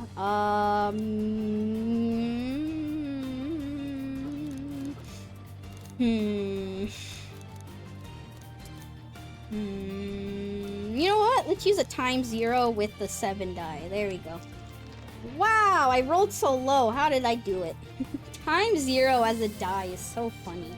I also have a ×7. Marisa perfectly avoids the spores Tree Marisa spewed from her mouth. "I'm not finished yet. Get out of my dream. Forever!" Tree Marisa gathers her strength and swings the branch with all her might. Dodge backwards, and then roll dice. And then we need a 5 or lower. Use the ×0. Use the huge dice that I have.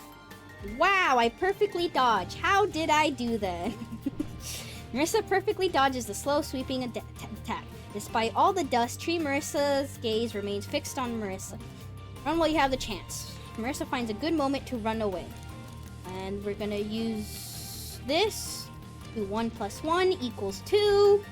Because every other number is negated. We're gonna dash fiercely and we make it.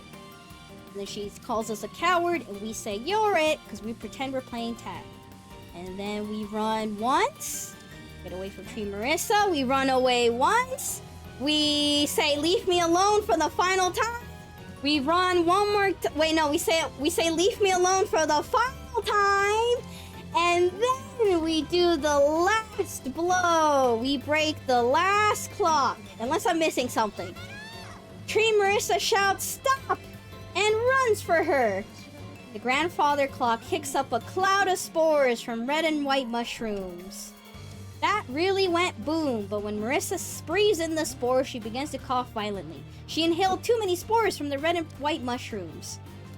Sorry, we have to take a quick break. We're not done yet because Marisa's dying from lung cancer, from breathing in too many chemicals. Alright, now we defeat them. Why? I just want to stay in this dream forever. That's all. With those words, Tree Marisa vanishes. We did it! We leveled up. Yippee! And we're gonna choose Reimu again. Is Reimu maxed out now?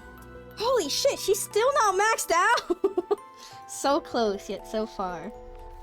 If only you could get stronger just by sleeping. Same, Reimu, same. Certainly wasn't the best dream, but not the worst either. I have to move past this dream. Broken clock parts litter the area. Go further in. As Marisa walks deeper into the woods, the headless doll in her possession begins to move. It begins to wriggle around like a held cat that wants to be back onto the ground. I think last time we tightly hugged the doll? Okay, Reimu says put a head on the doll. Marisa says go in the direction the doll wants to go. Okay. I might pick Marisa here. Because Marisa, I do want to max out Marisa too, and holy shit, never mind, Reimu is maxed out. Okay, we maxed out Reimu, so might as well pick Marisa now. Although it seems kind of funny putting a head on the doll. Must be rough not having a head. Whoa there, you want to go somewhere? We decided to destroy it, so we have to be thorough. Hey, don't squirm. You know what? Just to experiment. Just to answer my curiosity. What kind of head is Reimu gonna put on the doll? Does that work?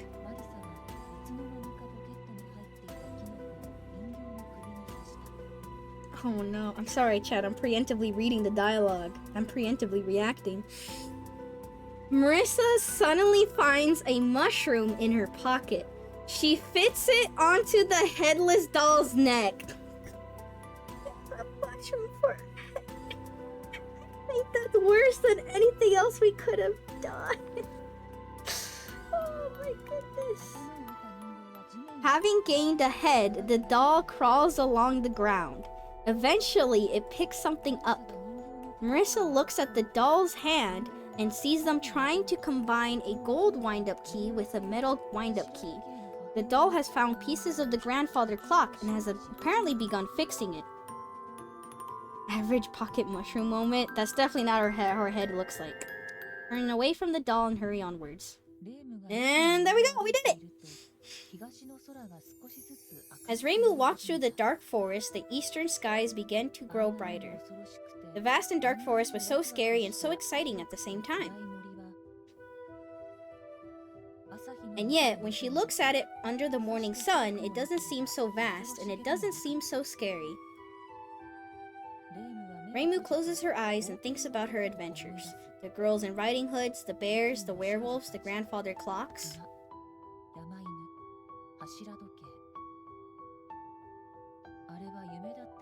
Was all of it just a dream?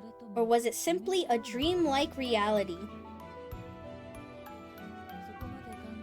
Reimu thinks about it, then shakes her head. Whichever it was all in the past now. And then, before she knows it, Reimu is herself again. She doesn't need to look back. Reimu opens her eyes and decides to walk towards the dawn.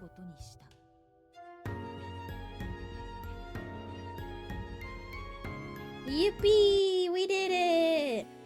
I'm surprised I took this long with this chapter. I thought it would be faster, but I really did get distracted a lot. Fuck. Average pocket mushroom moment, yep. Meanwhile, at the Scarlet Devil Mansion, you know, I think Reimu might be the bad guy in this chapter. Why? All because she busted up some factory worker's job, you know, some location. That wraps up chapter 3. It was a chapter about me. Right. ... Was it though? We'll know if it was her chapter based on who the MVP is. That's one way to decide it. The MVP for this chapter is Reimu! Yippee! Reimu! Wow! Nice. We get her die. I guess we'll just replace her die with her die. It was Marisa on the outside, but me on the inside. Whoa. Also, would there happen to be any... No prize money? But why? Ugh. Anyway, I can't believe Marisa was the one who set up that awful bear den. And changed mushrooms into bears. Was that magic or something? Of course. It would be crazy if anything else had caused that.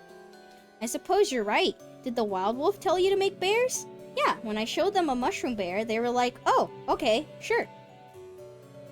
With such lax supervision, it's no wonder everything fell apart. Hi, Pacholi, it's been a while. Alright, now I could be in the middle. Thank you for the hydrate. The art in this game is so cute. Yes, I love this game. Average pocket mushroom moment, yep.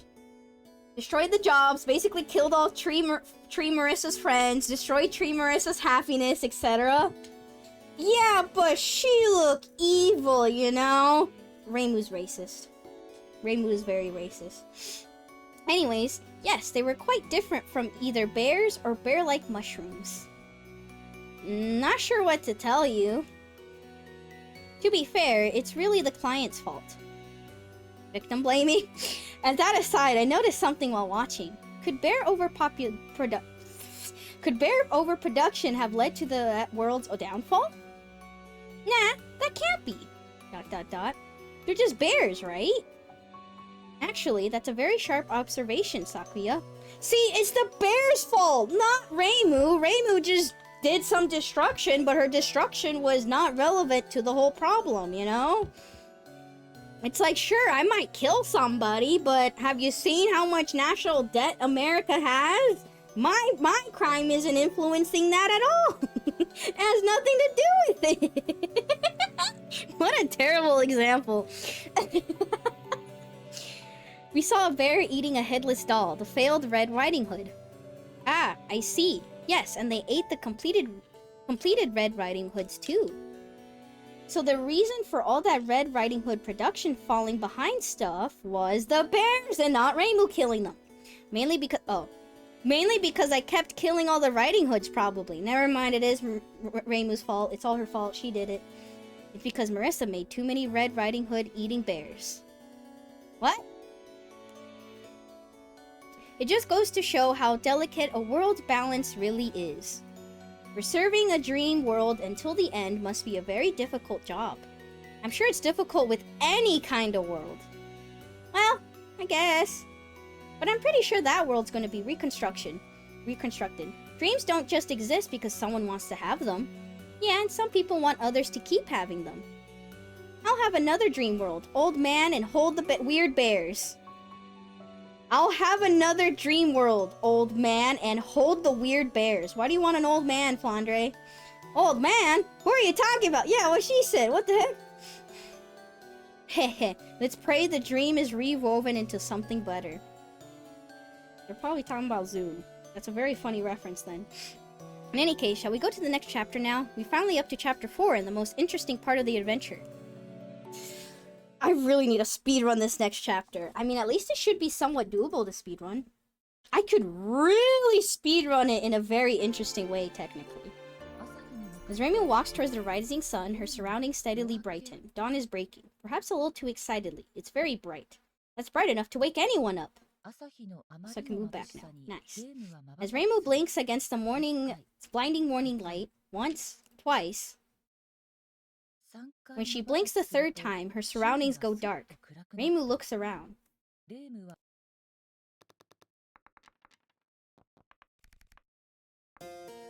Is this a circus? Reimu turns back, sensing a presence. Marisa is standing there. I'd figured you'd come. Marisa grins wryly and walks into the tent.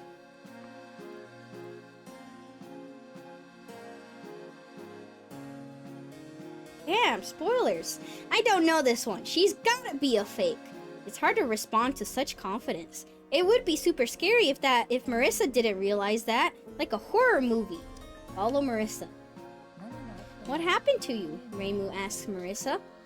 I messed up a little, but it's not enough to need your help with. Well, actually, it is a little rough. According to Marisa, the circus is protected by a barrier. Only the strongest in this world can get outside.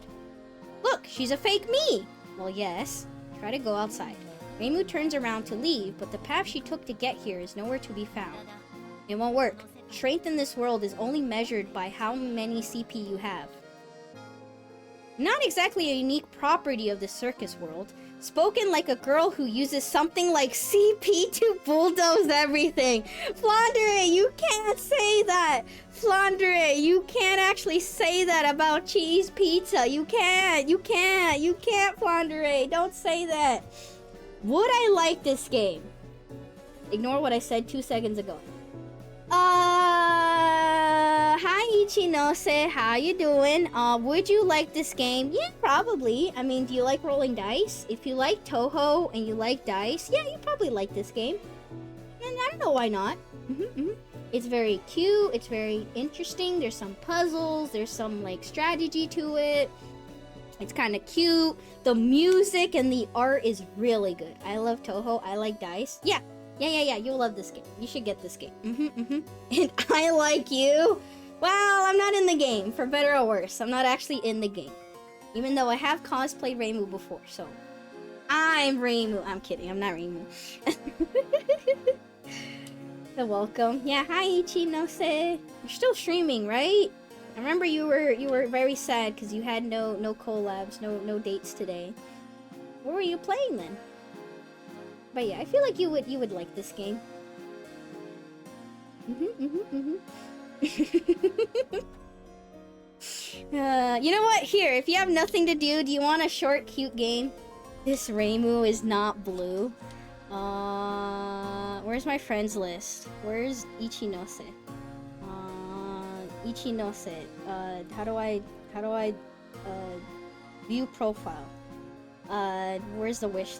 How do you see somebody's wish list? Offer a trade. Yeah, I'll trade you. View. How the fuck did I accidentally go to Ichinose's wish list? Actually, let me find this game. Alright, there we go. I found this game, and then this is her wish list, and I go to her wish list and search.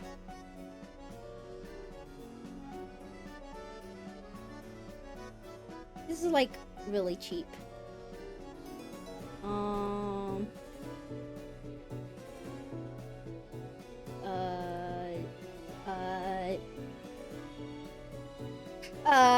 Wait.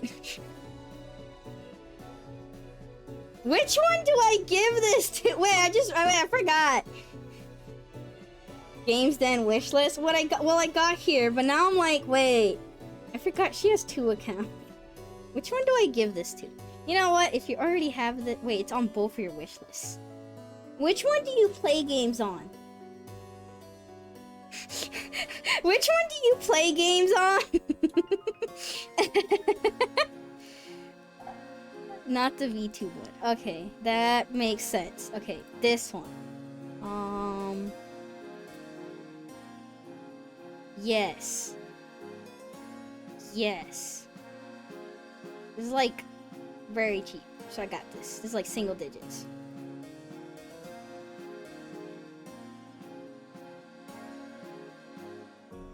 Wait, why am I... Huh? Why do I have to... why have I been logged out? Hello? Did Steam change how this works? Why the fuck do I have to log in? Oh my god.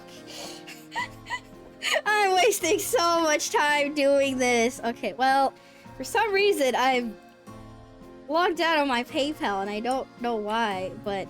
This is also a new window. I haven't bought a game on Steam for a little bit, so... Huh. I did not realize that they have a new window for this, I guess. Makes sense. Sure. Yes. Okay, there you go. You know what it is? It's probably just expired for a while. There you go. Now, close this. There we go. There you go. You like cute games. What was I doing? Oh yeah, I was playing a game. Flandre, you can't say something like that.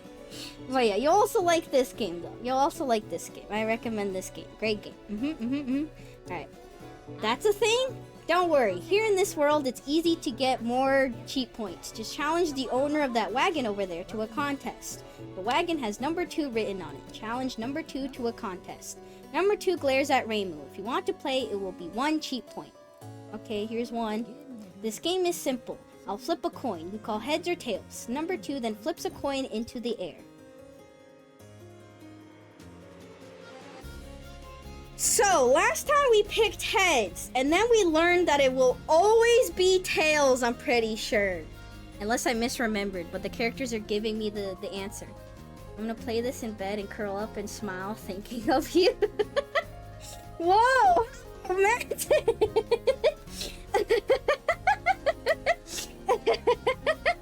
I mean, if you want to like stream it or whatever, yeah, it's a very cute game. It's very short though. It is a very short game. I feel like you could probably, I believe in your gamer skill. It's very short game.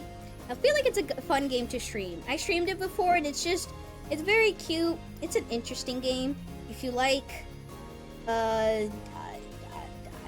what's a game that breaks the fourth wall? I don't know. It's like similar to like those like a cutesy Stanley Parable type of game, kind of. It's very fun. I feel like you'll like it. You'll enjoy the story. The blush emoji, yeah, that's me right now. I feel like Ichinose can appreciate those kind of games where they try to do something unique with its premise and stuff. Now that you're out of the book, nobody can hold a candle to you. It'll be tails. I'll play it and tell you what I think. Yay! Number 2 looks up to the sky in defeat. Reimu wins! How did we know it was gonna be tails? Knew it would be tails. I did it. In tears, number 2 hands Reimu her prize for winning. At least I got something out of the deal. Not bad. Whenever number 2 flips a coin, they get tails. That's the kind of info you want to get for future games, Marisa says. Understand now? You play a game with the wagon's owner, and then if you win, you get CP as a prize. I'm a little worried about where this chapter's gonna go. Reimu here doesn't even need info to win, though. Well, that's easy. Easy to say, at least. At least try talking to the person you just beat, the crying one. What would I need to talk to the loser for? Crying, number 2 begs. Reimu, please buy this little scheme die from me. I'll give it to you for 2 CP. No. Reimu ignores number 2 and leaves. Ah, why'd you tell me? Thank you for the head pats, though. Some other time. You didn't buy the die then. Well, that's your choice. Any wagon owner who loses tries to keep themselves alive by exchanging their items for CP. I see. Good, let's find some more serious games to sink our teeth into, Marisa says. She begins to walk deeper into the circus. Did you visit this circus, Marisa? Yeah, but the one I experienced was a lot more savage. Oh, no need to worry. This circus is pretty savage too. So that's what it looked like? Yeah, that's what attacking me looks like. Let's beat all of these ones next. That'll be the easiest way to earn some CP. You're the type that learns the quickest by doing, right? This fake really does talk like me, huh? Oh, it's so curious that we can, like, basically skip all of this. What should I do?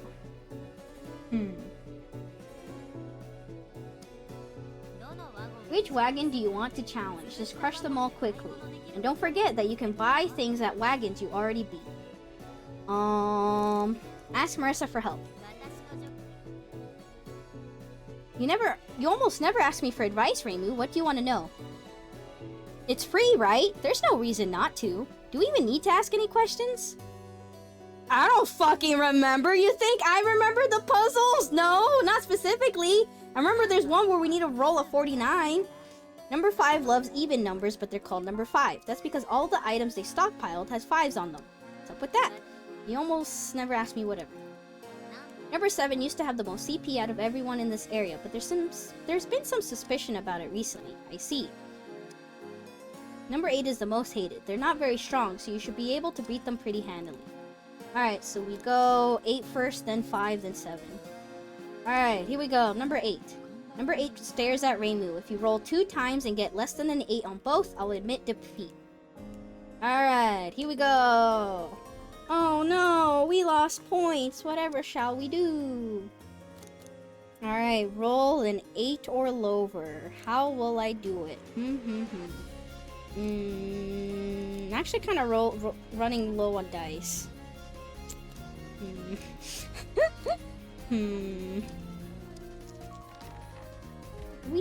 Oh shit, we failed, but we have a free reroll. Nice. I haven't lost yet. This one will settle it. This is the second roll. If it's not 8 or less, Reimu loses.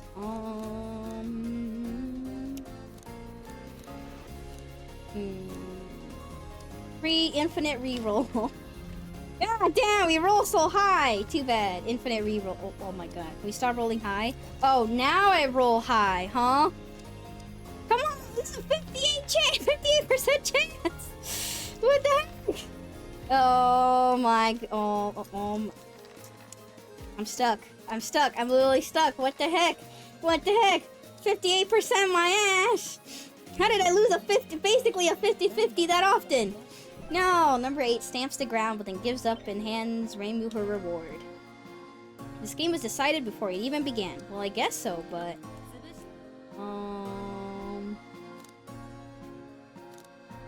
What are you even selling? Oh, little scheme die. Sure, I'm missing die.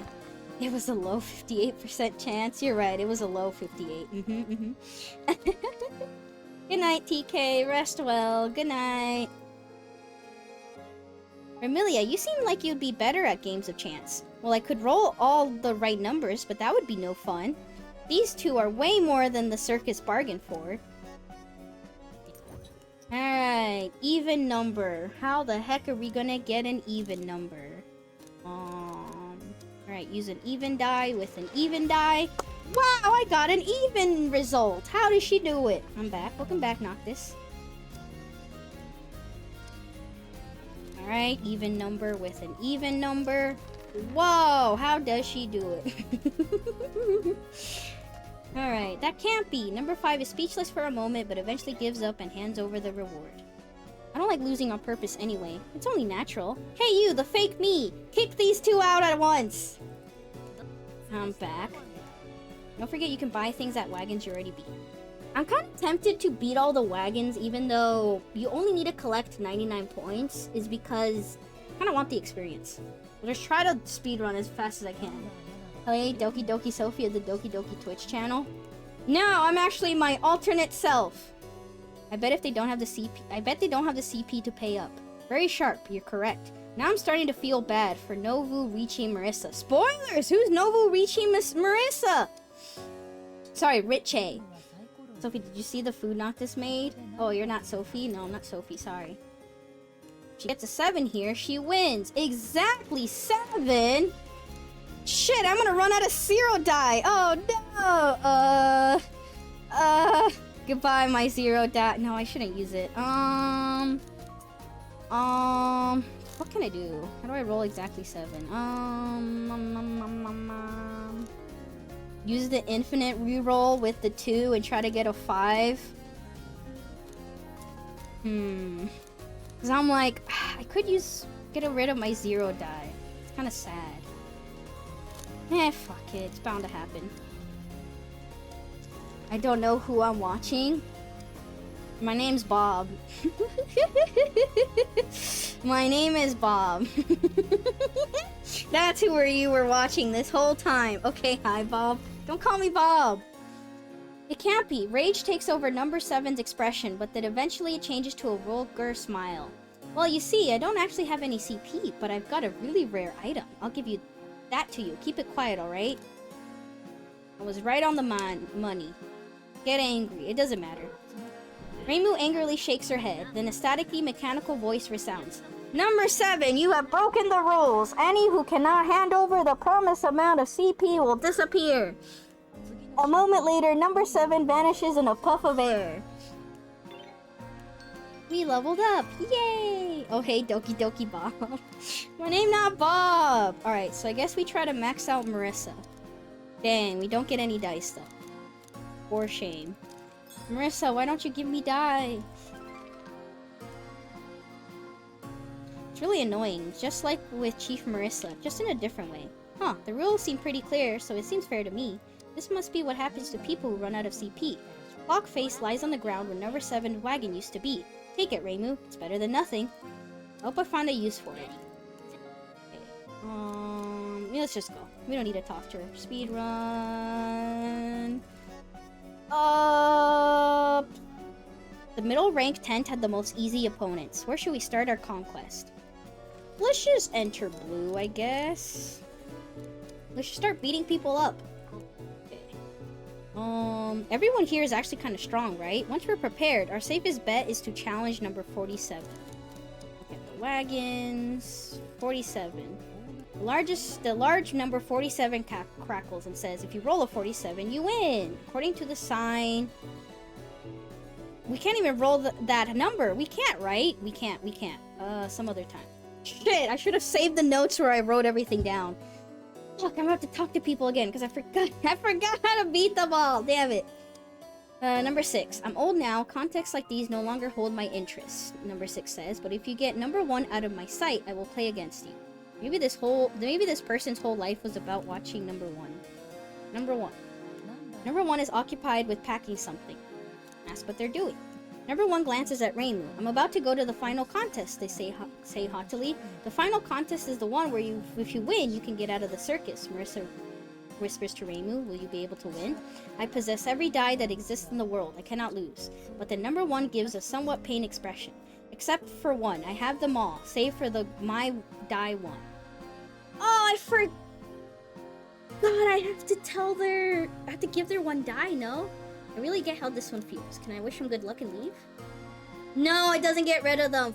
Fuck, I do have to get rid of my die. No, I need my die. I need my die. God damn it. Okay. Things will be rough if we lose my die. Yeah, because then it won't be ours anymore. Alright, goodbye. We could have haggled, but we're already at maxed. Doesn't matter. Alright, so we'll do... What is 6 again then now? Roll 3 dice, number 6 says in elderly tone. The first must be 1, the second 2, and the final one must be 3. I don't have a 0 die, so I can't do that anymore.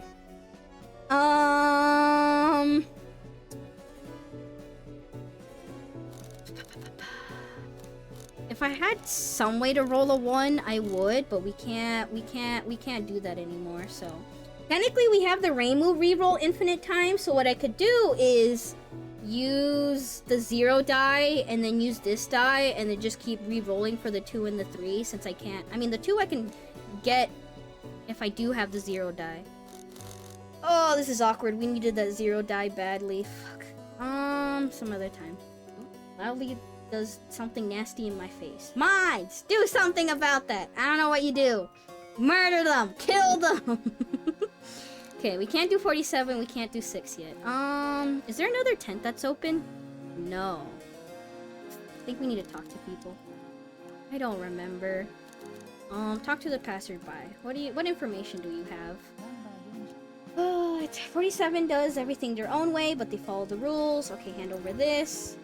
This have an even more intense fight. It's called to make him challenge you to a different contest. Okay. What the fuck does passerby B says? Okay. Did they just tell me information about blue tent people? Oh, they give me stuff. They're really like your relative's youngest child next door neighbor, huh? Basically a total stranger. Okay. Well, let's go challenge 47 now. That's the thing though, we're fighting these booths and stuff, is that you do have to, unless you brute force it, you do have to talk to people before you do some of the challenges, because you need information. There's no mods here anyways. Where did Science go? Did he fall asleep? Did he collapse? What the heck happened? I do need another mod! Science been slacking. Oh my goodness. Let's have an even more intense fight. Just what I was hoping for. Number 47 grins in a twisted way. Just what I was hoping for, they exclaim. Number 47 rolls up their sleeve. Time for the most intense contest the world has ever seen. It's time for an arm wrestling contest. I bet they'll just resort to violence if they lose anyways. I got this. Number 47's face turns bright red as they mustered every last bit of their strength.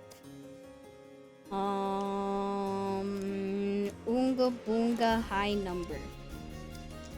High number, go. Shot is the only one crazy enough to take the job. Not Bokshot. Science is always working hard. How dare you? Working hard or hardly working?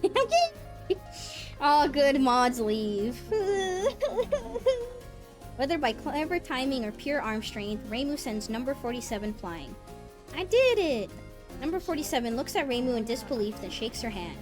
Takes their hand and gets up. You said you wanted an intense fight. Well, here it comes, they exclaim before attacking Reimu. Argue that they're breaking the rules. Just then, a staticky mechanical voice resounds. Reimu suggested that she wanted a more intense fight, and the contract has been bound. There is no rule violation here. Unlike the real thing, Novu Riche Marisa is well guarded. Sorry for being so vulnerable, I guess. Magically speaking, this is quite the powerful curse. Yeah, it's almost too much of a technicality, though. No choice but a fight. Here we go.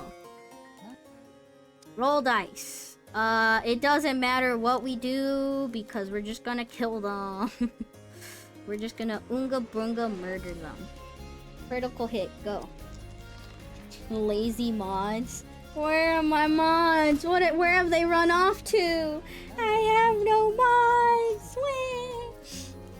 Reimu's well-aimed kick lands a direct hit on number 47. Number 47 hunches over in pain. I did it. Yikes. Reimu attack knocks 47 down, but they still try to slowly get up anyways. They need one more hit to stay down.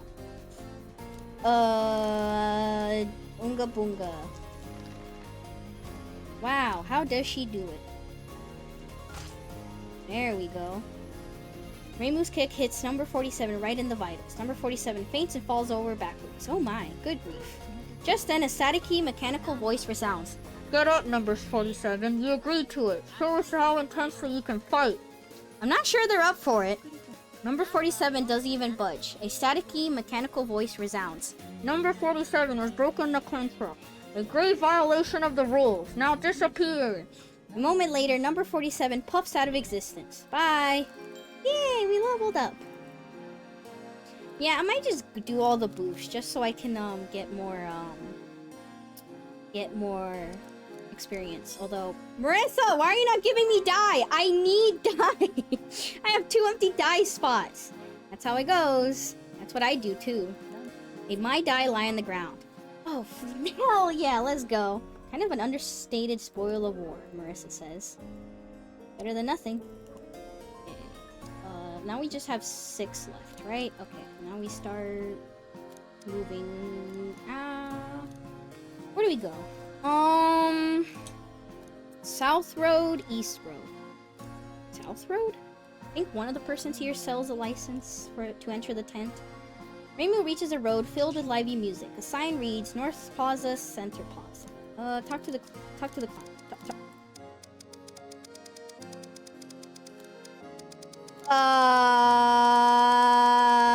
Uh-oh. Well, this ain't good. Let me raise the volume a bit for you. Do you hear this, chat? Do you hear this? This is the pain of, this is the sound of suffering. Oh. Oh. Oh. Wait. I can go here. Does this do anything for me? I should have put a bookmark. I forgot to put a bookmark. Shitboard. Yep.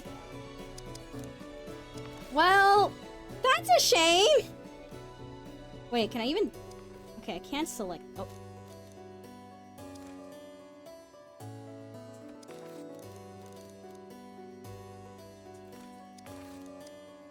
Okay, I can't select it. Okay, well... Fuck. No. Was there an autosave anywhere? I don't remember seeing the auto face at all. Interesting, I can't select map or dice or this, but I can select other things. Like, what the fuck is this?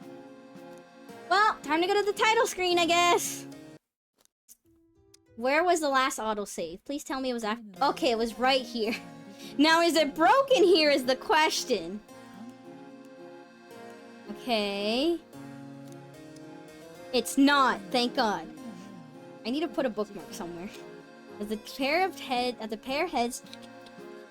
heads to the yellow tent, a clown stands in their way.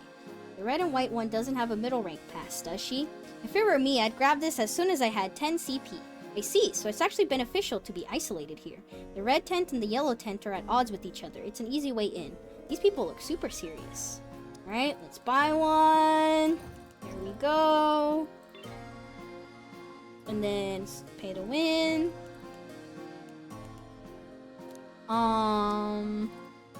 Let's enter the blue one and unlock the other area too. Go to the east road, re-clicking, yep. It's working now though, it's working now. I'm surprised it still works, even though, oh no, green... Oh wait, no, we can't do the green one until we defeat the other tents? Because for some reason it's quote-unquote renovating or something weird. I don't remember. I should also talk to the passerbys. I should. Alright, passerby A. The Master's Circus. Okay. Is the other one the one that won't tell me information? Yes, because of, Dr. Pretentious. Okay. Let's just go back through the tents. Go through the blue tent.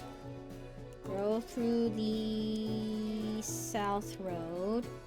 And then enter the yellow tent. And then we'll talk to everybody there. And then we'll talk to everybody in the red tent. And then we should be able to beat both of these tents, probably. Alright, talk to a passersby. Who would you talk to? A. Well, technically they had advice, but I skipped it. Red tent only has cheaters, especially number 90. Oh, look at me, I was talking. Tell me anyways. I see you have a proper understanding of what classiness entails.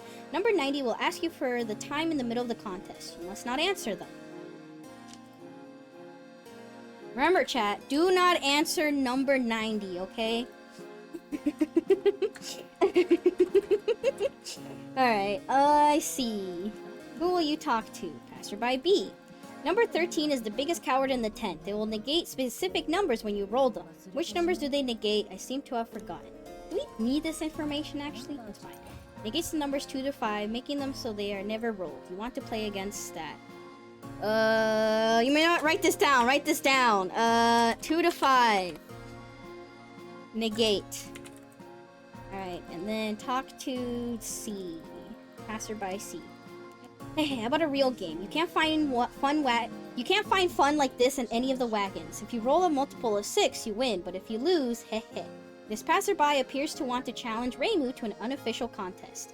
Huh? We can play in back alley contests? There will never be any shortage of this type of competition. I'm chibi now. Accept the challenge. If Reimu doesn't roll a multiple of 6, she will lose. How did I get a multiple of 6 last time? I think I had a 7 die and a 5 die. I don't know how this will help me now. 0 is technically a multiple of 6. Do I do that? That seems kind of funny. Alright, multiple of 6! Here we go! I mean, I'm just selecting this because it's the highest amount of die that I have. Alright, we did it. Boonga boonga. I said it for the 20th time now. Hey, you're pretty good. The passerby leaves Reimu with that and some CP. Just then, a staticky mechanical voice resounds. I don't like where this is going. Unpermitted contests are forbidden. While a few can be overlooked here and there, this is your 9th time breaking this particular rule. And I warned you after the 8th that there would be not another warning. A moment later, passerby C vanishes in a puff of air. Bye. Of course that would disqualify you. Appropriate. All too appropriate. They were hooked on the games. Maybe this was like a good thing for them. They're addicted. Alright, now we talk to all of them. Number 9 is super annoying. We should get information from the red tent first. If we have dice that cancel debuffs, 0 will be an easy win. So now we go to the West Road. I don't remember what these passerbys do to me. I don't remember how they helped me. I'm a fortune teller, no thanks. Passerby B. I got some good dice. Sounds suspicious, like someone between a merchant and a fraud. We could say yes if we don't have enough dice. I remember their dice being really expensive. Stall technology. Wait, that's a stall technology? Back alley mahjong contests. I mean... I mean, there's some, dark history with mahjong or whatever. Oh my goodness.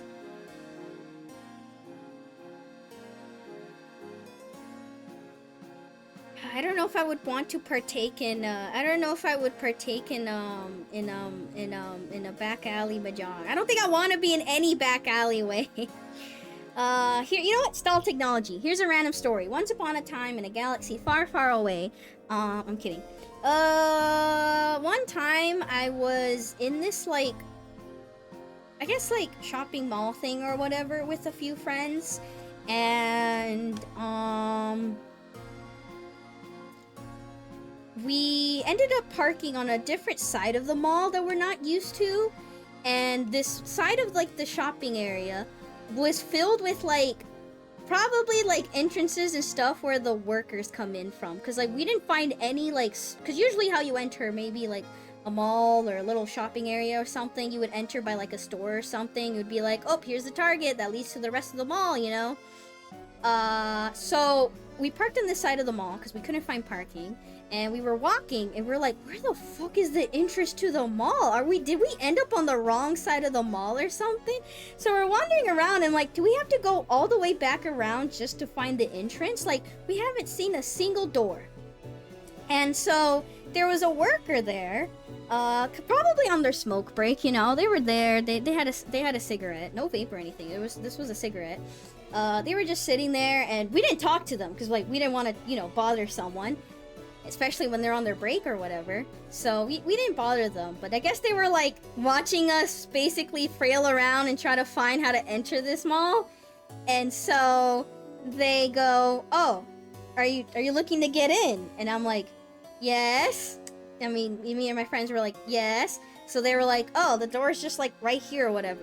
And so they pointed at the door, and the door didn't have any sign on it. You know, it kind of looked like one of those doors on a building that is probably for employees or something, and so you don't normally go through those doors because there's no like enter or open, or it's a store door or something, right? It looked very suspicious. But they were like, you know, go through here. So of course, why would we tell this, you know, this random stranger no, right? So we're like, okay. So we go through the door. He doesn't follow us, thankfully. So we go through this door. And the best way to explain the hallway that we were in was essentially the back rooms, you know? It was the random, like, behind-the-scenes hallway where I saw a lot of, like, wiring and other stuff.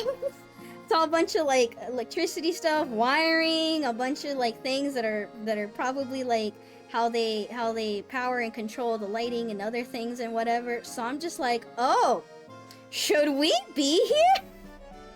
So then at this point it's kind of too late to, like, we don't want to leave, because then the worker's gonna be like, why didn't you want to go that way? Did you get lost or something? So we don't want to deal with the worker outside. We didn't want to embarrass ourselves. So we decided to just continue walking, and we kept walking. We kept going forward.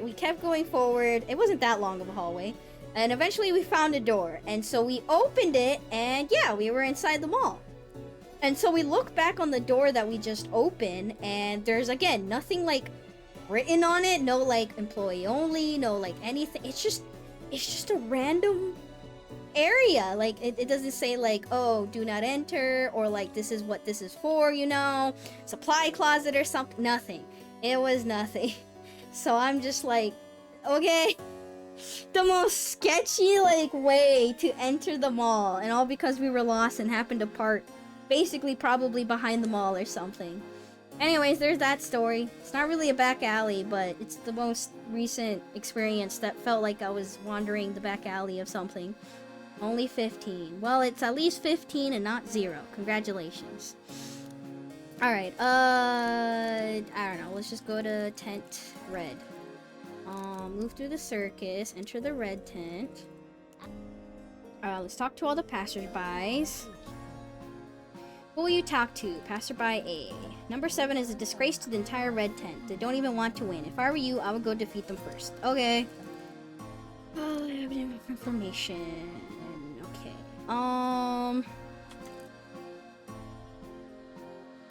Okay, so let's look at the wagons and beat up 7.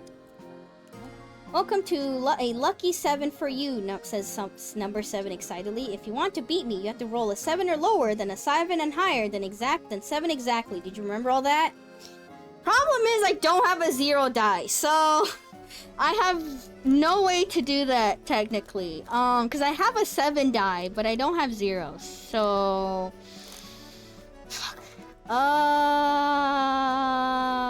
do they even want to play us? No, this is the one opponent we need to send packing. Okay, let's see the other wagons. Okay, 13 is 2 and 5 negate, right? Welcome to the unluckiest wagon in the world. If you want to beat me, then roll 1 7. Simple, right? They say that, but we need dice with debuffs. This canceled debuffs. This also canceled debuffs. We have to roll a 7 though, which is awkward. It's gonna be awkward, but we'll try. You know what? We'll try. We got rerolls. Alright, it negates, but we have dice that do not negate. We have this one, and then we have this one, which is, again, really awkward. Because we don't have good dice for this. Like, we have things that, like, don't have debuffs on them, but it's really rough. I mean, okay. If so, we can just... Oh wait, we can just use a 7 and a 2. Yeah, there we go. We can just use a 7 and 2. We don't have to use these ones that cancel debuffs. We can just... We do have the 7 die on us. Alright, well we can roll exactly 7. It's very easy. We can treat this one as a 0 die. Alright, there we go. Sorry for overthinking it. How is that possible? We did it! Alright, do they have a dice for me? 13. Do you have a dice for me? I kind of need more dice. My excitement die. No thank you. I need a 0 die. Alright, some other time. And then let's go look at 90s. You have to roll a 90 or lower, 90 says with a guffaw. Ask how many times you need to roll. Number 90 smirks and says 90 times. Alright, here we go. This is the first roll. Alright, we have to roll lower than the 90. Oh god, chat, how are we gonna do this? How are we gonna roll lower than a 90? This is impossible. How do we do this, chat? Oh god, wow, I did it. Yippee. Reimu continues to roll the dice over and over. After rolling the 16th time, number 90 asks, "Hey, what time is it?" Roll dice. We do not answer them. So the key to this trick is that we do not answer them. So we're gonna ignore them. It would be funny to roll higher than 90. I wouldn't be shocked if that was an achievement. Is that possible?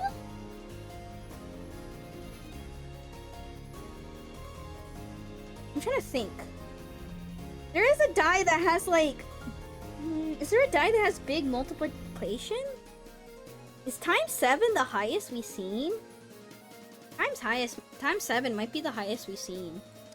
So we don't answer them. We ignore them. When Reimu rolls the 90th time, number 90 cackles. That was the 94th roll. You lose. Hey, we didn't screw up our counting again, but did we? Insist that was definitely the 90th roll. Reimu insists that she counted properly. Number 90 gets angry. You're a swindler, they shout. 5 or higher, the Oonga Boonga dice go. You're the swindler here. You're a liar, and if you're gonna keep lying, I'll go all out, number 90 shouts, throwing a punch at Reimu. One opponent I absolutely can't stand fighting. Oh, challenging Reimu to a contest of violence, are we? This is all part of his foolproof plan to win. Interesting, the Reimu, or not Reimu, Remilia and Flandere's dialogue are the same in this section. Shout back and attack, 12 or lower.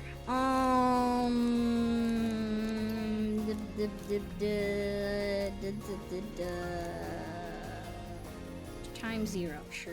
It doesn't matter. We attack calmly and don't lose health. Reimu's attack hits number 90 squarely. Number 90 flops to the ground, limbs all sprawled out. All bark, no bite. Just then, a staticky, mechanical voice resounds. Number 90, Reimu, you are both in violation of the rules. Reimu only rolled a die 88 times. I knew it. Reimu, you miscounted again. The mechanical voice heaves a sigh. But since you have both broken the rules, the last one standing is deemed correct and the defeated is deemed the rule breaker. A moment later, number 90 disappears in a puff of air. Marisa, give me die! She still doesn't give me die! Marisa, why aren't you giving me die at all? I need die! Oh my goodness. Nothing else matters as long as we win. A furry die. Nice. Sheesh. Okay, so for 7, we need to roll a 7 perfectly. Let's go back to the yellow tent. See if I can defeat anybody there and get some dice. Or else we're gonna have to start relying on rerolls and good luck. Okay. Look at the wagons. Number 0. Number 0 silently uses their hands to form a 0 and then moves their hands to form an X. According to the sign, do we have our dice that nullify debuffs? Have we said all our prayers? Hand over and play. Reimu rolls a dice. If she gets anything but a 0 here, she wins. Negates 0 or higher. Oh yeah, it was this one where it doesn't matter what the heck you do. As long as you have one die that negates debuffs. We did it! Yippee! Number 0 is silent for a short while. Their eyes are wide, eventually crying to hand over Reimu's reward. We did it. They were such a pain to beat. I don't think there's a way to win that without canceling the debuff. Sure isn't. They cancel everything. Alright, do you give me a 0 die? The number 0 has to give me a 0 die, right? No, they give me an anger die. I forgot. God damn it. Your number is 0. Why are you not selling 0 die? Sorry, I'm being numberist right now. Oh my goodness. Who the fuck gives me a 0 die? How do I beat 9 again? Number 9 declares, I am number 9. The two of us will roll against each other, and whoever rolls higher wins. Best to 3. According to the sign... How do I beat them again? Number 9 rolls 2 die. Number 9 gets a 98. Reimu needs to roll 99 or higher, or she will have 1 loss. Oh, we tell them, are you sure the math is correct or something? No, I don't think that's it. I'm pretty sure we have to interrupt them in the middle of this. Number 9 smiles. Do you see my true power now? If you surrender, I'll return 2 of your CP, they suggest. Oh, I hate this one. I understand it's physiological warfare, but it's still pretty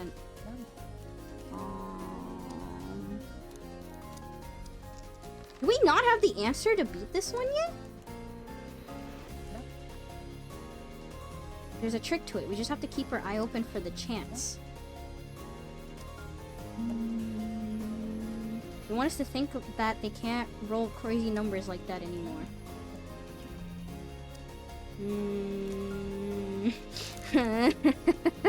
Dang, I can't do it. I can't do it. Okay. What the fuck? I thought I already had the answer on how to beat it. I guess not.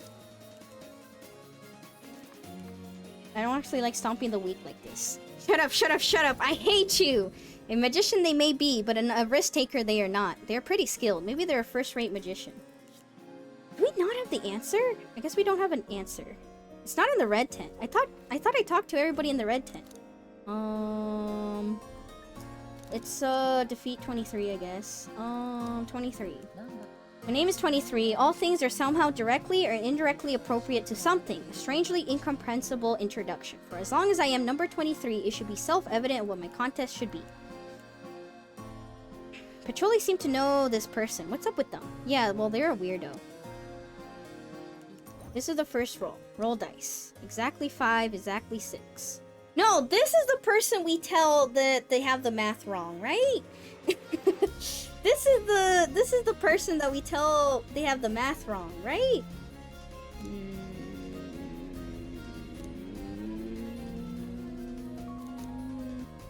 I don't remember. Crap. What do we do in this situation?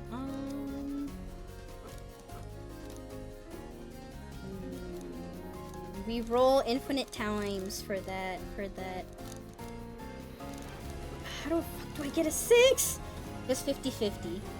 Oh, Kiwi! Thank you for the raid. Hello. Thank you. Welcome in. Hello. What were you doing? Alright, let me shout you out, because apparently I have no mods. All my mods have left me. All good mods leave. Affogato? Ooh, what game was that? That sounds familiar. I wonder why. Affogato. I mean, as a first guess, is it like a coffee making simulator thing or something? That is what I would assume. Boxshot. Hashtag Boxshot 2026. No, I don't wanna. No. Oh god. The best I can do is a 33%, I'm pretty sure. That's awkward. I have not mentioned it to you. It's like one of my favorite games. Have you before? Guess I no, wait, no, not how you say that.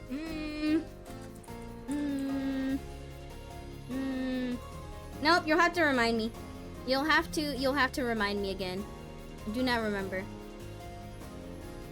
I mean, there is some coffee making in it. I mean, with a name like that. Also, holy shit, did I one and done it? Youngsters these days don't get it. Choose Reimu away. Wait, do we have to keep going 0? We should get information from the red tent first. But I went to the red tent and they told me nothing. What the fuck? There's only one passenger. There's only one person to talk to in the red tent. Move through the circus. Enter the red tent. Talk to a passerby. Yeah, passerby A is the only one that tells me something. I can't talk to the other guys.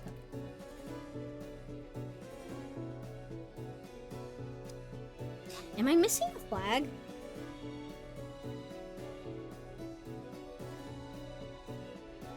Am I missing a flag here? Because I'm like, why is the other passersby not talking to me? Because yeah, we're supposed to get information on how to beat the other ones here. That's weird. That's weird. Because yeah, we're supposed to have the information to beat them. But I don't have that information. Go through the Northwood. It's like my 5th playthrough. I'm pretty sure I mentioned it to you already, but yeah, it's a game I played a lot. Yeah, you must really like it if you're playing it for the 5th time. Have the clown in front of the green tent. Get a VIP pass. Cool. Everything is ordered. Take this VIP pass. Okay, we have this. Do any of them tell me how to? Ooh, repair not die. Thank you. What should we repair? If only I had a 0 die to repair.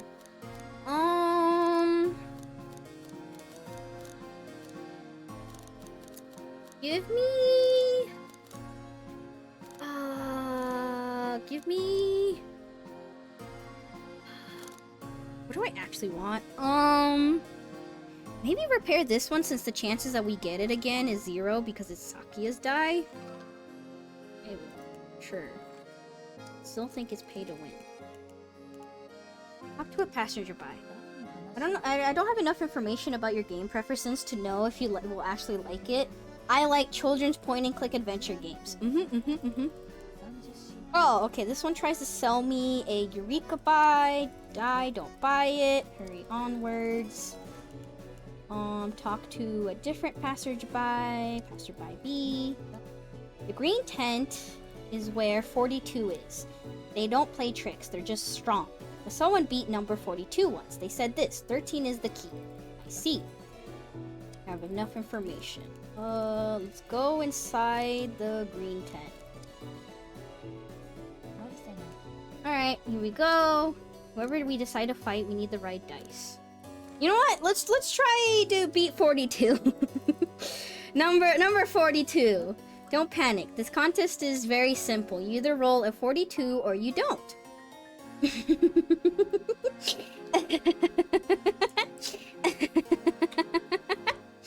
Roll a 42, eh? Alright, here we go.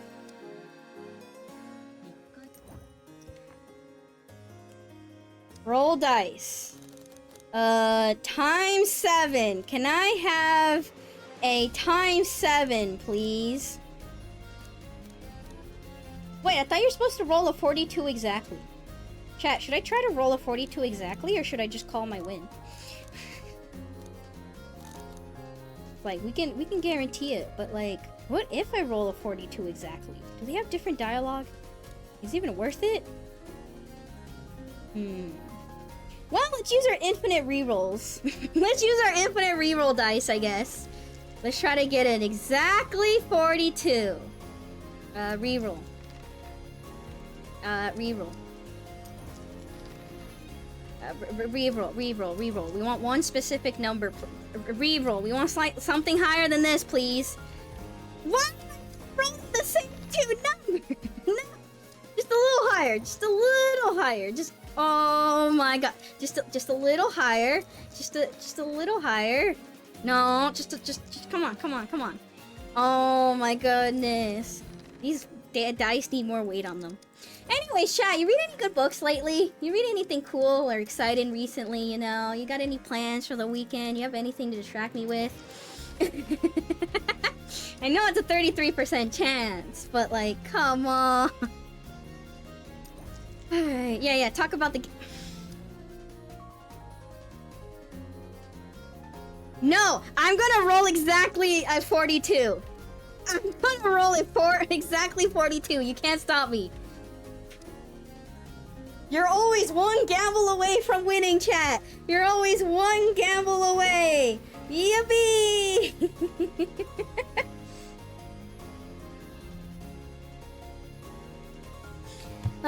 Okay, what can I say about Affogato? The mechanics is fairly unique. I don't think it has been done very much in other games, if at all. The story is really well written. The music is great. The only thing is there's a lot of reading to get through. But it's not the point that it's the word that I'm looking for. I mean, if it's a good story, I like a good story. I like great music. I also like reading. Reading is fine. How's it going, Gamba Kitty? I sure am gambling.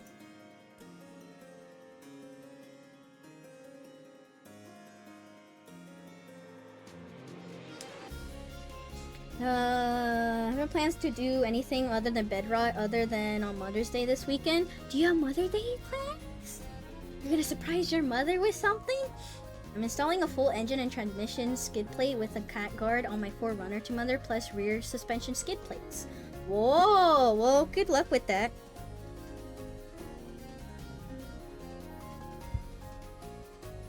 Alright, well, we rolled a 42. Let's go. Thank you for answering my question. Okay, Lucky Cap, I'm off to bed. Good night, Vanda. Rest well. Good night.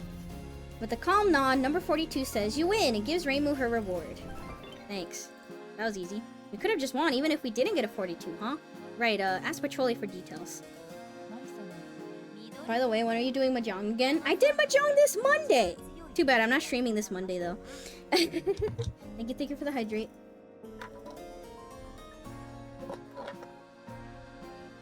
Whoever we decided to fight will need the right dice. Number 14 is pretty weak. We can burn through a bunch of CP for that one. Which number 14 though? No, you don't remember the challenge.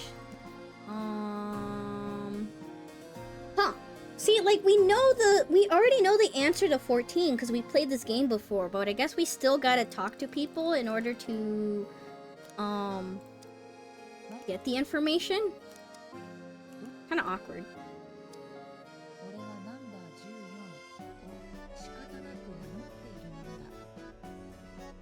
I am number 14, or rather someone who has no choice but to use that name. If you're bored of simply rolling numbers other people tell you to, then have a contest with me. Copy that according to the sign.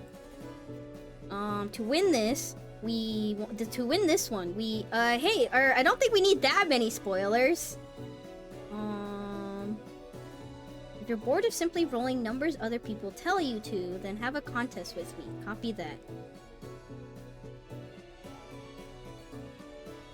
Oh, it's this one. Okay. Hey, chat, remember this one?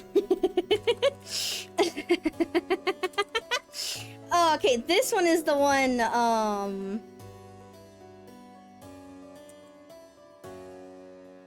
copy that. Yeah, Ark, you remember. Do you remember the number for this one?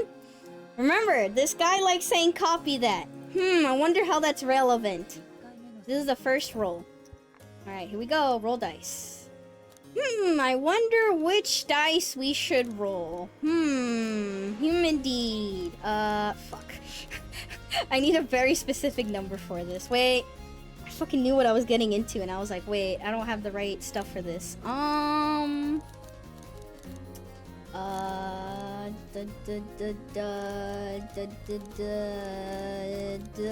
guess we just use the infinite reroll because I'm kinda... Well, no, we can 50-50 it, actually. I lied, we can 50-50. I'm running out of 2 die. Alright, time to reroll. Come on, 50-50! Yes, nice. Alright, so we roll a 10 first. Oh, not bad. Next one. This is the second roll.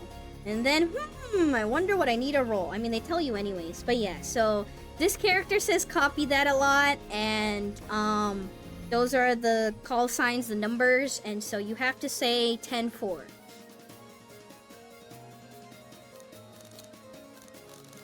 So, kind of cool that you actually had to use outside knowledge for this. Alright, and then we 100% guarantee this. There we go. Very good. Even if it was just coincidence, you still won. No, it wasn't coincidence! I knew exactly what I needed to do, okay? I knew exactly what I needed to do. Don't worry.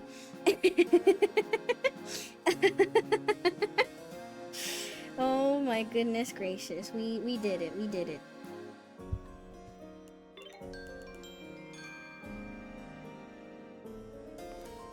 Alright, let's pick... Nice, she gives me die. Kind of an awkward die, though. Alright, show the clock face. Number 14 looks at the clock face and says, I'll trade you 10 CP for it. Marisa responds with, Trash for 10 CP? How lucky. So Reimu decides to give number 14 the clock face. You're not supposed to be the one I give you the clock face to. I'm supposed to give it to someone else. I'm supposed to give it to the other guy. What the heck? I'm playing this so out of order. What the heck? I'm doing things very differently than last time. Talk to a passerby. Passerby C.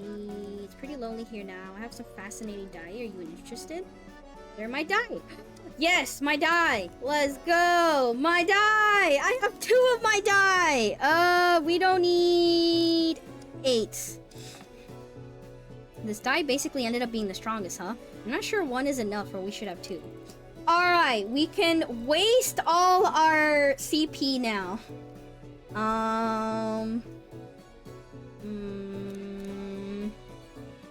What the heck do I do? Move to the circus. Go to the North Road. Talk to a passerby. Actually, you know what? Here we go. What dice do I have again? I still don't have a 0 die. I don't have any die that has 0 on it. This is a copy die. This turns the number into 0, because we can't roll 1s. We need a 0 and a 1.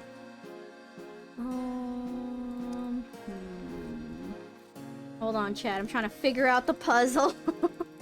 Technically, I don't need to do this. I could just skip all this. No, we already talked to everybody. We know what 14 needs. Or 14 needs... Actually, wait. We handed them the mirror. No. We don't need to talk to anybody.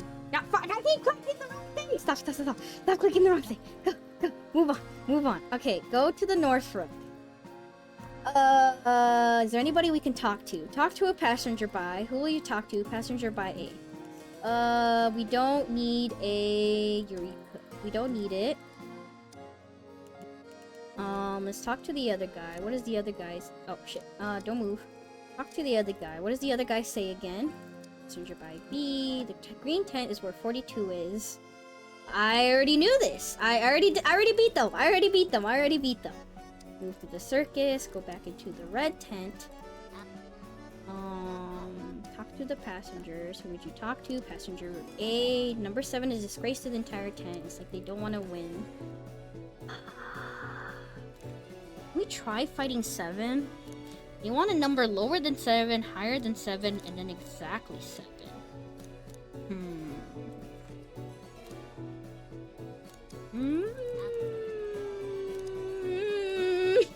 Number 7.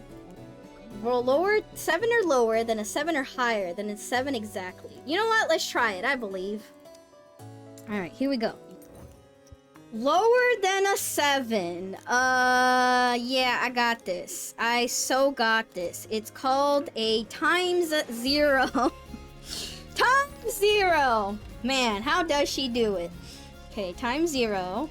And then next time will be a warm-up 2. Then we have to roll a 7 or higher. Now, this is where I'm going to waste all my CP, because I still got an achievement that I haven't gotten yet. Let me check. Where is it? Oh, nice. I got 2 more achievements. Oh, yeah, you get an achievement for maxing out characters' influence. So I do have to replay this game and get everybody's influence maxed out. Alright, well, I still don't have the achievement where we roll the highest value on a die. So I'm gonna waste all my CP trying to roll both of these at 2 double 6s, I guess. Alright, here goes nothing! 2 6s. Okay, that was 1. That was 1. The chances of this is really... Well, I got this one! I did this one!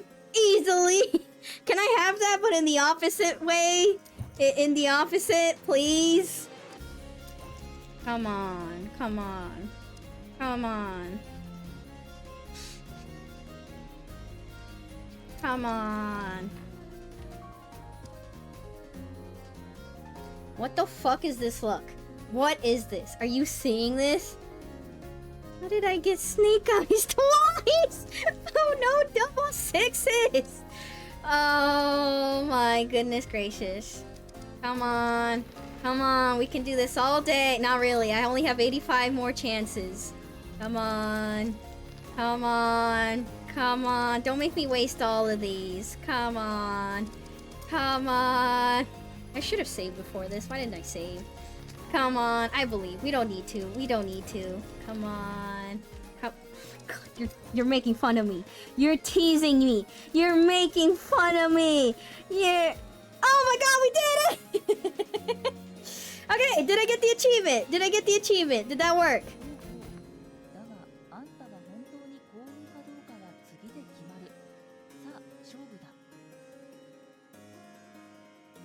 Guys, I didn't get the achievement. Did you get the achievement then? Roll the highest number of a die on a die. It says roll the highest value on a die. Is it like the highest value ever? What the fuck is the highest value? Is there even a guide for this?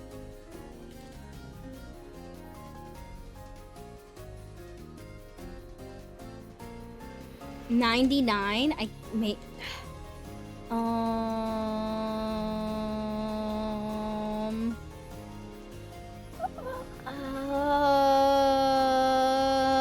Roll the highest value on a die. The fuck does that mean? I took a die and then I rolled the highest value on it.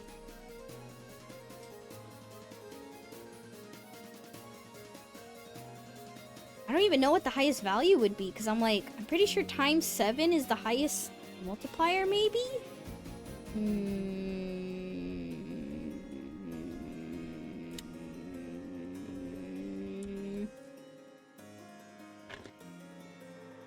I'm trying to think. I don't know what special dice there are. I don't know if there's other like special die or something. I have a times 7 and a 9. I could try that, you know. I could try getting a 7 times 9. Okay, well, here comes the awkward part. How do I do this?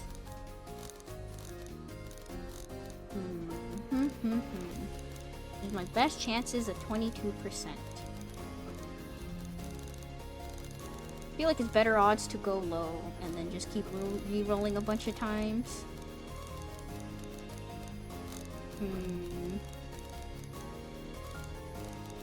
Oh, how I wished I had a 0 die right now.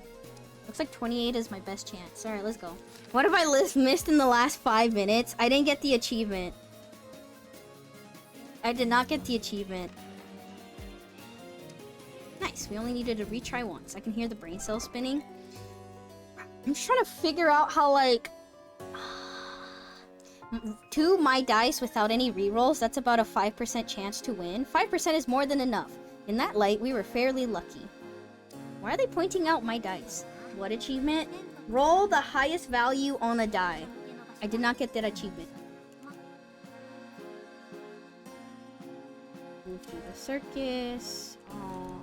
Ash Road.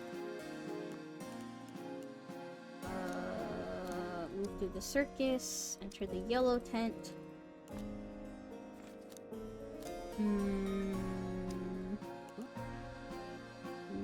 Number 23.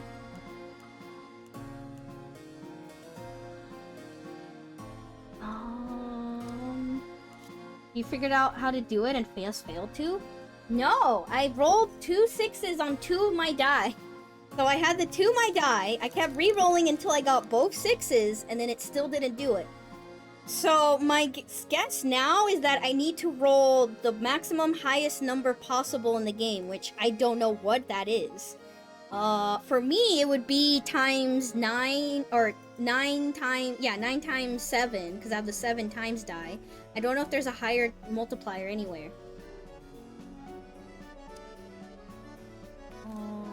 Go through the South Road. Talk to a passerby. Who would you talk to? Passerby A. Rumor has it the ones in the yellow tent have a lot of pent-up anger about society, and a die collector turns that anger into CP. What a dirty way to do things. Talk to B. If you can't pull off an easy win against your opponent, okay. This is just all generic, useless advice. Got enough CP if you're short. Nope. C. Have enough information. Go back into the blue tent. I'm like, why do I not have the ability to fight the people in the yellow tent? This is weird. Wagons. What was 6 again? Roll 3 dice. The first must be 1. Oh yeah, I need a 0 die. I don't have a 0 die anywhere. I don't have a 0 die. Look somewhere else. Talk to a passerby. B. 6 is honest in an honest way. Passerby C. You also give me stuff. Don't make the trade. What the heck do I do? For some reason, the game is kind of weird. I'm supposed to have the knowledge to defeat the ones in the yellow tent, and yet I don't.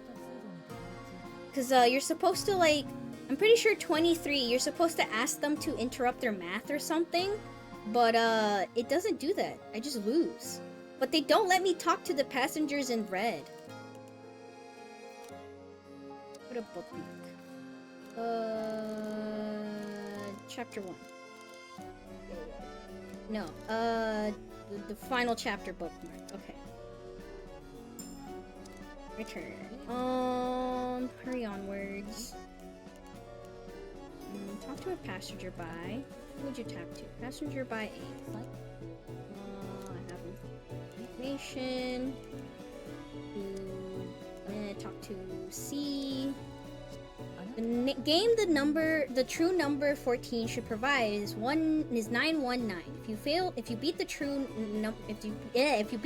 number 14, please show him the clock face. This is the one I never figured out. I don't really get this part. Oh, okay. See, the problem is, we gave the clock face to someone else. Look at the wagons. Number 14? I want to give you a really good die of mine. It's agreement die. What'd you say? No, thank you. Some other time. Let's look at the wagons. Look at the other 15. Say this. Now you mentioned feels right. Okay. If you roll a 9, then a 1, finally a 9, you win. I need a 0 die to roll a 1. I don't have a 0 die. Some other time. Oh my goodness, I'm gonna actually have to buy a die. God damn it. Who still has a die? Anybody got a 0 die I can buy? I need to buy a 0 die. Give me a 0 die, please. Can I... Nope, I can only look at 6. Okay. I need a 0 die! Who do I have to kill? Who do I have to murder to get a 0 die? Oh my goodness. None of you give me die, right? I just talked to them. I know I just talked to them. Go enter the yellow tent again. Give me die, somebody! Me? No. Okay. Number 0 doesn't give me a 0 die because fuck number 0. I can't beat either of these. I don't have the information to. This is so weird. Oh. Guren? Hopefully I pronounced that correctly. Guren, hello! Thank you for the raid! Welcome in, hi! I'm currently still trying to beat a puzzle!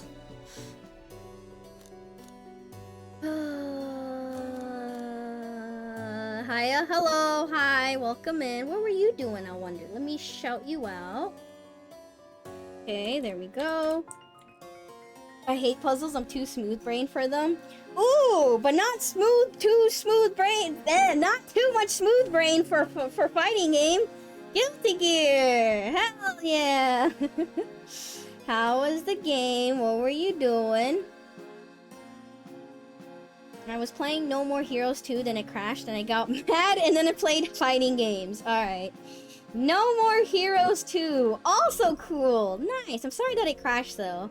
That sucks. Well, nothing like to blow off some steam by playing a fighting game. I was drunk but had fun. Fighting games while drunk is really funny and hilarious.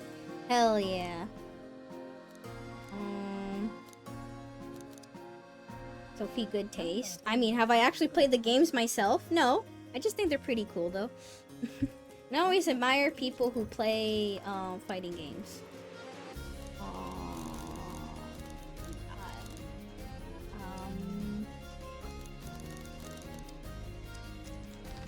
I would hugely recommend No More Heroes 1 at least. Maybe one day. Maybe.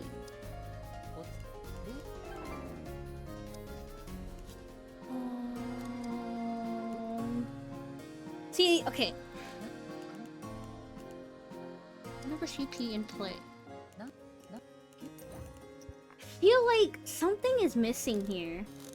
Oonga boonga go my roll. Actually, we can just, since we're supposed to, we're scripted to lose this. We roll the dice. There we go. But yeah, if you need a raid a run or do whatever or take care of yourself after being drunk, feel free. I'm currently in the middle of a dice rolling Toho game.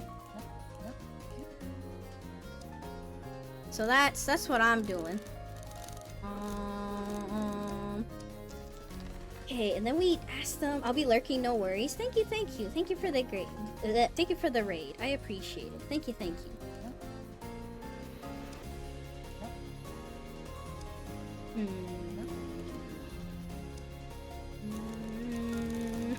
I'm like, what do they expect me to do here?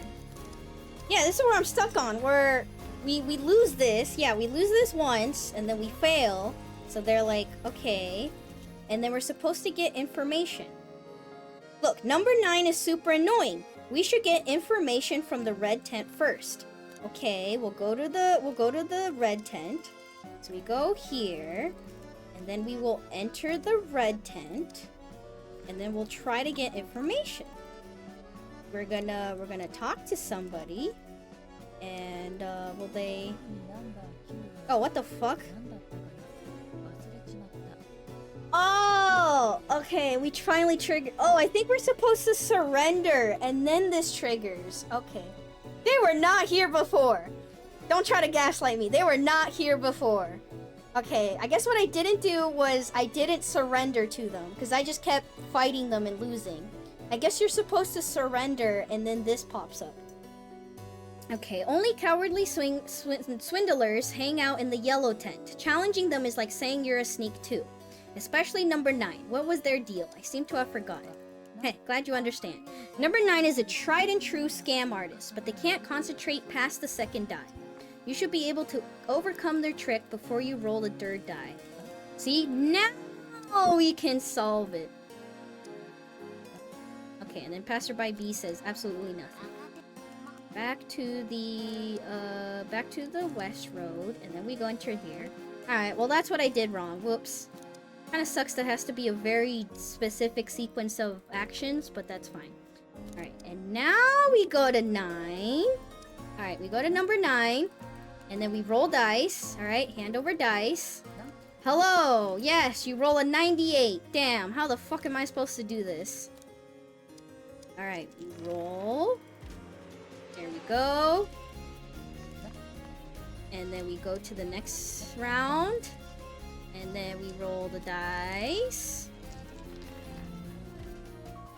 And then here comes the trick. Alright, go to the next round. Said I wanted to go to the next round. Here we go. And then we grab their arm, but we need an even. Even die, you say? Alright. We use 2 even die to guarantee 100%. We grab their arm. Reimu swiftly grabs number 9's arm. Number 9 isn't holding anything in their hand. Number 9 wasn't rolling dice. They were making Reimu hallucinate that they were. Shout that they're a cheater. Take that! Ugh! Now that we know the trick, there's no way they can win. No cheater can keep winning with just one trick up their sleeve. You know what you need to do if you don't want me to blab, right? Reimu uses words that aren't very healthy to the growth of a young man to put pressure on number 9. They aren't healthy to the growth of a young man? What the heck does that mean?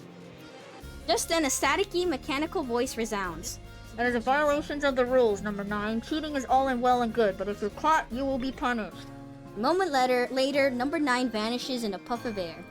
Yippee! We did it! Pick Marisa. Number 8 die. This one's running kinda low, but we don't need an 8 die. We don't need an 8 die. Take that! Let's leave things at that, shall we, Reimu? Wait, we can get even more from them. You got what you deserved.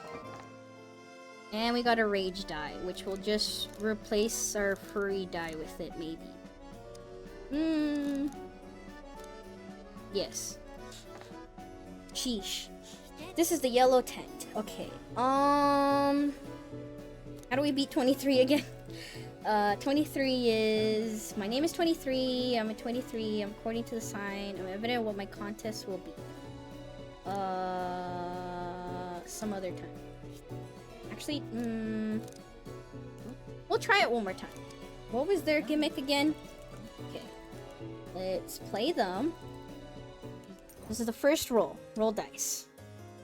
Oh, the gimmick is that we have to... Oh no, the gimmick is we have to add up to 23 or something, but eventually in the middle of it, we have to say it's wrong or something. I think. I don't remember. Exactly 6. So we need 6 for the first one. Problem is, how the heck am I gonna do that? How the heck am I gonna do that easily? Oh no.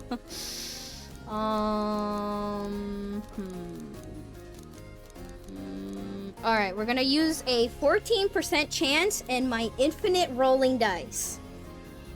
I should have done this better. Alright, here we go. Infinite roll time. Can we hit a 14% with infinite rerolls? Chances are not very likely.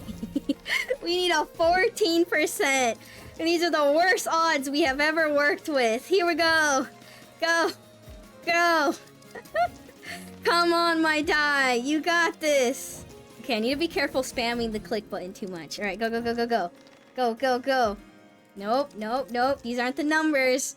Anyways, what else are you doing this weekend, chat? You got any other plans? Mother's Day is coming up. I was just reminded, which means I should probably send my mom her yearly random Snoopy gift. That's all I do to my mom. Me and my mom don't have the best relationship, but I do send her a Snoopy gift. I mean, I do the bare minimum. She seems to like the Snoopy gifts a lot. So I'll send her a Snoopy gift that says, Happy Mother's Day. Holy shit, we finally hit the 14%. You just gotta start yapping, and then you win these. Number 23 happily nods and tells Reimu to roll again. And then we roll 6 again. But this time, it's gonna be at 14%. Actually, 11%. Shit. You know what? Give me that 11% with infinite rerolls. Alright, back to yapping, since we have to do infinite rerolls right now. Probably take my mom out to a place to eat and get her some booze. Aw, that's nice. See, that sounds nice. Maybe I should ask my friends and fellow co-workers what they're doing. I mean, even when I lived with my parents and I was a young little lad. Sorry, young little child. A young girl. I didn't do much for my mom on Mother's Day. I mean, I remember in elementary school we were told to like we were told to make dice and stuff. Or not dice, sorry, I'm looking at dice. We were told to make like letters and like cards and stuff, and then I would give it to my mom and she'd be like, "Oh, that's nice." I mean, I didn't have an allowance. I didn't have a job when I was a teenager or whatever, so I didn't have too many funds to get my mom something nice, but I mean, and the thing is, I also didn't do like, I didn't do the thing of like, oh, let me do the chores for like my mom or whatever, because I was already doing a lot of the chores in the household. So I can't be like, here, you rest, mom, I'll do the dishes. I was the one having to do the dishes every day, and clean the bathroom, and clean most of the rooms. I just kind of like wished her I just would wish her like, you know, happy Mother's Day or whatever. My father would take her out for dinner though. Alright, roll dice. Exactly 6. Oh, we just rolled 6? Oh, I thought we were supposed to ask I thought we were supposed to tell him or are you sure you're counting correctly? Huh. That's weird. Okay. Never mind, I guess this was different. Alright, back to infinite rolls. Yeah, I only usually take her out to eat because she usually complains if I get her anything special and unique. I mean, that's... Have you tried making maybe... Well, special and unique. What about hand making her things? Something simple... I guess my mindset, or something I have thought about is... I like getting my friends gifts. I get them a lot of gifts. But something I keep in the back of my head, or what I think about often is... Let's say you have maybe even a few friends, right? But you've been friends for like 5 years or something. And you've been giving them a gift on like Christmas, on their birthday or whatever. Nice. That's a lot of gifts. It adds up. Imagine I gave the same friend a small plush, and we've been friends for like 5 years, and then I given them a plush, let's say their birthday and Christmas. So two days out of the year, I give them a small plush. That's 10 small plushies that they now have to deal with and you know, put in their room, which, again, if they're kind of small, it's whatever, but it adds up. That's how I think about it, where I'm kind of like, I love getting people presents, but I hope I'm not just adding more and more to their junk. Especially since, I mean, I'm one of those types of people. I'm sure some of my friends are those types of people. We have our own money. We're adults. We like anime and stuff. We tend to buy a lot of things all on our own, so... that is also adding up potentially to the already billion plushies that my friends could be buying for herself or whatever, right? So my friend already buys herself a lot of plushies. I'm gifting her like 10 small plushies. That's a lot of plushies. So yeah, in the back of my head, I'm always worried that like, I hope I'm not over giving or like giving too much or just adding to like problems or messes and stuff. But I don't know. That's why I try to give like people useful things or things that will help them replace something, you know? Like I try to give them like useful things that hopefully don't take up too much room or something. I do, and then she goes, "Oh, don't spend too much time on me," type of shit. Type shit, sorry. I like the idea of useful things. Yeah, it's like things that they might need. I try asking them like, do you need anything? Are you planning to get yourself something? You know? It's like, it kind of ruins the surprise, but it's like, if they were wanting to buy something or get something, I will try to buy that for them. To be like, you know, happy birthday, let me pay for it. You know, you can save yourself money. But food is also very good. Like paying for their food or something, or food dinner is also good. But yeah, I got my mom flowers yesterday because the flowers are cheaper, and she complains I could tell them they were cheaper. Flowers are not so nice because they're also temporary. You know, it's like they're nice, they'll exist for a little bit, but then eventually they'll die, and then they won't take too much room. Although, if your friend does appreciate permanent things, it just don't just give them permanent things always. You know, you gotta mix it up.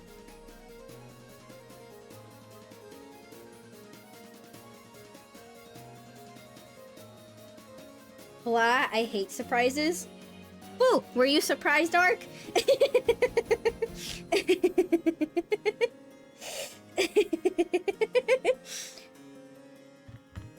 Alright. Dang, we got a furry die. Who's that person anyways? Let's just ride them off at an all ball and move on. Well, we beat all them. Now we just... We're still fucked because the ones remaining, we need a 0 die.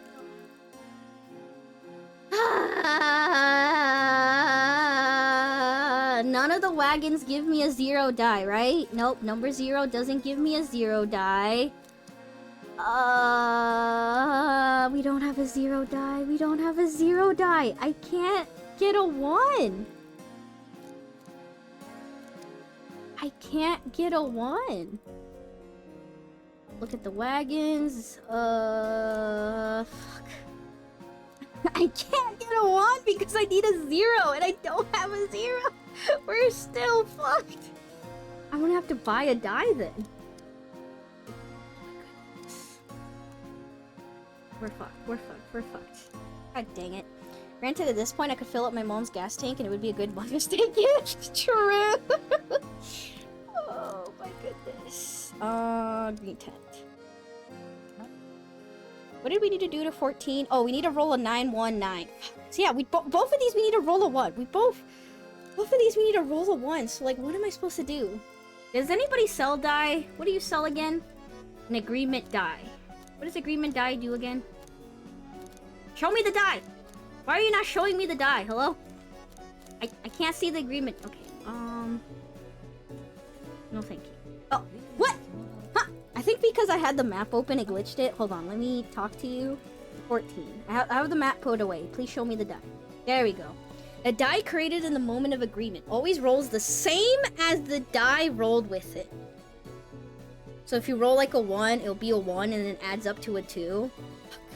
That's not a 0 die. That's a mirror die. Always rolls the same as the die rolled with it. That's not what we need. We need a 0. I know where we can buy die, but they're gonna be so expensive. Is it worth the extra EXP just killing off these tents? Technically, we can already finish the game. We can beat the game. It's not worth it. Look at the wagons. Do any of you sell 0 die? Excitement die? No. Do you sell a die? Do you sell it? Consistency die. I need a 0 die. Move through the circus. Alright, you know what? If we're going to the middle, might as well just end this chapter. Alright, enter. Go to the plaza. Reimu reaches the plaza. hurry onwards. Hurry to Marisa, you need to challenge the circus master in order to escape from the circus. That's maybe a little hasty. The master gives Reimu a look up and down and speaks in a polite tone. You must be Miss Reimu. I've been hearing rumors of you for quite some time. I'm terribly sorry, Miss Reimu, but you do not possess final contest qualification. But we do! We actually do! You're still not the strongest. You gathered the most CP out of all of them, 99. I have that!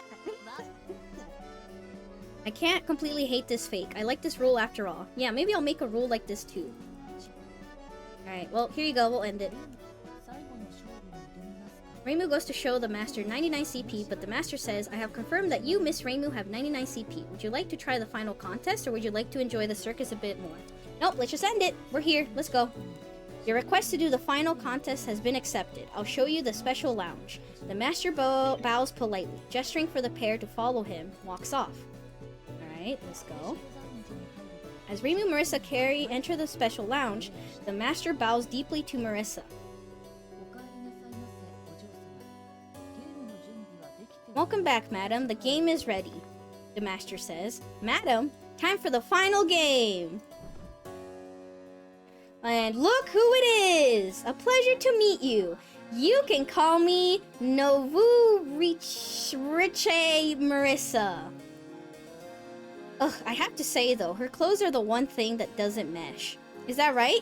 I'll have Sakuya sew you her outfit. Aggressively doing things the other person hates, now that's style, Remy. I can't believe it, you tricked me. I'm sure you doubted me, right? You thought I was odd, that I might be a fake, says Novu Riche Marisa. In response, I have a nice little cliche for you. It's your own fault for being tricked. I suppose it is her own fault for being tricked, yeah. She's a fucking Christmas tree? No! She's just rich! You want to get out? Then you'll need to have more CP than anyone else in the circus. Unfortunately, I have much more of it than you do. This monster is like if Marisa's hoarding habit turned into jellied fish broth. You sure do know a lot about Marisa. Right, then I just have to beat you. That you do. I have a special game for the two of us. If you win, you'll be able to leave the circus. How much CP do I need to play? Oh, only 9,999 CP. If you don't have that, you can use something else. Perhaps the name Reimu Hakure, for example. Hakure Reimu. It's not happening! I think you should be the one to decide, Reimu. Look at her like she has 3 heads. Yeah, you decide, Reimu. That one's up to you, Reimu. Look off into space, offer a vague smile, look at her like she has 3 heads. Well, I'm here to increase people stats, so... We'll do Remelia, because Remelia is the lowest. Offer a vague smile. So Reimu shouts, you have a deal! But I said no! Why aren't I listening to me? Reimu is in this free spirit, even when it comes to herself. I knew it. I knew it. I need to get out of here and see Marisa. Great, let's start the game. Novu Riche Marisa picks up a book. The game is called Marisa of Liartop Mountain. Marisa has disappeared, and you need to go on an adventure to find her. Hey, wait, Marisa of Liartop Mountain? Isn't that... Yes, it's this game. Alright, chat, how will we beat this game? Here we go. You are headed to a mysterious library. Choose 2 items to take with you. We need the heavy book and the library card. Library card. You're now equipped for the journey ahead. Turn the page. Alright, here we go. Start chapter 9801 and 1. You travel for 2 days before arriving at a dark, musty library. There's a giant life-size picture book in front of you. It's the door to the library. Open the door and enter. You enter the library. It's a maze inside, and the walls are bookshelves. The path branches east and west. Go west.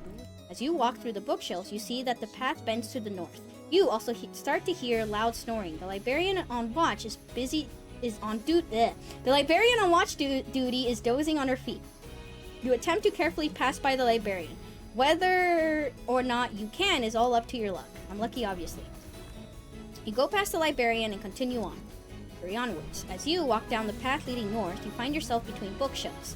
Large letters on the door read, "Warning, completely dark room. You can't hear a single noise from the other side of the door."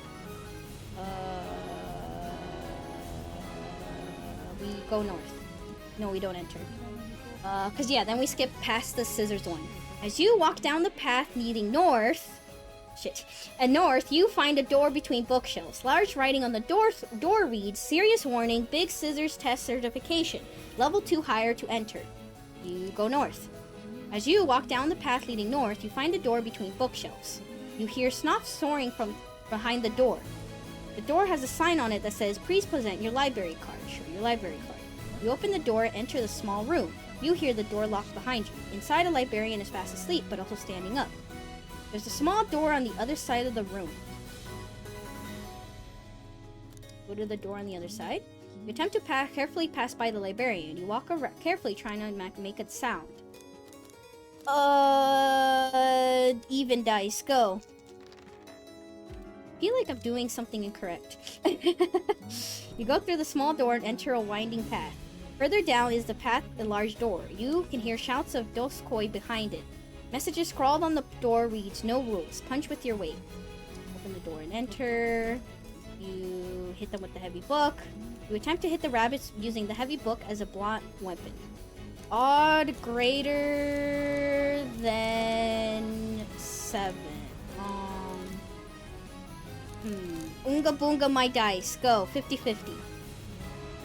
Damn it, it's even. Come on. Nice.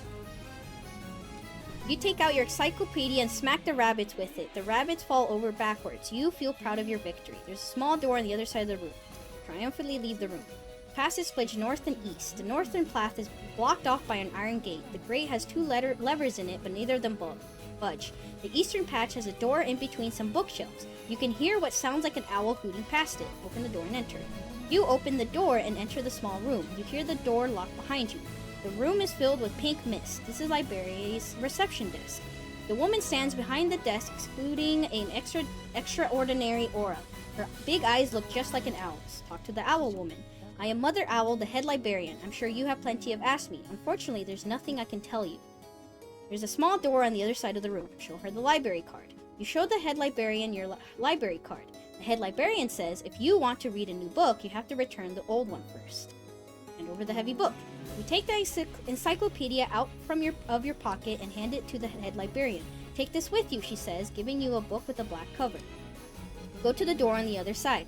As you go down the path, it continues to the east. A large piece of scrap paper stands in your way, preventing you from getting any further east. The inside of the paper has been cut to look like a person. You want to try saying it together again? I'll pass. I'd rather not. She looked pretty hollow for a Marisa. Husk Marisa yells, "This is my true power!" and attacks. And then here we go. Yeah, alright. How am I supposed to remember exactly what she said? I don't even know what's going on. Oh, I thought you would all be for it. Yeah, play along. Show her the book with the black cover. You take out the black book, Husk Marisa gingerly takes it. You and Husk Marisa open the book at the same time. Inside it, there's nothing written here. Husk Marisa stares at the empty page for a few moments. Eventually she says, "There's a story I want to write, but I know I will never finish and it won't be any good anyways." This isn't enough for you to not to write it, isn't it? Yeah, she'll probably never finish and it won't be good anyway, but still. You can write it or not, it's up to you. Husk Marisa chuckles. Maybe it is, maybe it isn't, she says, taking out a pen. What kind of story will Husk Marisa write? You learn about a different game. But this game, at least, is over now. Whew, that required so much memory. Oh my goodness.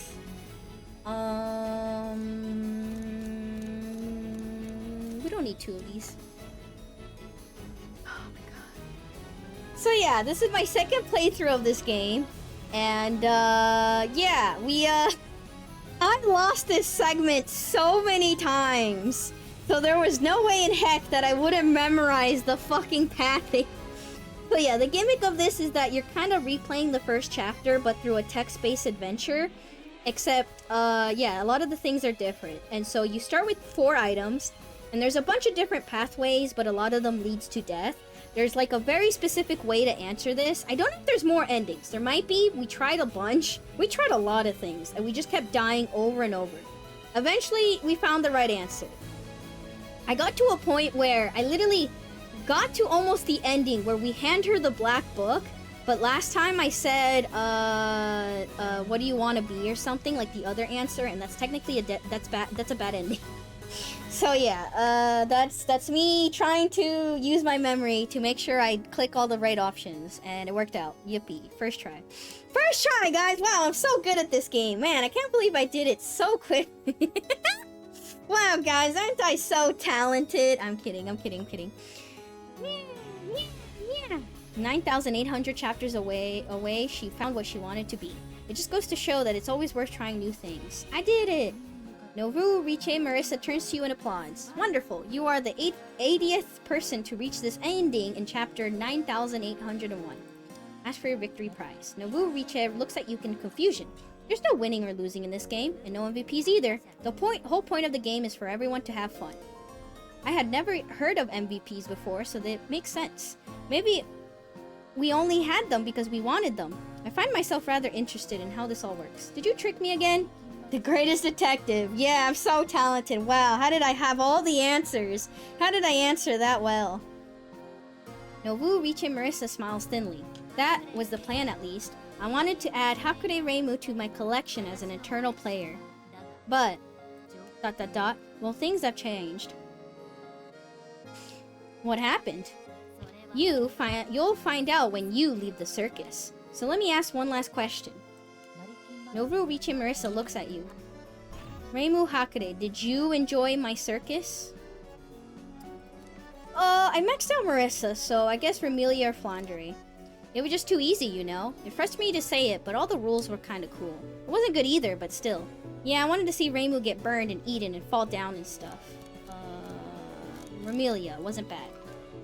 Good, I'm glad. Nobu, Riche, and Marisa heaves a sigh. It's like she just set down an incredible burden. There is one final thing I can do for you now. Please take this. What is it? You won every game.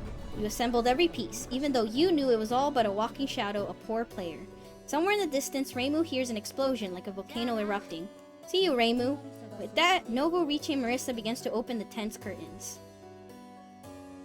Alright, we just have the boss rush left and then we're done with the game. Sorry that it's kind of later than I thought it would be, but you know what? We're almost there. Let's go. The tent's curtains open to reveal an enormous pale mountain piercing the sky. At its peak, strangely colored lights whip about in defiance of the night sky.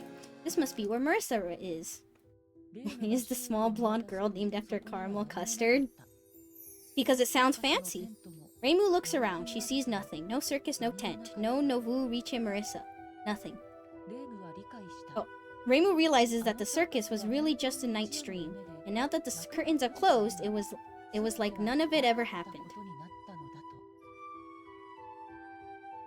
Something catches the light near Reimu's feet. Curious, she picks up the strange object. Won't do you any good to tell you, but Riche is pronounced like Riche. There's a reason why I looked up how to pronounce the first part and not the second part. It's a Hakeru. It's an elaborate copy that looks just like Marisa's mini Hakeru. This must be what Nobu, Riche, and Marisa meant when she said there one last thing she could do for Reimu. A voice bellows from the top of the mountain. Riche. I knew you'd get here, Reimu. I'm the ruler of Liar Top Mountain now. Take a break from your long journey and climb to the summit. There, I'll show you my new power. Her new power. Marisa has obtained some sort of new strength and wants to fight Reimu.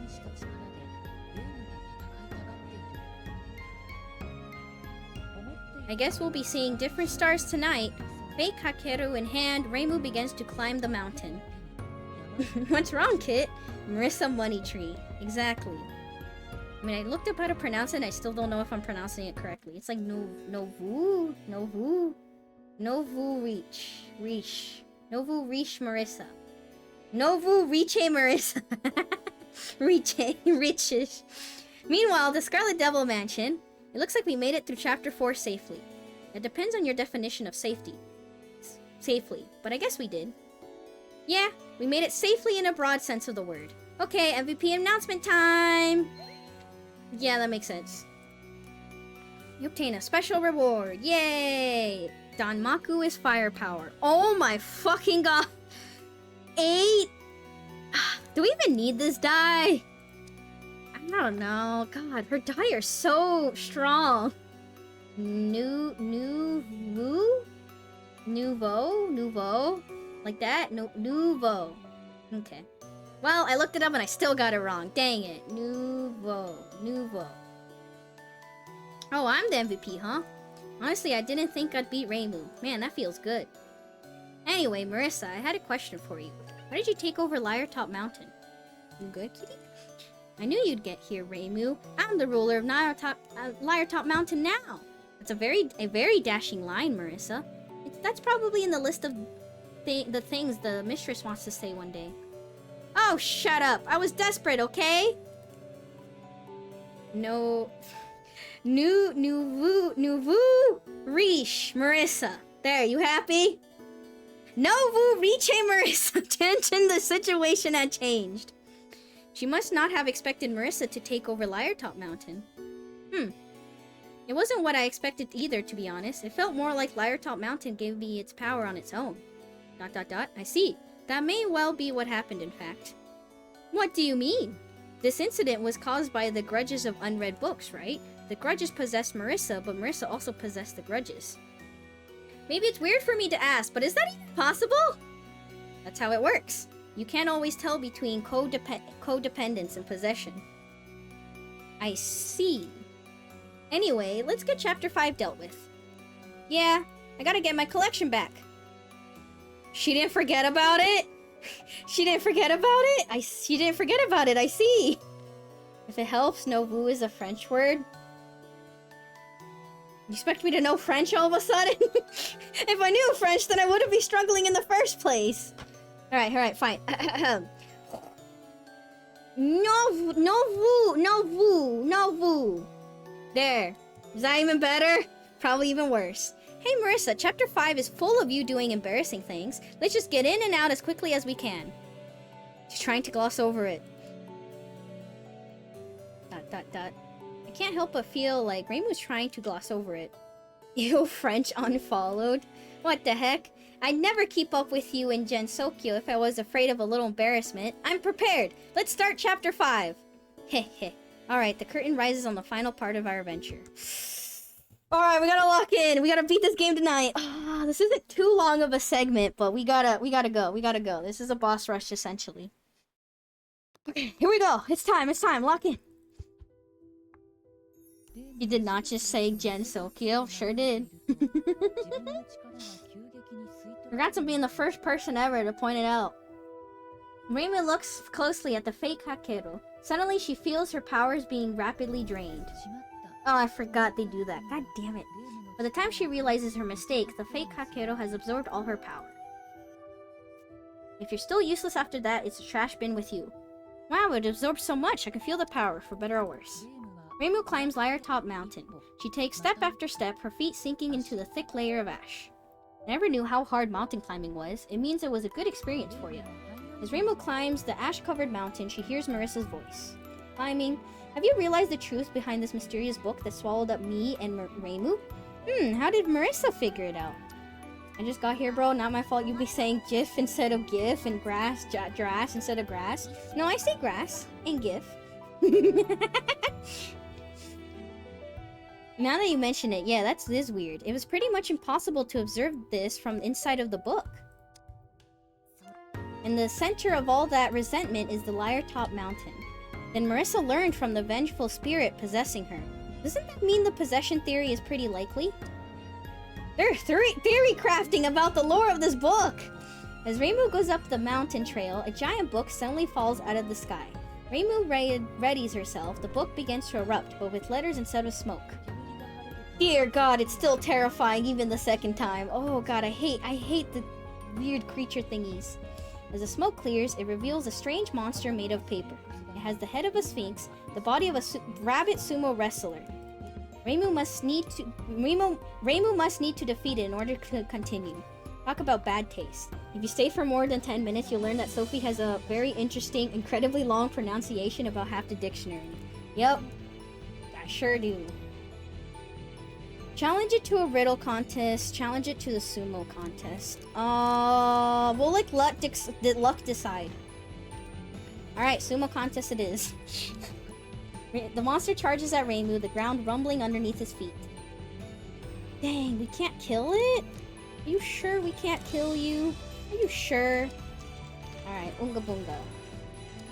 Here we go. Reimu grabs the monster legs and whips it around. After 2.5 turns, she throws it. The back of the monster's head slams it to the ground, but the move made Reimu dizzy. She doesn't feel good. Come on, we gotta speed run. We gotta hurry through this game so I can stop saying Unga Bunga after every dice roll because I'm turning brain off when I roll the dice. The monster takes out 2 signs. Actually, I think I want a sumo match because we can just kill it after. Challenge it to a sumo match and then we'll kill it. We'll also learn that she's extremely addicted to saying Unga Bunga. I've only been saying it recently, okay? I've only been saying it recently. I don't know why. It's only a recent weird verbal tick that I have now. I do not know why this has become a thing. Why does it look like a Digimon? What Digimon looks like this? I don't want to see that Digimon. This thing is horrifying. I don't like it. Alright, nice. Strong enough. And then continue. Wait, what? Oh, okay. I would have lost it a contest of wit. Meow. The Sphinx's shout is followed immediately by the monster blowing up. Calmly get out of the way. 3. Crap. I think our best chances are a 25% chance. I mean, losing health really does not matter. Never mind, we win these 25% chances. How the fuck did I do that? Letters rain down all over the place, but Reimu calmly avoids their fragments. It must have been its last hurrah. Is this D&D style combat? I was not expecting this. Yes, you roll die. You basically choose kind of how you want to attack and stuff. Whether you want brute strength, or figuring like riddles and stuff. You also have like very specific rolls you need to do sometimes, like roll exactly this number or roll this, and then you have manipulated die where I have a die that's times 7, I have a die that's just 4s and 8s, I have normal die. I have a die that rolls only 8s and I can use this 88 times. I had a 7, this is my 7 die. Guess what? I could use it 77 times. So yeah, you have a bunch of options and different things you can use here and there. And it also has Toho characters. Can we have the top 10 chart things Doki says often? No, let's not make a chart, okay? No, let's not have a chart of that. As the ash kicked up by the explosion settles, she sees something on the ground where the monster was. A dried ray sits on the ground where the monster fell. Actually, Reimu remembers this dried ray. I saw it in Marissa's room. Reimu remembers Marissa bragging about it in her room once. This dried ray apparently makes anyone who sees it more excited. Of course, neither Reimu nor Marissa got excited when they looked at it. She got tricked with the fake. Either way, Reimu decides to take the dried ray with her.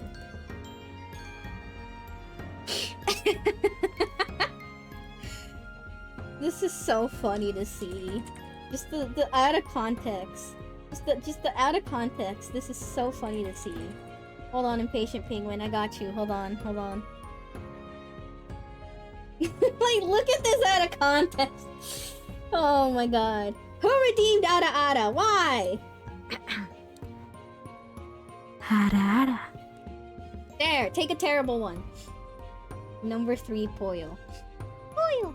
I don't say Poyo that often. I don't. I don't actually say Poyo that often. I should. Maybe that should be my new verbal tick. Poyo! Alright. Let me allow it. Number 4, Kirby. Yeah, I probably say Kirby often. Okay, who do I still need to max out? Wait, I need a 0 die. Flandre. You. We'll replace this with... I really don't need I don't need to roll 88 times. Sorry, Marissa, your die's gone. That's my Reimu. Just pick them all up for now. Right. Oh, she doesn't know. She doesn't know. After defeating the strange monster, Reimu continues her climb up Liar-Top Mountain. She takes step after step, her feet sinking into the thick layer of ash. What was going through your mind when you made that monster? Oh, that one? Let me think. Keep climbing. As Reimu climbs the ash-covered mountain, she hears Maris's voice.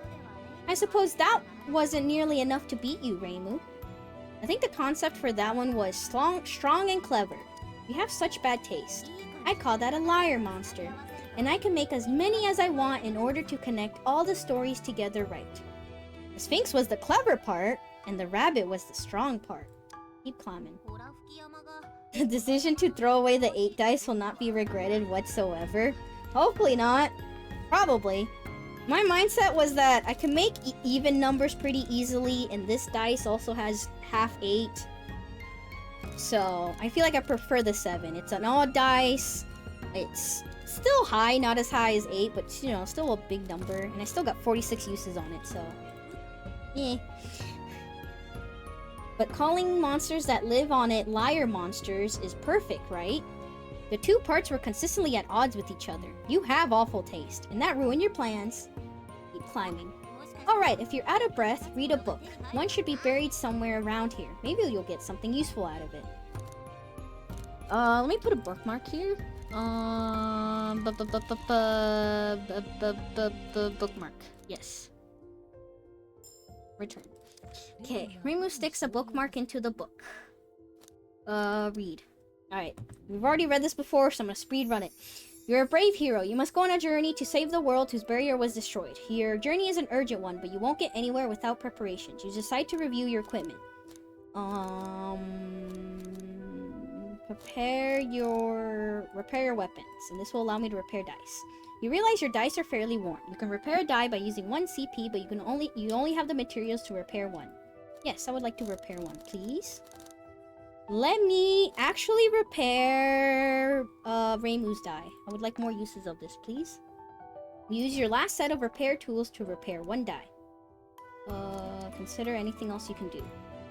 Prepare your spells. You feel like you don't have enough dice on hand. You can copy a die by using 1 CP, but you only have the materials to copy 1. Oh wait, I forgot this from last time. Copying is better than repairing.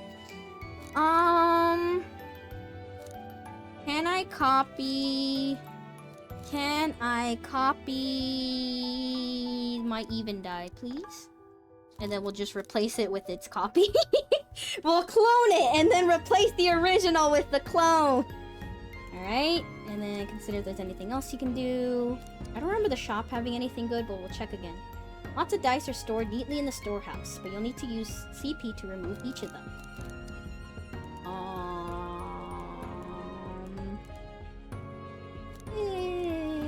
Alright, let me look at my dice. You have such decent dice.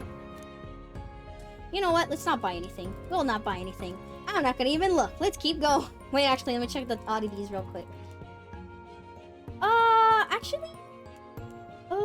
permanence die. 10 uses. How much do I have uses on this one and this one? 8, 10.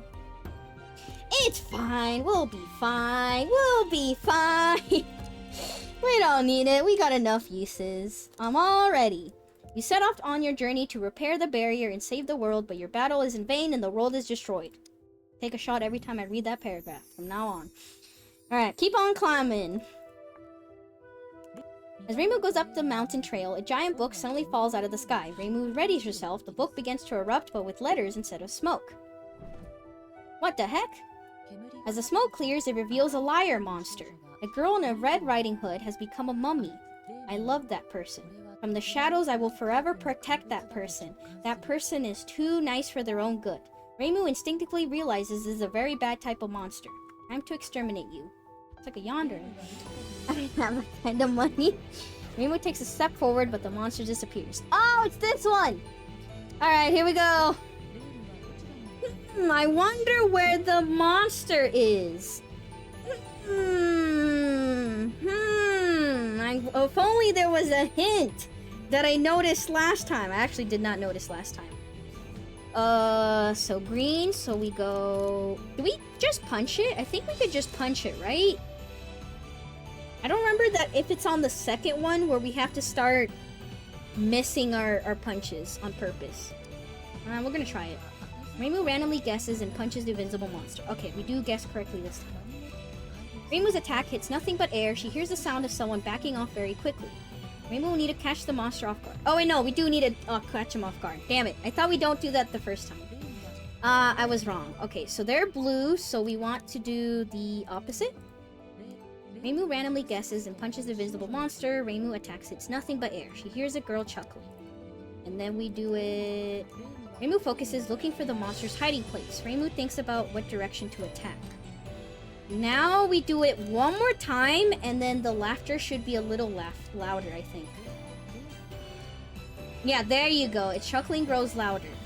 Reimu focuses, looking for the monster's hiding place.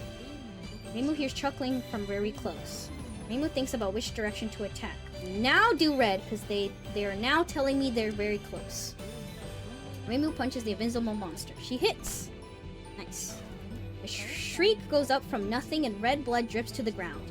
Reimu will probably need to hit the monster one more time to defeat it. And now they're gonna try to trick me with different font colors. But we look for the one that monster is in. So the monster is the font text color, or the color of the font is black. So now we do green. So we miss. And then she's chuckling, getting closer to us. And then the monster's now blue, so we hit red. And we miss. Oh no! And now we hit it for the last time. It should be green. Here's chuckling for very close. Wait, why is chuckling in red? Why is chuckling in red, but the monster's in green? Are they trying to trick me? I don't remember the word chuckling ever being in a different color. I don't remember that happening from last time. Quick, does anybody remember from last time?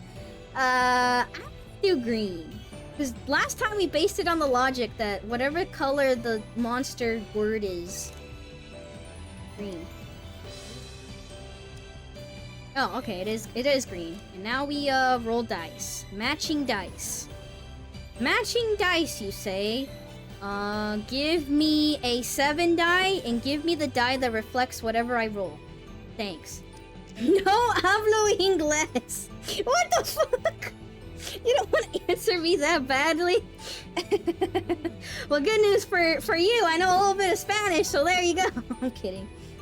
Reimu watches as the mummy in the Red Riding Hood falls. We did it. The liar monster quickly turns to ash and disappears. Nice. After defeating the monster, Reimu feels a little bit of her power return. A cake sits on the ground where the monster fell. Reimu unthinkingly runs over to it. Upon closer inspection, it's a very intricate cake. Actually, Reimu remembers this cake. I saw it in Marissa's room. Reimu remembers Marissa bragging about it in her room once. This cake can apparently make you feel full and recover your stamina just by looking at it. Of course, neither Reimu nor Marissa felt much at all when they looked at it. She got tricked with the fake. Either way, Reimu decides to take the cake with her. That's sweet. That's 2. Let's keep it up. Sorry, I skipped the thing. I accidentally clicked too much. Alright, we should have like 2 more boss fights after this. As Reimu climbs the ash-covered mountain, she hears Marissa's voice. Thanks for beating that one. Why'd you make that monster? It was pretty rude. No, just difficult. I combined them to cover each other's weaknesses, but they just started fighting with each other. And then suddenly I had something way worse than I expected on my hands. I thought an invisible assassin would be really cool. Good job, Marissa. But that's how it goes when a monster is born of lies. Just like lies, they're extremely hard to control perfectly. Why would you create an invisible stalker? You should really clean up after your mistakes right away. If that twisted love had been turned on Marissa, she would have been in trouble. Yeah, she basically made a yandere, a very dangerous yandere. Anyway, there should be another book buried somewhere around there. Maybe you'll get something useful out of it. Time to read it. You're on a journey to save a world whose barrier is beginning to fray, but the world just keeps marching on towards destruction. Then, someone appears before you and asks to help. That person is...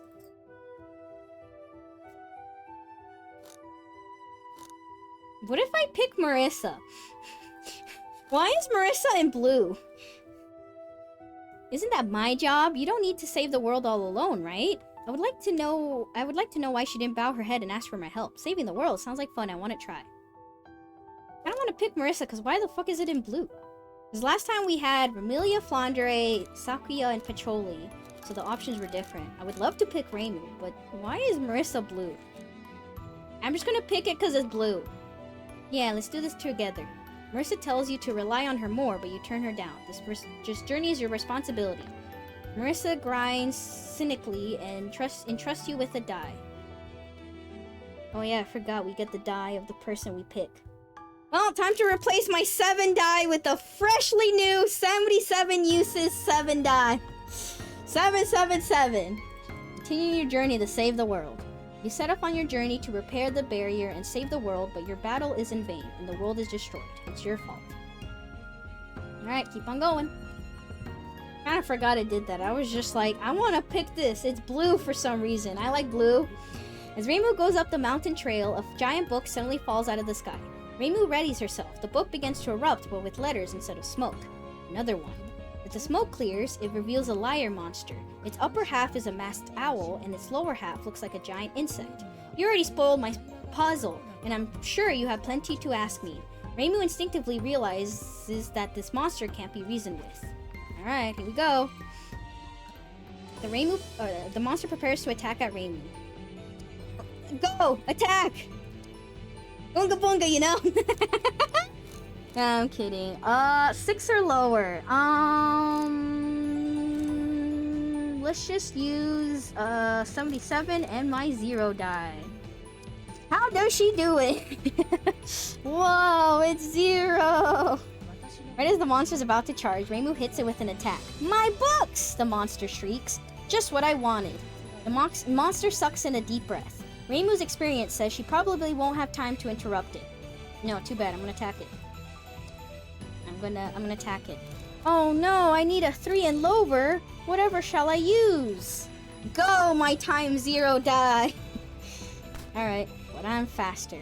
Hoot, hoot, hoot, hoot. The monster cries before curling up on the ground. An old mirror appears behind the monster and sucks the monster into it.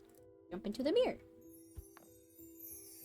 Reimu jumps into the mirror. A dense pink mist envelops her surroundings. Countless clocks stand around her. Reimu's body grows smaller every time the clocks chime. Just then, the monster appears from the pink mist. Time to finish you off! I think this one we have to kill very fast or else we die. The clocks stand around Reimu, all chime 5 o'clock at once. The monster prepares to charge at Reimu. Attack! 6 or lower. Fuck. We're using up a lot of multiply 0 die. Why are most of my numbers big? Why are most of my numbers big? Most of my dice are kind of big, huh? Let's use a 0 die and one of these. Just to use something else, you know? Just to use a different die for once. It's important to take the wind out of its sails. Reimu focuses and unleashes a finishing strike. Reimu's attack knocks the monster to the ground. We did it! Because we're OP! For a few moments, the liar monster continues to hoot weakly.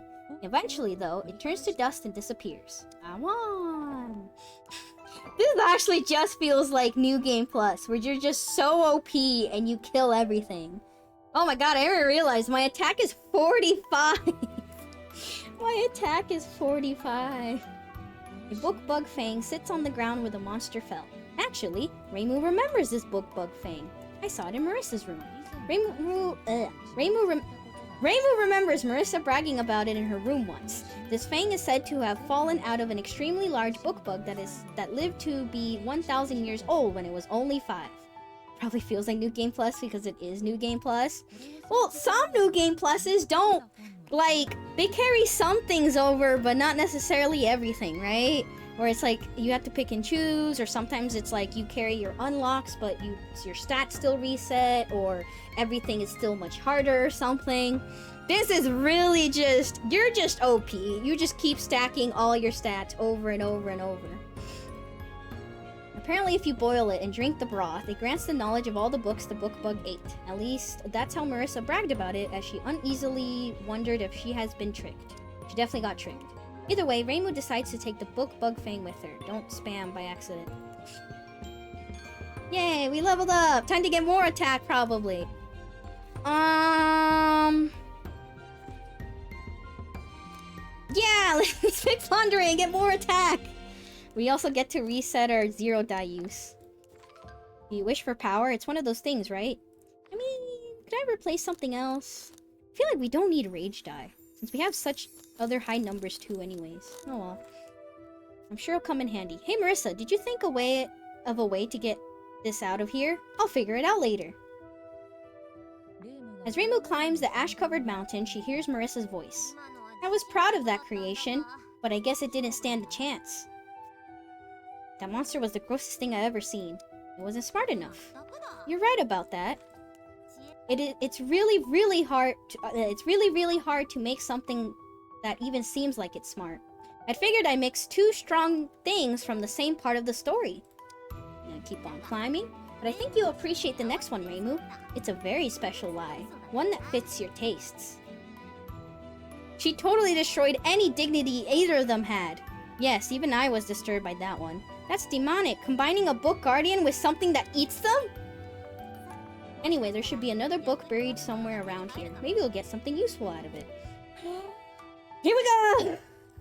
You're on a journey to save a world whose barrier is beginning to fray, but the world just keeps marching on towards destruction.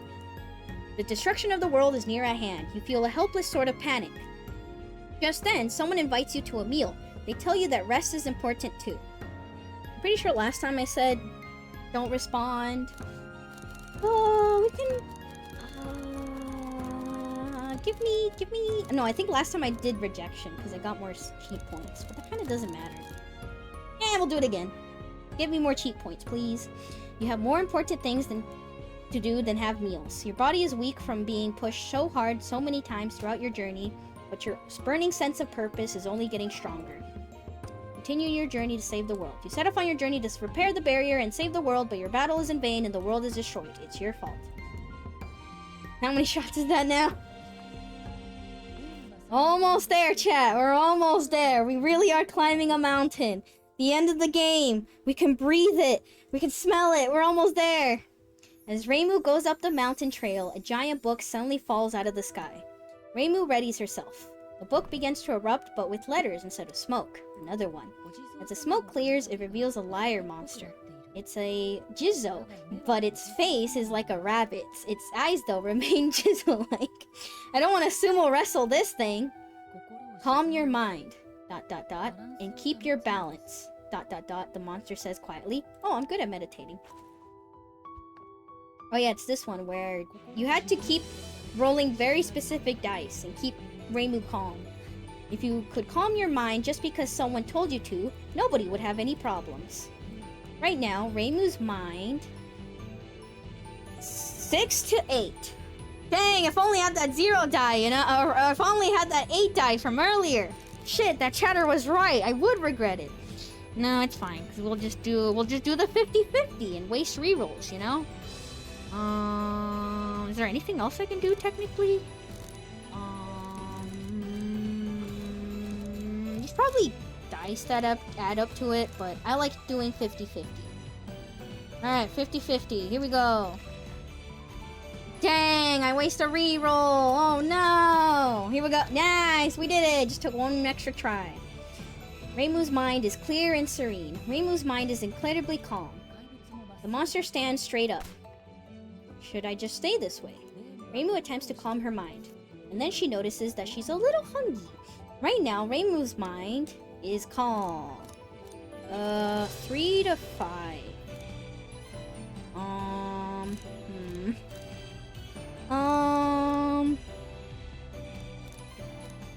83%. Go. Nice. It's clear and serene. Reimu focuses and unleashes a finishing strike. Nice. We did it! We really are OP. I'm pretty sure these boss fights took me like 4 hits, maybe? I don't know. They took me quite a little bit of hits. The liar monster turns to ash. A liar monster in every sense of the word.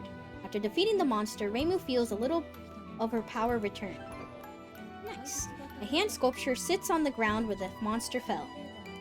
Actually, Reimu remembers this hand sculpture. I saw it in Marissa's room. Reimu remembers Marissa bragging about it in her room once. This hand sculpture actually isn't a hand at all, but a katana. Apparently, it's a magical weapon that transforms into a katana when it's needed the most. Of course, no matter how much Marisa messed with it, it never became anything other than a hand sculpture. You might as well just have a regular sword. Either way, Reimu decides to take the hand sculpture with her. Great, now we just have to figure out something. Figure out thing, but I keep clicking through the level up thing too fast. As Reimu climbs the ash-covered mountain, she hears Marisa's voice.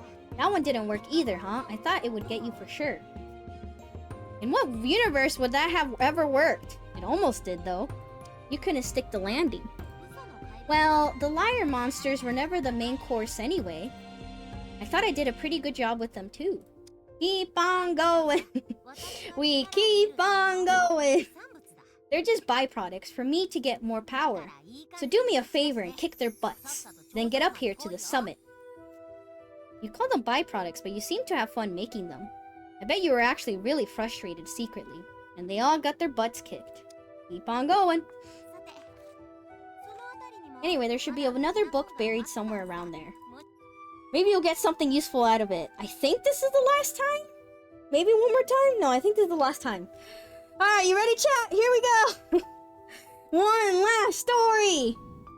Unless it's not the last time, then I'm a liar!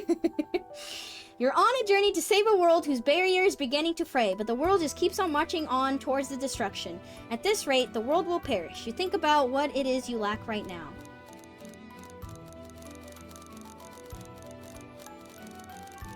Luck. The devil's own luck. You decide to challenge the luckiest person in the world, yourself, to a contest of luck. Wait, shit, this is what I did last time. The fee to take part is 5 CP. You decide if you roll an odd number, you will get 20 CP.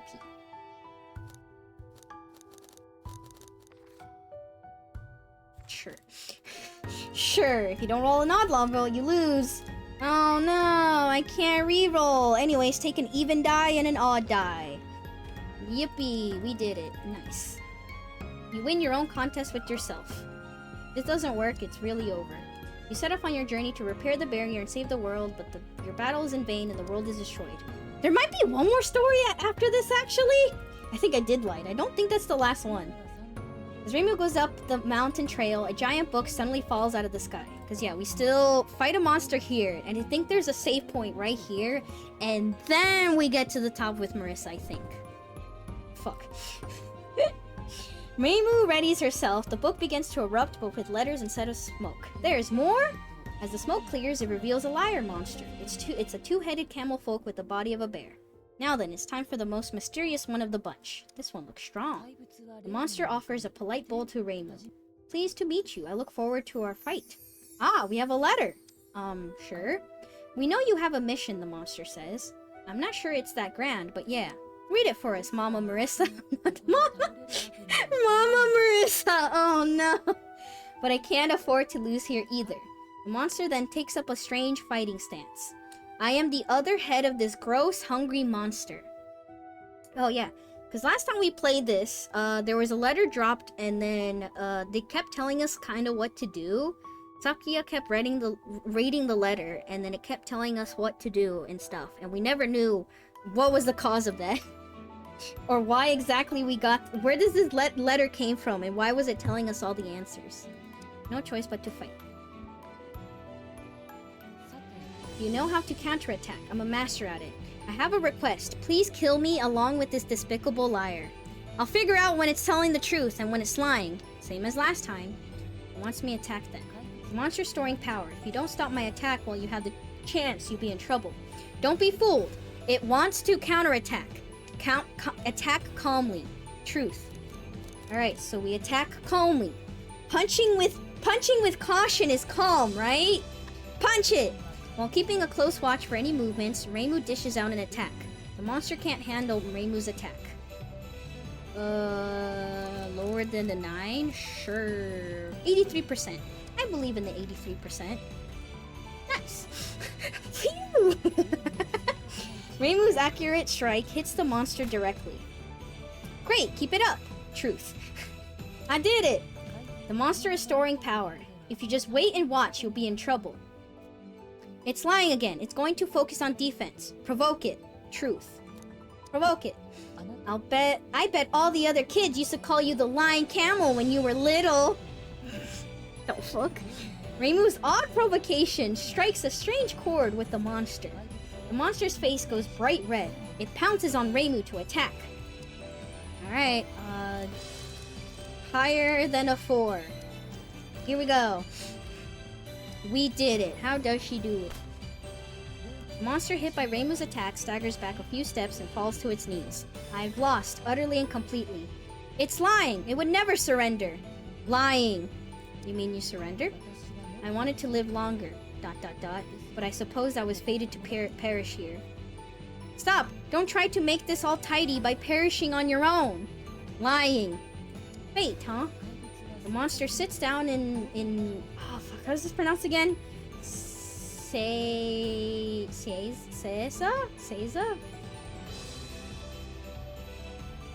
Does the I extend the E sound? The monster light sits down in Seiza position and bows its head. The finishing blow, if you would please. Stop! I don't want to die! I really don't want to die! Lying! Ah, so that's a lie too! That one's a lie! Seiza, yes. Seiza, okay. Just say it in a country accent. Caesar? Caesar!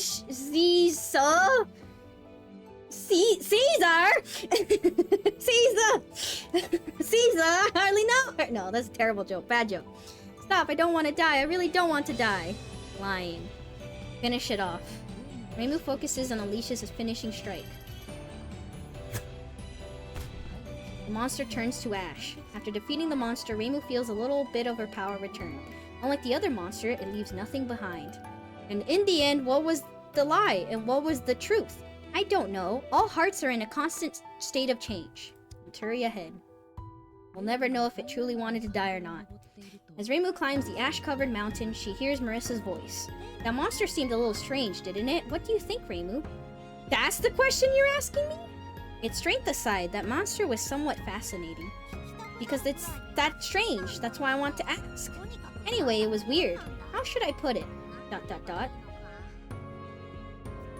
I wasn't trying to make anything fascinating like that. Like it was linked to someone else, something else? Yeah, right? It's like half of it was in a different world. The power to send letters outside the book is a little more than just fascinating. But you killed it, so there's no point in thinking about it. Yeah, it's dead. No need to think about it more, you know? I suppose not. Anyway, there should be another book buried here somewhere. Alright, this is the last book we're gonna read, okay, chat? This one for sure is the last one we're reading. I hope. This should be. We're like right there at the end. You're on a journey to save a world whose barrier is beginning to fray, but the world just keeps marching on towards destruction. It seems there is nothing more that you can possibly do.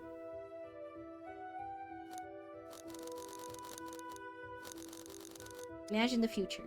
You quietly meditate, driving the fear and dreams from your mind. Okay. There's that one dude who merges Toronto dialect and accent with Japanese. Really? Oh my goodness. You set out once again on your journey to repair the barrier and save that world. Reimu closes the book.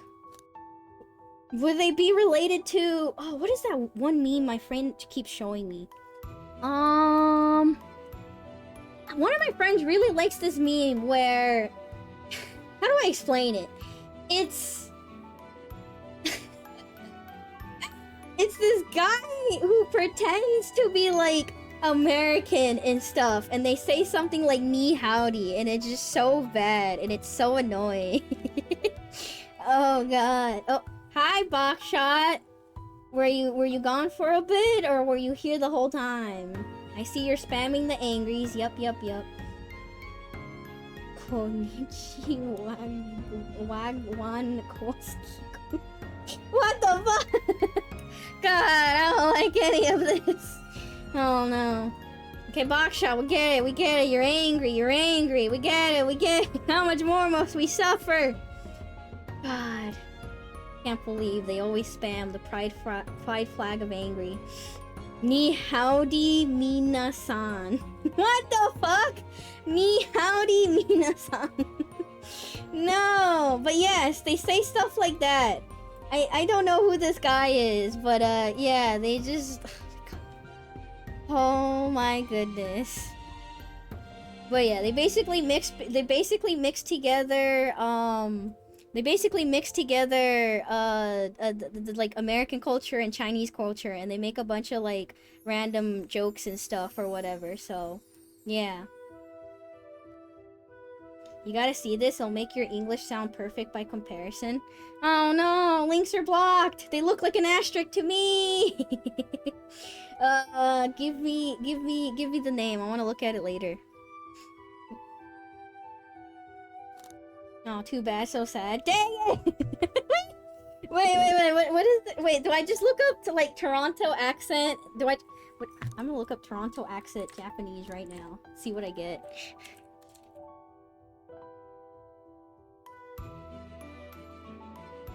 Oh, maybe I have seen this guy's stuff. Wait, no, I think I have seen this guy before. Okay. Like, the way that they're in the suit and the glasses, yes, I may have seen, like, maybe a video of them before. Okay, yes. Well, now that I know that they actually exist, though, I can watch the rest of their stuff. Yeah, God, it was so terrible listening to it. I don't know if it makes my English sound perfect. At least... You can just say I'm stupid and I don't know how to pronounce this. This guy, he's just rage baiting on purpose, you know? He's doing it on purpose. I'm doing it by accident because I'm dumb.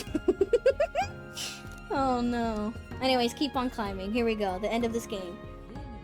Oh yeah, I forgot. There's a random room here for no reason. There's a random dragon here for no reason. As Reimu climbs higher on the mountain trail, a giant dragon appears. Upon closer inspection, the dragon is just a prop. Like, why is this here? For no reason? There's more. Reimu stares closely at the dragon prop until a man wearing green clothes appears. Oh, I kind of forgot they exist. Who the fuck is this person? Is Reimu and Marissa gonna talk about it now that we're doing New Game Plus? Good morning. Hi, Taichi. Good morning. Yes, I'm still streaming. I'm trying to finish this game. I accidentally took way too long with this game. I've been waiting for you, adventurer. Reimu senses a lot of hostility and a touch of magical power from the man. Time to strike first. Oh, yeah, I forgot that happens. I was like, wait, what? No, that does happen last time. I never had Chipotle. This is related to an ad. Ad is over. Yay, ad is over. Reimu punches the man. He abruptly falls over. Yay, we did it. Who haven't we maxed out yet? Give me more attack, Flandre. Thank you, Flandre.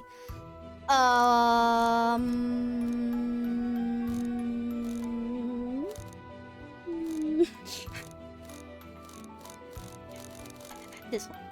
We only get 2 more rolls, but that's fine. Sophie's pacing through the game granny style. I'm not a granny, not granny style. Is Chipotle never good?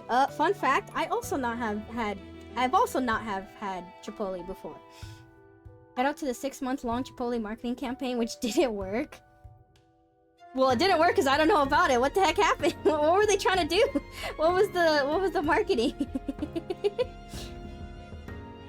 Alright, whoa, this is kind of cool. What the heck? A worn book lies on the ground next to the ash-covered man. Pick up the book. Wait. Wait! I didn't pick up a book last time? Wait! Wait. I don't remember. Wait, no. I didn't pick up a book last time. When Reimu opens the book, she sees a warning written in bright red letters. The adventure waiting for you in this book has sent all the event.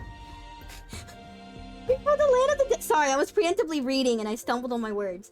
The adventure waiting for you in this book has sent all adventurers before to the land of the dead. At its end, there will be no more treasure. Only fame or death will be your reward. If you still wish to challenge it, then turn the page. New Game Plus hard challenge? Huh?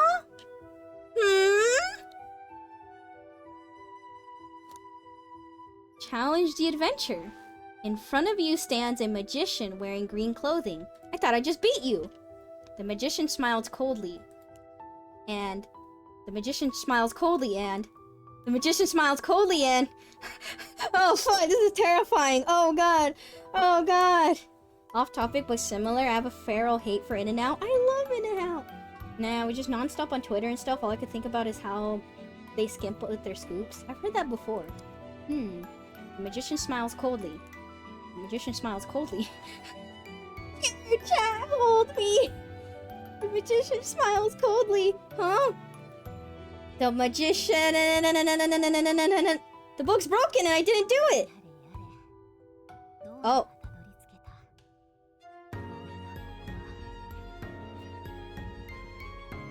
Oh. Good grief. Anyway, you made it here. This sure is far away. This voice, could it be Marisa? It's Marissa's voice. Why would Marissa be talking? I didn't say anything. Wait, who are you? Allow me to introduce myself. I am Marisa Kirisamen, or the Marissa of chapter 9998. Oh my god. Oh no. There is a different ending with New Game Plus? Oh fuck, I'm not locked in! Oh crap, I didn't expect this! This one is dangerous! Wait, how? What? Why? Or why? What? Patrolli, destroy the book! Now! I'll do it! Leave it to me! You mean the one from my dream at the beginning? The bystanders quiet down? They're breaking the third wall in the game! Bystanders? Sorry, just talking to myself. Oh my god, they could hear the people outside the game. What the fuck? Who are you? How much power do you have? I only have so much dice. You said you came from far away, right? Yes, from very, very far away. All to meet you. And to do what? And do what? Isn't there only one thing we ever put effort into? Sleep. Danmaku Games. That's right. And it's time for this Danmaku game to begin. Bring it on! I'm scared! First, a little test for you. I hope this isn't enough to take you down. Roll dice. What the heck is this? Dodge the attack and counter? I only have so many dice, you know? I only have so many dice! Yikes! Alright, here we go. Damn, we lost the 50-50. Here we go! Nice, we won the 50-50. Dodge the attack and counter. Not bad, Reimu. I thought she didn't take a damage for a second. I was like, oh no, we're fucked. Easy. ... I feel like this is missing something personally. We finally have a chance to play Danmaku with each other. Let's add a splash of color. Is that necessary? It's definitely better to have it. I'll summon the voice too, at least. Marissa fires a spray of stardust-like Danmaku. As she does, 5 rays of light burst from her hand and fire in all directions. No re-rolling! Oh fuck, I'm screwed! I built all this. I built my entire empire out of CP, and what do I get? Nothing! I can't even use it! I can't use any of it! I have to re-roll! I'm doomed! She can't cheat! I can't cheat! It's over! I can't manipulate the dice! I'm fucked! See, I've fallen. Maybe don't say I built my entire empire out of CP. Well, if Science was still here with us, that would have been a great quote. I said it for him. But he's not here to make quotes out of my words, so guess what? This VOD dies with me alongside it. Oh my god, roll dice. Exactly 0? You fool! You other fool! This is why I've been hoarding my dice! This is why I've been hoarding my dice all along!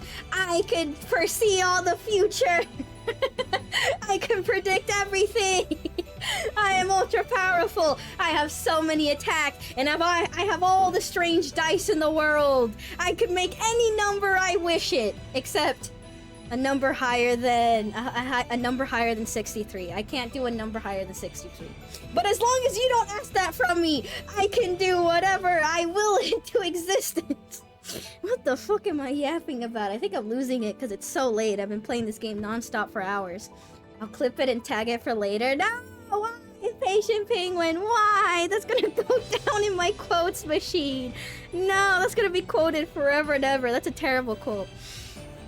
Alright, here we go. One last time. I'll say the words Oonga Boonga. Take this! Exactly 0. Now, is there a phase 2?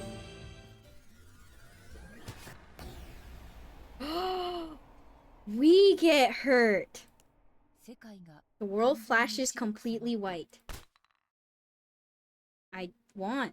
But at what cost? Can you make merch now? Why am I making merch? With Oonga Boonga? Only because I kept saying it this entire playthrough because I like rolling the dice and saying Oonga Boonga. Or is it Oonga Boonga? I thought it was with yous. Didn't Rita, or not Rita, sorry, didn't Kit, say it earlier with the spelt it the first way you spelt it?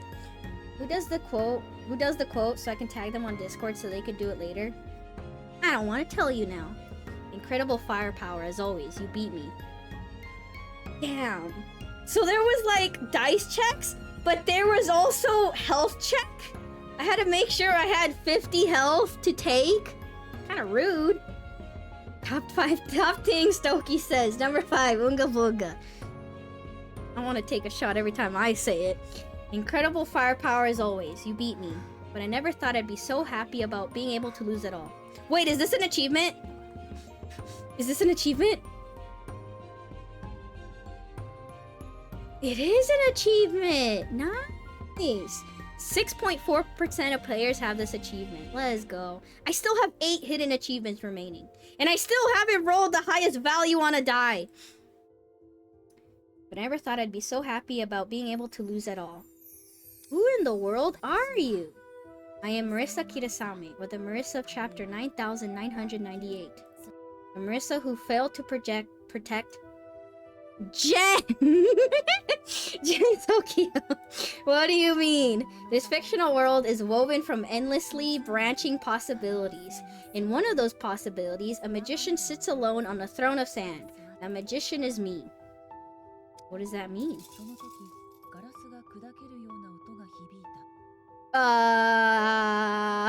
Just then the sound of shattering glass rings out. It seems the Reimu outside has broken through the barrier. I must take my leave. I don't know if that incident is behind or ahead of you, Reimu, but so long.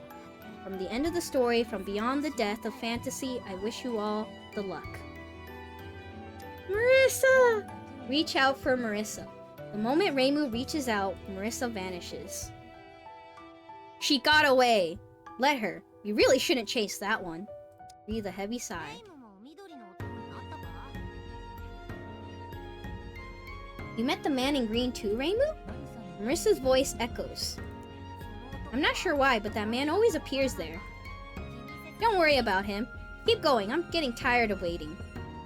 Wait, what just happened? I stopped being able to see partway through. We've definitely settled things either way. I'm not sure, but the game's back to normal? I wonder why. Keep on going. At last, Reimu reaches the summit of Lyretop Mountain. On the summit is a throne made out of books. Behind the throne stretches Lyretop Mountain's caldera. Finally here, huh? But you're ready, right? What is this doing here? Here and now, I will become a magician. A true magician. One who has surpassed her humanity. Yay, there it is! I will become a magician. And then Reimu has a sour look, and then Remilia has a pained smile. Are you serious? Marisa ignores Reimu's question and continues to talk, almost as if to herself. Magicians seek truth. Magicians seek truth. But what is truth? What is a man? What is truth? A difficult question indeed. Speaking of truth, chat, would you love me if I were a worm? I'm kidding. Not interested in philosophy. Many times, humans take centuries to arrive at the truth, only to find that it wasn't the truth at all. Search for truth, and you could end up wasting your time. This would make Pacholi mutter and hyperventilate all night. Is that right? But after climbing Lyre Top Mountain, I realized something. This mountain holds the power to produce endless lies, and also to control them. Words create lies, lies create stories, and stories become magic. So annoying. Yes, Reimu, a power humans that have that frightens even us. Every human being already has that power. Then what if I gather up all the lies, then discarded them all? Worms are a good bait. Maybe the fish would start talking broken English. No, don't use me as bait. Only if you were a penis worm. Oh, you mean the thing that's been on my bottom right of the screen the whole time that hasn't removed yet? God, I love this worm thing. The fat innkeeper worm. It's such a funny little creature thing. It's such a funny little creature thing. The fat innkeeper worm, also known as a penis worm. Actually, you can look it up. I promise you, you can look it up. Oh wait, no, not penis or penis worm. I think you have to look up penis fish. Well, penis worm should also get you there, probably. Sorry, it's known as the penis fish. Penis worm is something else, but yeah, this is the penis fish, also known as the fat innkeeper worm. It's funny how it's penis fish and then fat innkeeper worm, but not penis worm or fat innkeeper fish. Interesting how naming stuff works. My spirit animal? Yeah, so the reason why I have this on my stream is because a long while ago, probably like 2 weeks ago, not 2 weeks ago, a little long, 4 weeks ago maybe, we were talking about aquarium stuff, I think. I don't remember how we talked about this, but it was brought up. And then I talked about it. And then I showed chat the picture. And then I just kept it on my stream because why not? I'll get rid of it one day, but that day is not anytime soon. I like it there. Your FBI agent must be so confused about your search history. It's not that bad. Searching up penis fish is not as bad as, I don't know, looking up murder or something.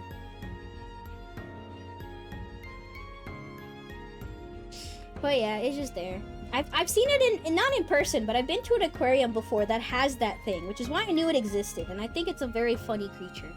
They just make tunnels all day. Anyways, time to continue. We gotta finish this game. Then whatever remains, however little there is, must be the truth.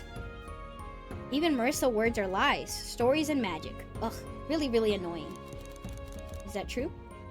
Maybe you shouldn't hold your judgment. Maybe you should hold your judgment until you fought against the power of truth, eh? Marisa holds her hand up to the night sky. A pale blue flame erupts from Lyre Top Mountain's caldera. Now then, Marisa, show us your lies again. Time for a super hot contest of Don Maku. Alright, here we go! First, a little test for you. I hope this isn't enough to take you down.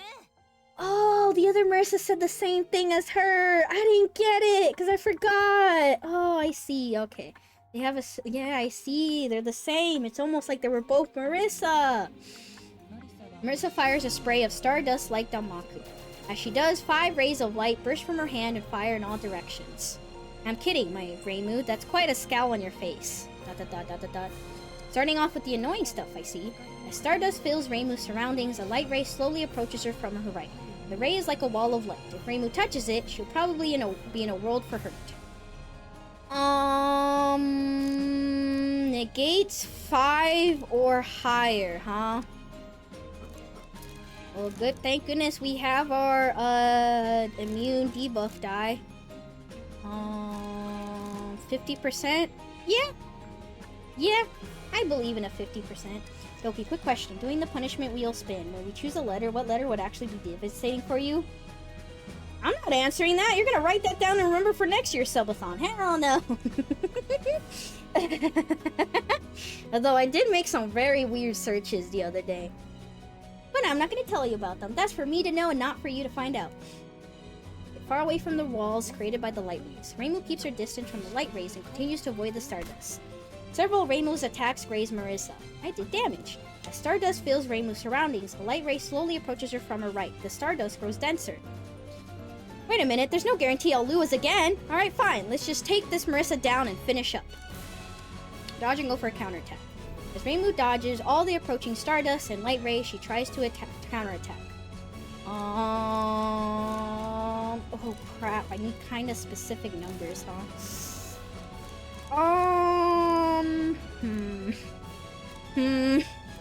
Well, that's kind of awkward. Because I have anti-debuff stuff, but like, I don't have very good,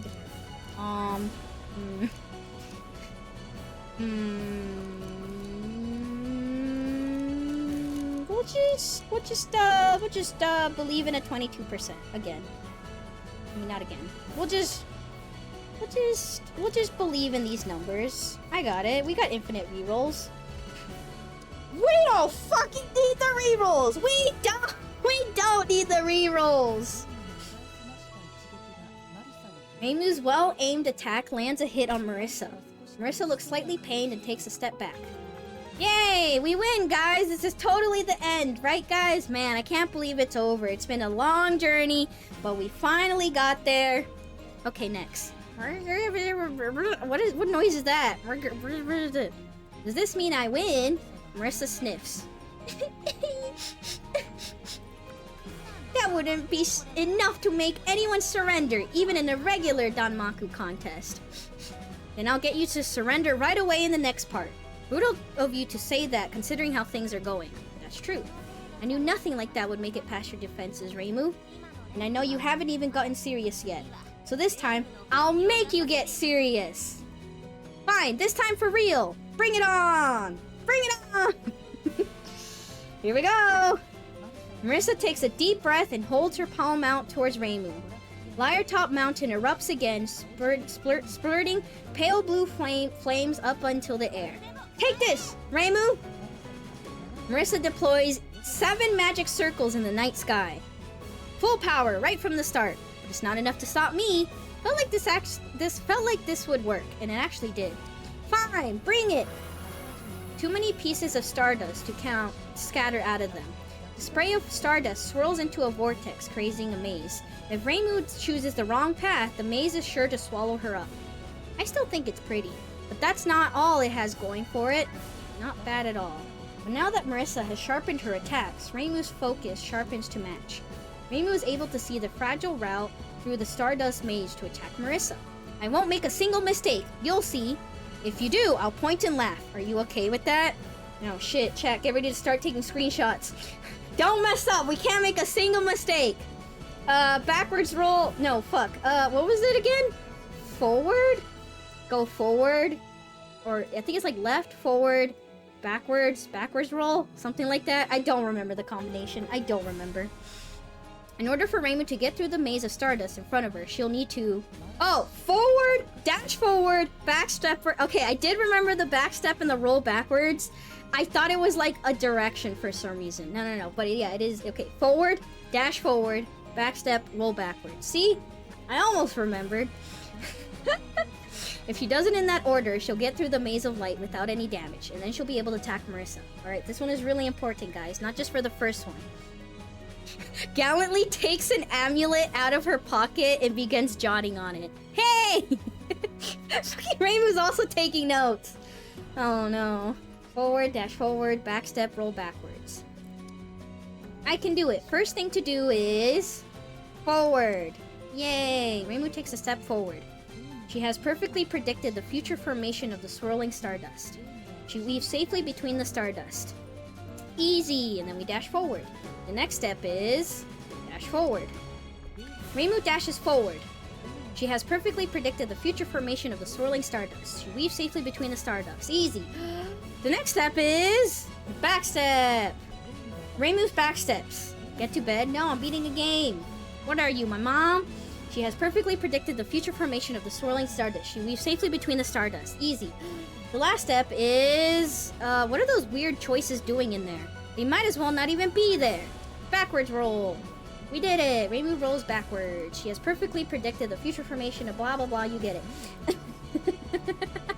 We've been here for so long. Easy.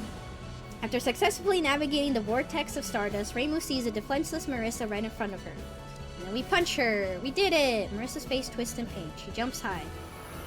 While she's up in the air, more stardust fires out of the magic circles. Alright, have a good morning. I'm off to golf. Have fun with golf. Good luck. Hope you get some good hits in. Hole in one. Pair. No, better than a pair. An eagle.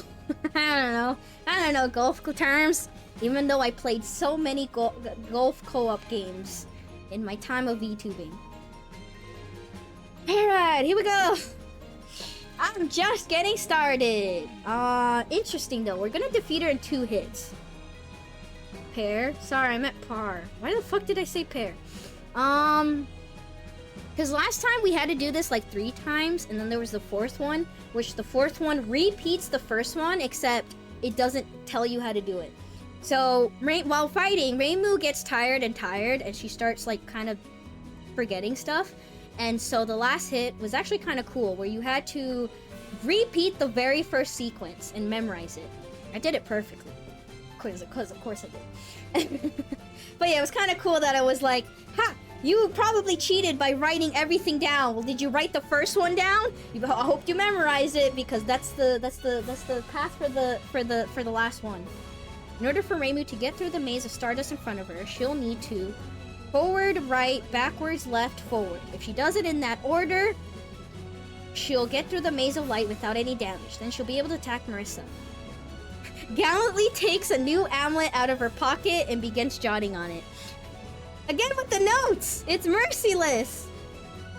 I can do it. First thing to do is forward, and then right, and then backwards, and then left, and then forward. She has perfectly predicted the future formation of the swirling stardust. She weaves safely down to the farthest. I think it's on 4 more steps. 4 more steps! Right! Alright. Good thing this isn't the one where they start switching it up on you. Because I think the second one is longer. The third one is where they start switching it up, where, for example, if it's like backwards or something, they like misspell it, or they like mirror the B with the D or something. Which is really fucked, but that was funny. Alright, we got through it. Nice. Backwards. Oh, fuck. Oh, this is the time one. Backwards. Woo. Thank God they give you a split second to kind of look at all the choices before they actually start the actual timer. Left. Alright, we did it. And as you notice, Fondre stops counting. Left. Rose the rest to the left. She has perfectly predicted it. Now we go forward. Alright, I think this is... Wait, do they manipulate the spelling here? Maybe they do here. Forward. No, they don't. Okay. I guess not yet. I guess we would needed to do 1 more hit. Alright, we punch her. Heck yeah! Grr! A point-blank attack from Reimu catches Marisa. Alright, so we definitely defeated her now, right, guys? Right? Right? Good, all finished. No! Marisa looks a little pained. She takes a few steps back. Have I won this time? Marisa smirks. This isn't everything I have. If I finish this last part at the... I'll finish this last part at the speed of light too. This time I... No, wait! My magic items! You have a secret weapon, I'm sure. Here we go! 99 health! Marisa looks down at Reimu from her throne. Witness this, Hakure Reimu. I, Marisa Kirisame, have obtained true power! We gotta get them out, and I just thought of a good idea for that. I thought she forgot. Bring it on! Marisa holds her mini Hakero aloft. It's clear what attack she's going to use. Master Spark, the Danmaku that eventually defined Marisa. Firstly, even after the eruption, Reimu and I were safe, along with all our belongings. That's right, you weren't blasted out of there stark naked after all. I thought so. Before she realizes it, Reimu readies her Hakero as well, as if guided by something. This fake Hakero was left behind by the final sealing monster. When Marisa sees it, she smiles coldly. What can you do with a fake like that? Which means, if this Reimu got flung out by the eruption, then whatever she's carrying might come outside the book with her? Are we gonna get hit by something? Use it to beat you. Power swells in Marisa's eyes. Danmaku is... She breathes out, then raises her voice proudly. Power! Power! A white beam of light expands to cover Reimu's vision, spreading incredible destruction everywhere. It might not work, of course, but we don't have to worry about failure. I see, then we need to get ourselves good and ready for it. You can never beat me. As if in response, Reimu's fake Hakero begins to shine a bright light. The fake Hakero fires a beam of light every bit as powerful as Marisa's. The two master sparks collide in midair.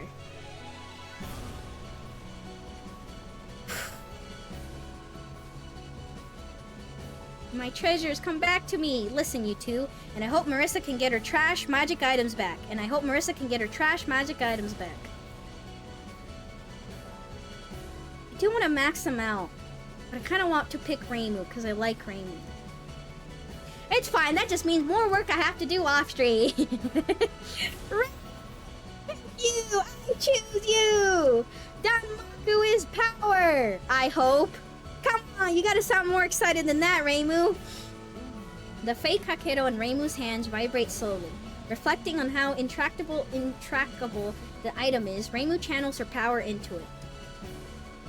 Push through and win through pure power.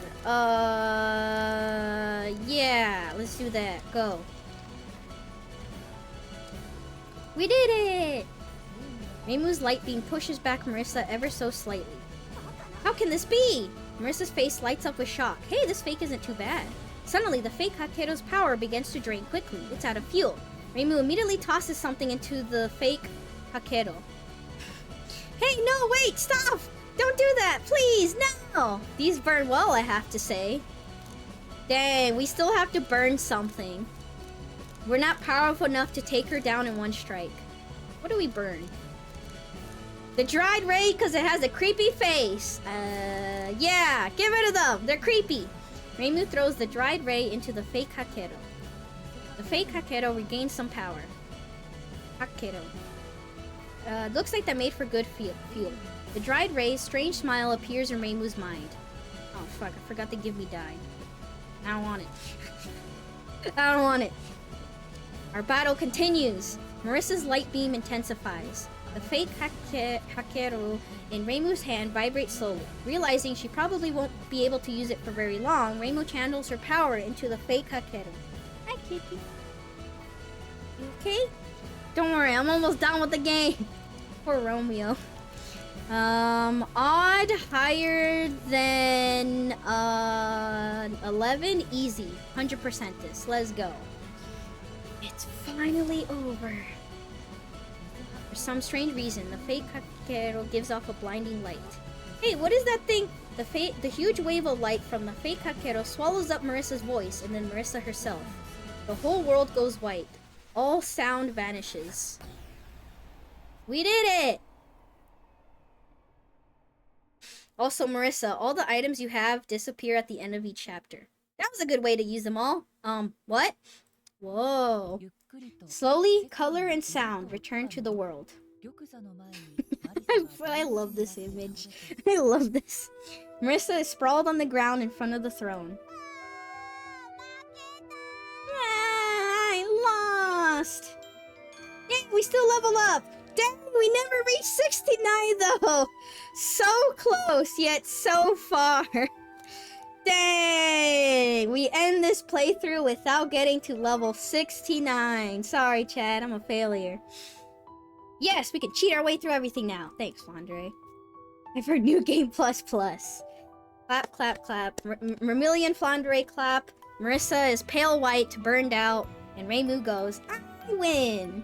That settles it! After a few moments, Marisa slowly gets up. You still want to become a magician? Of course I do. One day. Marisa's answer is clear and firm. But not right now. At least, I won't use Lyretop Mountain's power to become one. I'll do it later means you'll always find a reason not to do it. I do tell Sakuya that I wanted to do it right away quite often. Why not? Marisa doesn't respond. Instead, she looks up at the night sky. Reimu looks at it too. Some things are best seen when they look distant. Yes, I think that goes for Marisa's magic items too. This isn't some cute fairy tale. You burned my whole collection. No, I only burned one. I burned one of the items. They were ugly anyways. You can't see shooting stars from here. Yeah, Marisa says. For a little while, the two of them sit together and watch the night sky. Neither of them says anything. They just watch. Eventually, Marisa stands up. Let's go home, Reimu. Let's go home, Marisa. Wow, up in the morning? I'm sorry, I've been streaming forever. Despite their words, though, the two of them stand silently for a few minutes. Eventually, they both hesitantly speak at the same time. Hey, do you... Don't tell me you... ... It's like neither of you have ever heard of planning before. Don't tell me you... Don't tell me, after all this, that you don't know how to get out of this world? I thought you could use the mountain's power. I discarded the mountain's power when I lost to you. It's your fault. If I'd won, we wouldn't be in this mess. She can discard the mountain's power, but not her own trash, huh? Because it's not trash. I'm gonna use it one day. Excuse me? Reimu starts smacking Marisa like a little kid. Oh, I forgot this happens. Smack, smack, smack, smack. Marisa returns the gesture. Oh, look at this animation. I love this. Look at them. The two of them bickering. Oh, I love Reimu and Marisa. It's your fault. No, it's your fault. I'm glad they're such good friends. Really good friends. ... No, it's yours. As their childish fight continues, Reimu's fake Hakeru slips away and dances up to into the sky. The fake Hakeru flies in a tidy arc in the caldera of Lyretop Mountain. Oh. Objectively speaking, this is the only reason we're alive. Seeing it like this, you never thought it would work. Oh no. Uh-oh. The two of them exchange glances as the caldera begins to rumble in a disturbing way. Don't tell me! Marisa's face goes pale. Just as Reimu is about to say this isn't good, both of them get blown far up into the night sky. Whee! Lyretop Mountain erupts massively, blowing the entire summit away. Heh, well, it did happen on a mountain of lies. So this is just another lie. This isn't good. The two hurtle across the night sky like shooting stars. I hope my collection being gone is just a lie too. This is how I wanted to watch the meteor shower. Flashbang and literally really late in the morning. I mean, late in the night, not morning. Whoa, morning! It's not morning time. It's not morning till I go to bed. It's so fucking late. As Reimu comes to, she finds herself... Sorry. Marisa stands next to her. We made it back, she says, looking up at the Tori.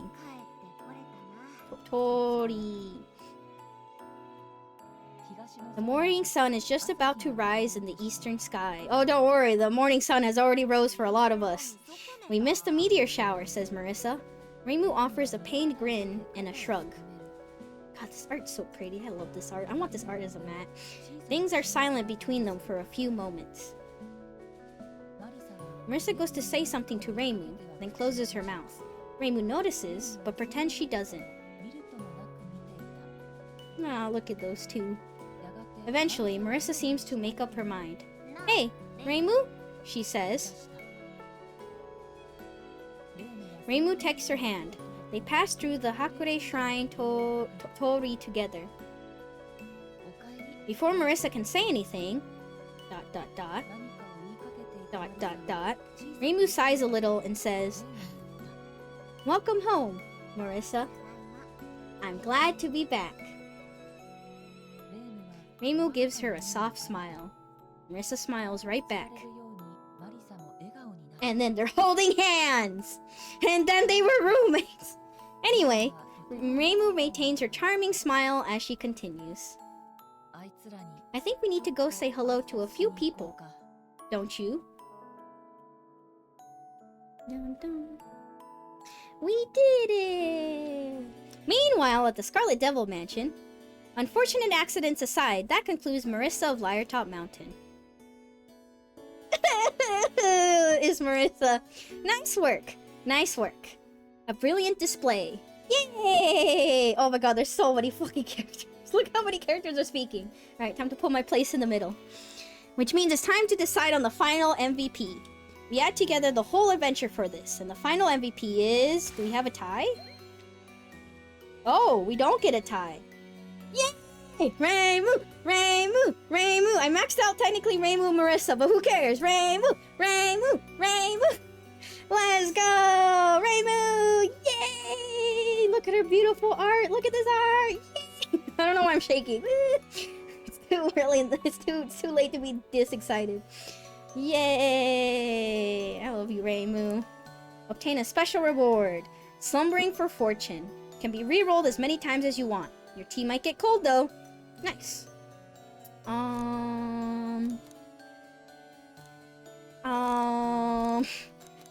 What do I replace this with? We don't need my die anymore. Get out of here.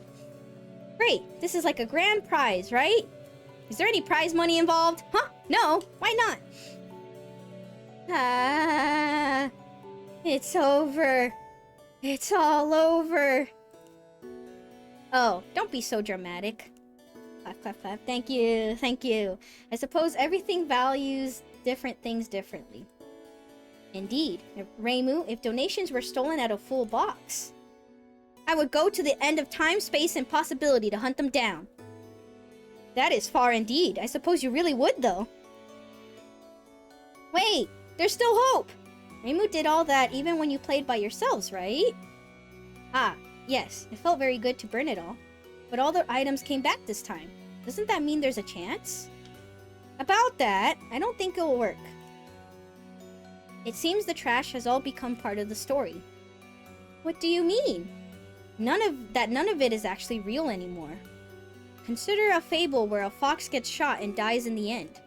If you read it from the start, you can see the fox alive again. And at the end, it gets shot and dies once more. It's kind of morbid of you to be saying. I see. I suppose something like that wouldn't exist, per se. But then my collection! My collection! No! It will be burned over and over. We call a box you put things that you will use someday a trash bin. It will be burned over and over.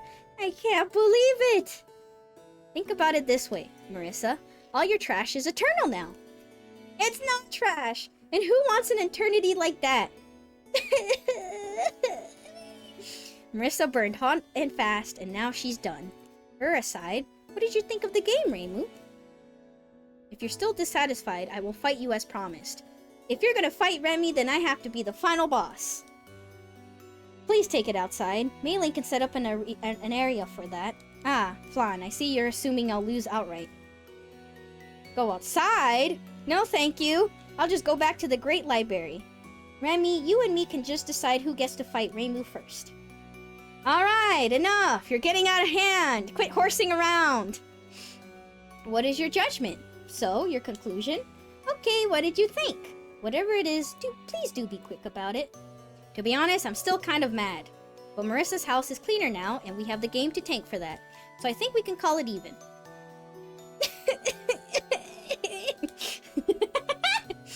Just like Marisa crying in the background. I'm not fully satisfied with that, but fine. I think it's okay. We're all really sleepy anyways. Yes, we're all very sleepy anyways. Yes, I'm rather tired myself. Same! I'm pretty sure my voice is not going, but like, I am starting to feel a little something. Their bedtime has long since passed. Exactly. And to be really honest with you, I just want to get some sleep.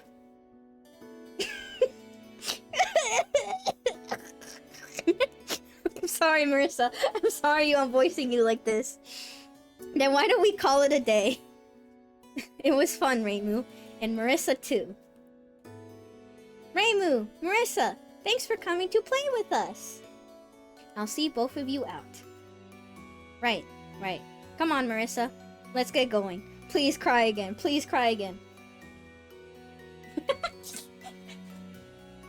I guess.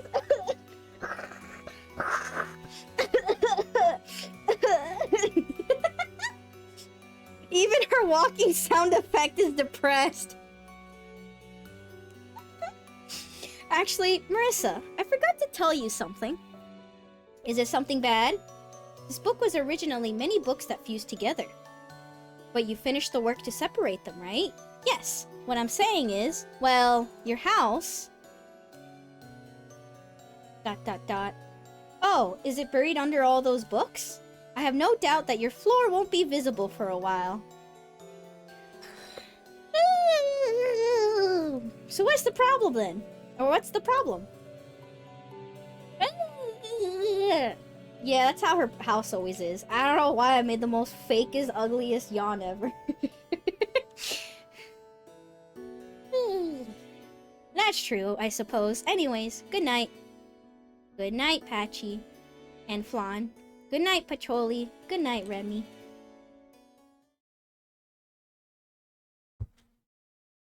It's over! We did it! Credits!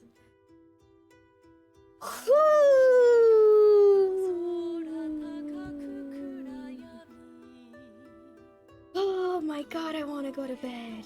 Alright, and we still have 8 hidden achievements.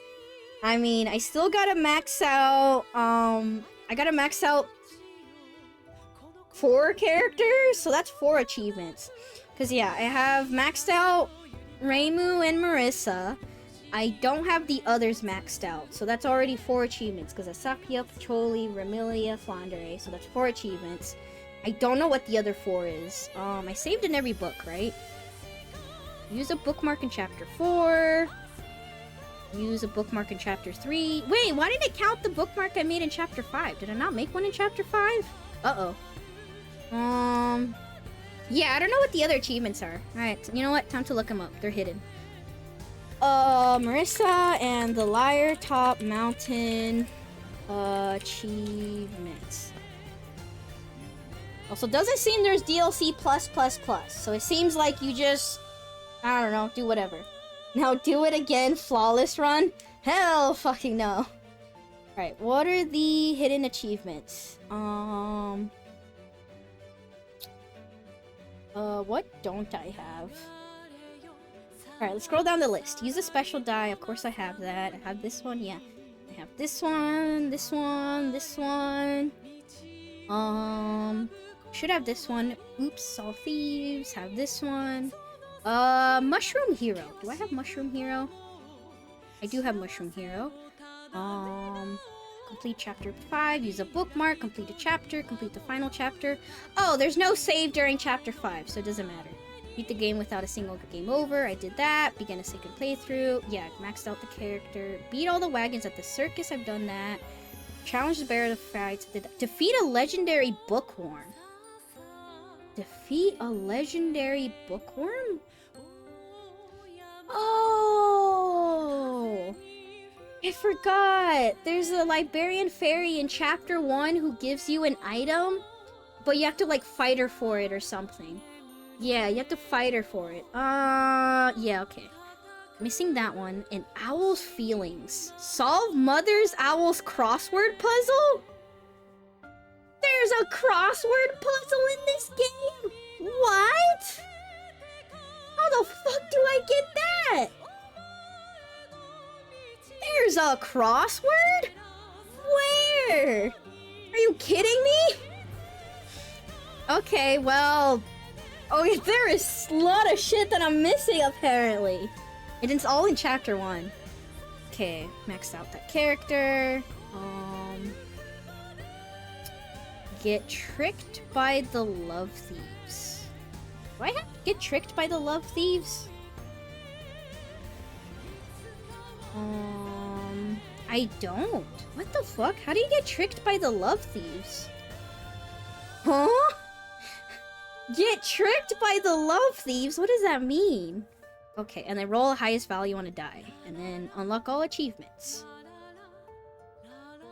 Oh, mightier than the mountain. Endure a master spark to emerge victorious? So, during that segment... During that section, we have to take damage? Oh, crap. Okay. I guess during the last boss fight, we were supposed to take damage. Whoopsies. Okay, yeah. So the other 4 missing achievements that are hidden are endure damage during the final boss, get tricked by the love thieves, which I don't know what that means, solve a crossword puzzle, apparently, and defeat something in chapter 1. I just want to see what happens. Oh! Oh! Oh! We can play with whatever characters we want now! We can actually max out who I want! Oh my god! Actual new game plus plus plus! Oh my... I just want to see what happens. Do they say... Hi, I'm bored tonight as usual. I don't come up with a new game to play. It's a fun one. This is just the same story. Okay, this is just the same story, but we're carrying stats. Okay. Return to the title screen. I just want to see what happens. What if I continue with carryover, play with Reimu? Alright, how do we play this game again? Is it just the same story? I want to go home. Yeah, it's the same story. Okay, so you get to play with whichever character you want, but there's no more story. I think we're done. We're officially done. There's no more story, so... all that's left is just achievement hunting.